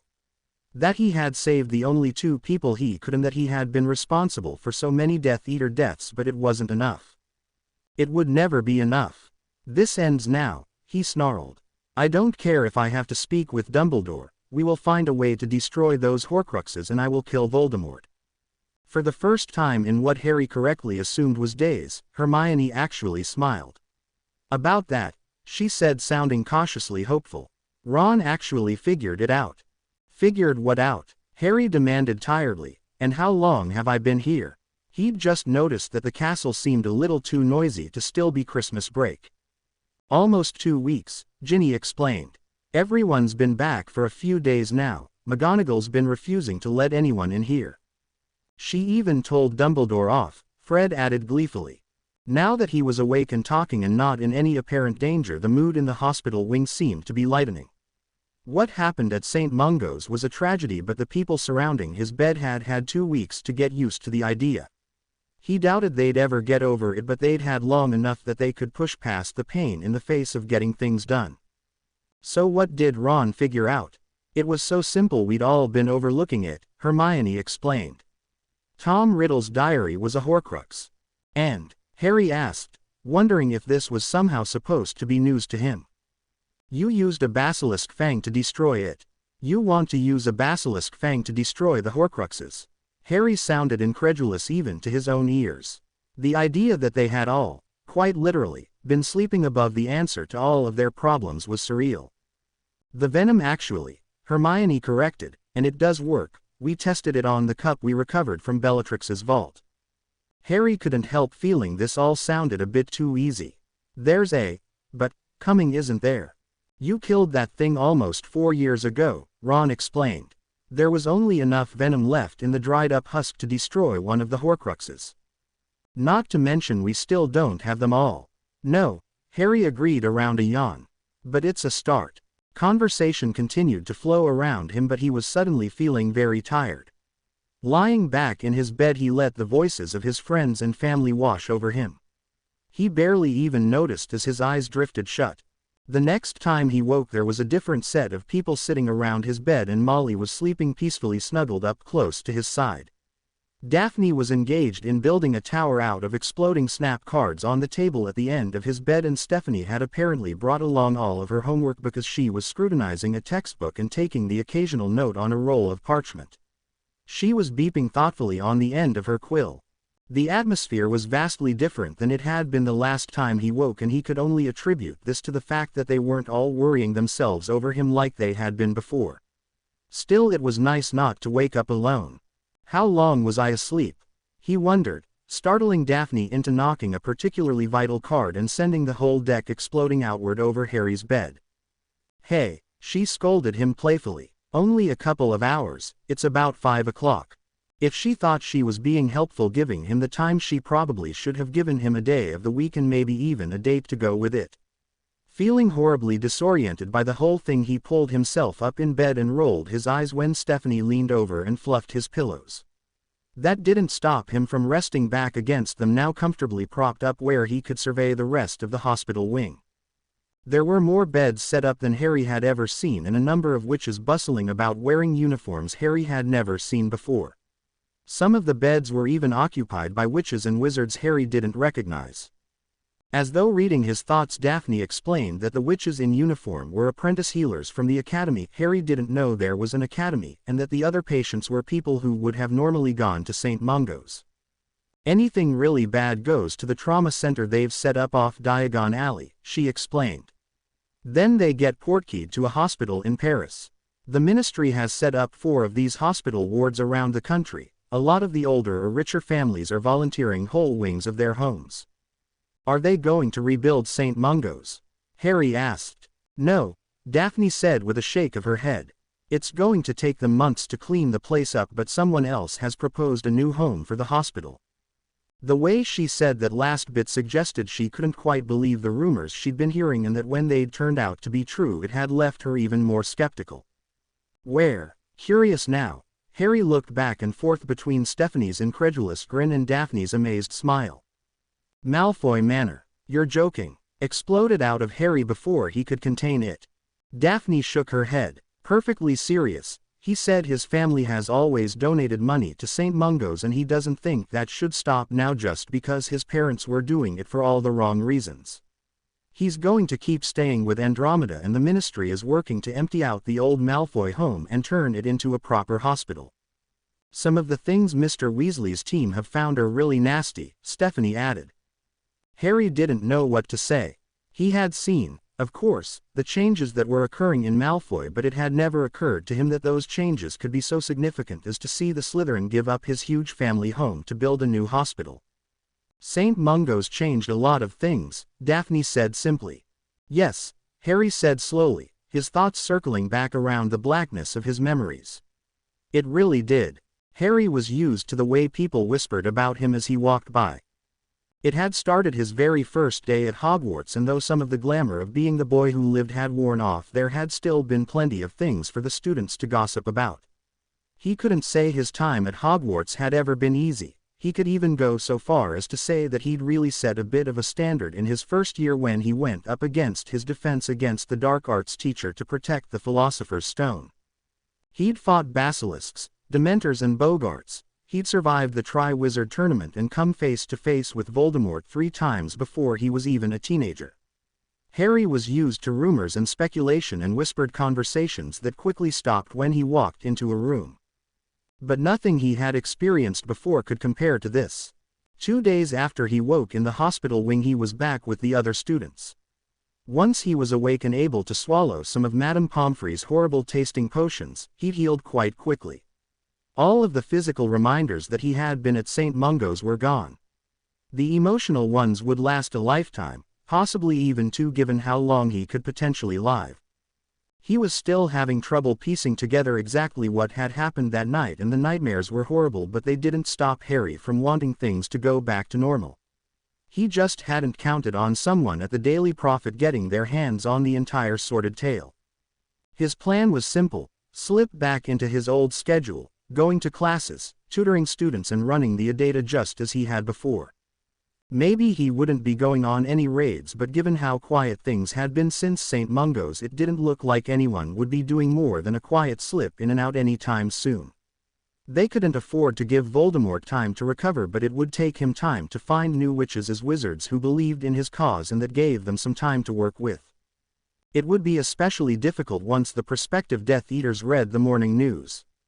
The morning had started out all right. He'd woken in his dormitory, and if the jokes were a little stilted, it was only because Neville was still dealing with the death of his parents. He'd walked down to breakfast with Ron, Hermione and Ginny and settled in at the end of the Gryffindor table where the Adata always seemed to gather. It had been pretty simple to block out the hushed voices that followed him down to breakfast and to ignore the sidelong glances people kept sending his way. But then the post arrived. Hermione sprayed a mouthful of juice across half the table when she unfurled her copy of the Daily Prophet and saw the headline practically launching itself of the front page. Boy who lived slaughters Death Eaters at St. Mungo's.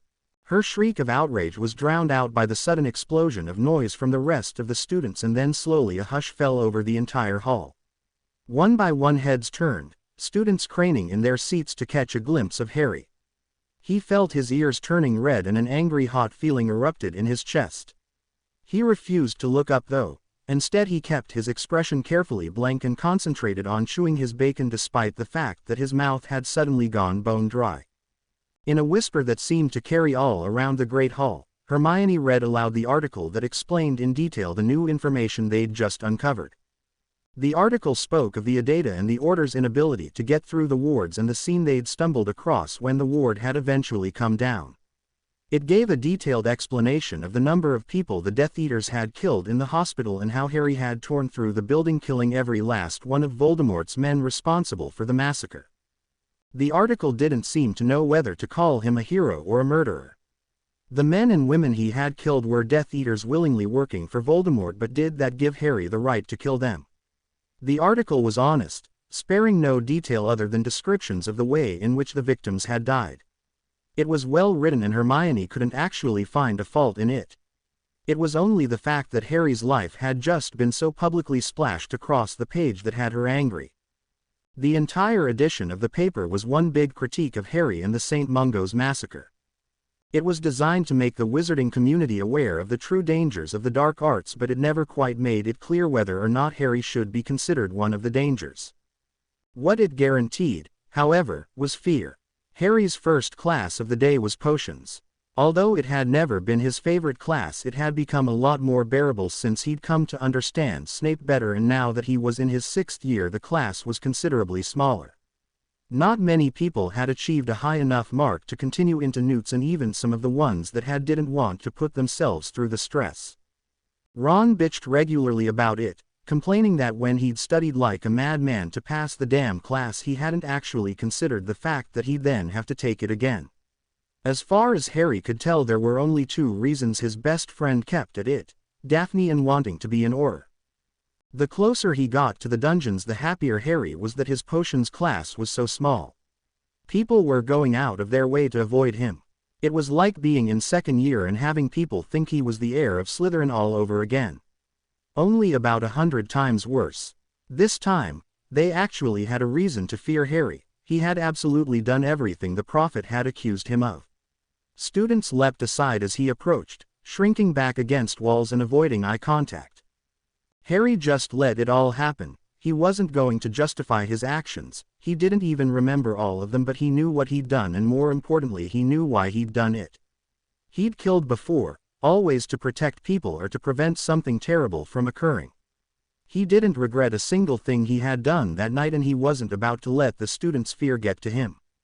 So he kept his head held high and made his way to potions as though he couldn't see the way people were looking at him. The people he truly cared about, the ones whose opinions did matter to Harry, they weren't treating him any differently, and that was all he needed to push through the heavy, fear-filled silence and carry on with his day. It helped that Snape treated him with the exact same disdain he always had, and Malfoy managed to get in a couple of well-placed jibes that, if they hadn't annoyed Harry so much, would have made him smile. Working in the Adata offices during recess, they all missed the signs of the tension in the air changing. If any of the other members of the Adata noticed the strange bristling and bitter exchanges throughout their next classes, they didn't mention it to Harry, but by lunchtime it was obvious that something had occurred in the school since breakfast. Harry didn't find out what it was until a fight broke out between 4 students right in front of the doors to the Great Hall at dinner. Both Creevy brothers had their wands out and were angrily exchanging words with a pair of 5th-year Hufflepuffs. Coming down the stairs, freshly repaired and looking as though the Weasley twins had never accidentally blown them up, Harry couldn't hear what was being said, but as he and Abby approached he watched as more and more students started to take sides. By the time McGonagall, Snape and Flitwick arrived, all of the students in the entrance hall had clearly divided themselves into 2 groups. "You 4 with me," McGonagall barked at the 4 students at the center of the fight in her no-nonsense tone. "The rest of you, dinner is waiting." As all the students began to move off, many of them shooting dirty looks at students who had been on the opposing side of the argument, Harry made his way over to Snape and Flitwick, who both had peculiar expressions on their faces. "What was that all about?" Harry asked. "You, Mr. Potter," Flitwick squeaked. Harry's mouth fell open in surprise, but it seemed Professor Flitwick wasn't finished. It seems the student body is quite divided on how to handle you. You have some very strong supporters in the Creevy brothers, Harry, be careful what you do with it. Harry's jaw snapped shut and he nodded his head, understanding that he wasn't being reprimanded, only cautioned. Still, the idea that the other students were defending him blew his mind. After what he had seen that morning, he thought for sure he was doomed to spend the rest of his days at Hogwarts as a pariah. It had never even occurred to him that some of the students would still want to fight alongside him, not outside of the Adata anyway. The rest of the week, the students of Hogwarts continued to prove him wrong. The number of students who sought tutoring from the Adata increased, and Harry noticed that a lot of students he had never before even spoken to were making it a point to smile or say hello when they passed in the corridor. Oh, there were still those who leapt out of his way and studied his every move with alarm, but they were becoming fewer and fewer in number, and the tide of students turned in Harry's favor. He didn't understand it, but Hermione had ordered him to let it be. They got scared, Harry, she'd told him the second day, of this strange behavior after he'd wondered aloud what on earth had changed. St. Mungo's really scared a lot of people, and that article made it all very real again. Once they got over the shock, I think they all realized that even though they'll never forget what you did, they can't quite forget that the people you killed were the Death Eaters responsible for killing all of those patients and their families. You scare them to death, Harry. Sometimes you scare me, but they look at you and they see hope. They see someone capable of stopping Voldemort, of finally putting an end to his reign of terror. You're the boy who lived, Harry. You stopped him once and they believe you can do it again.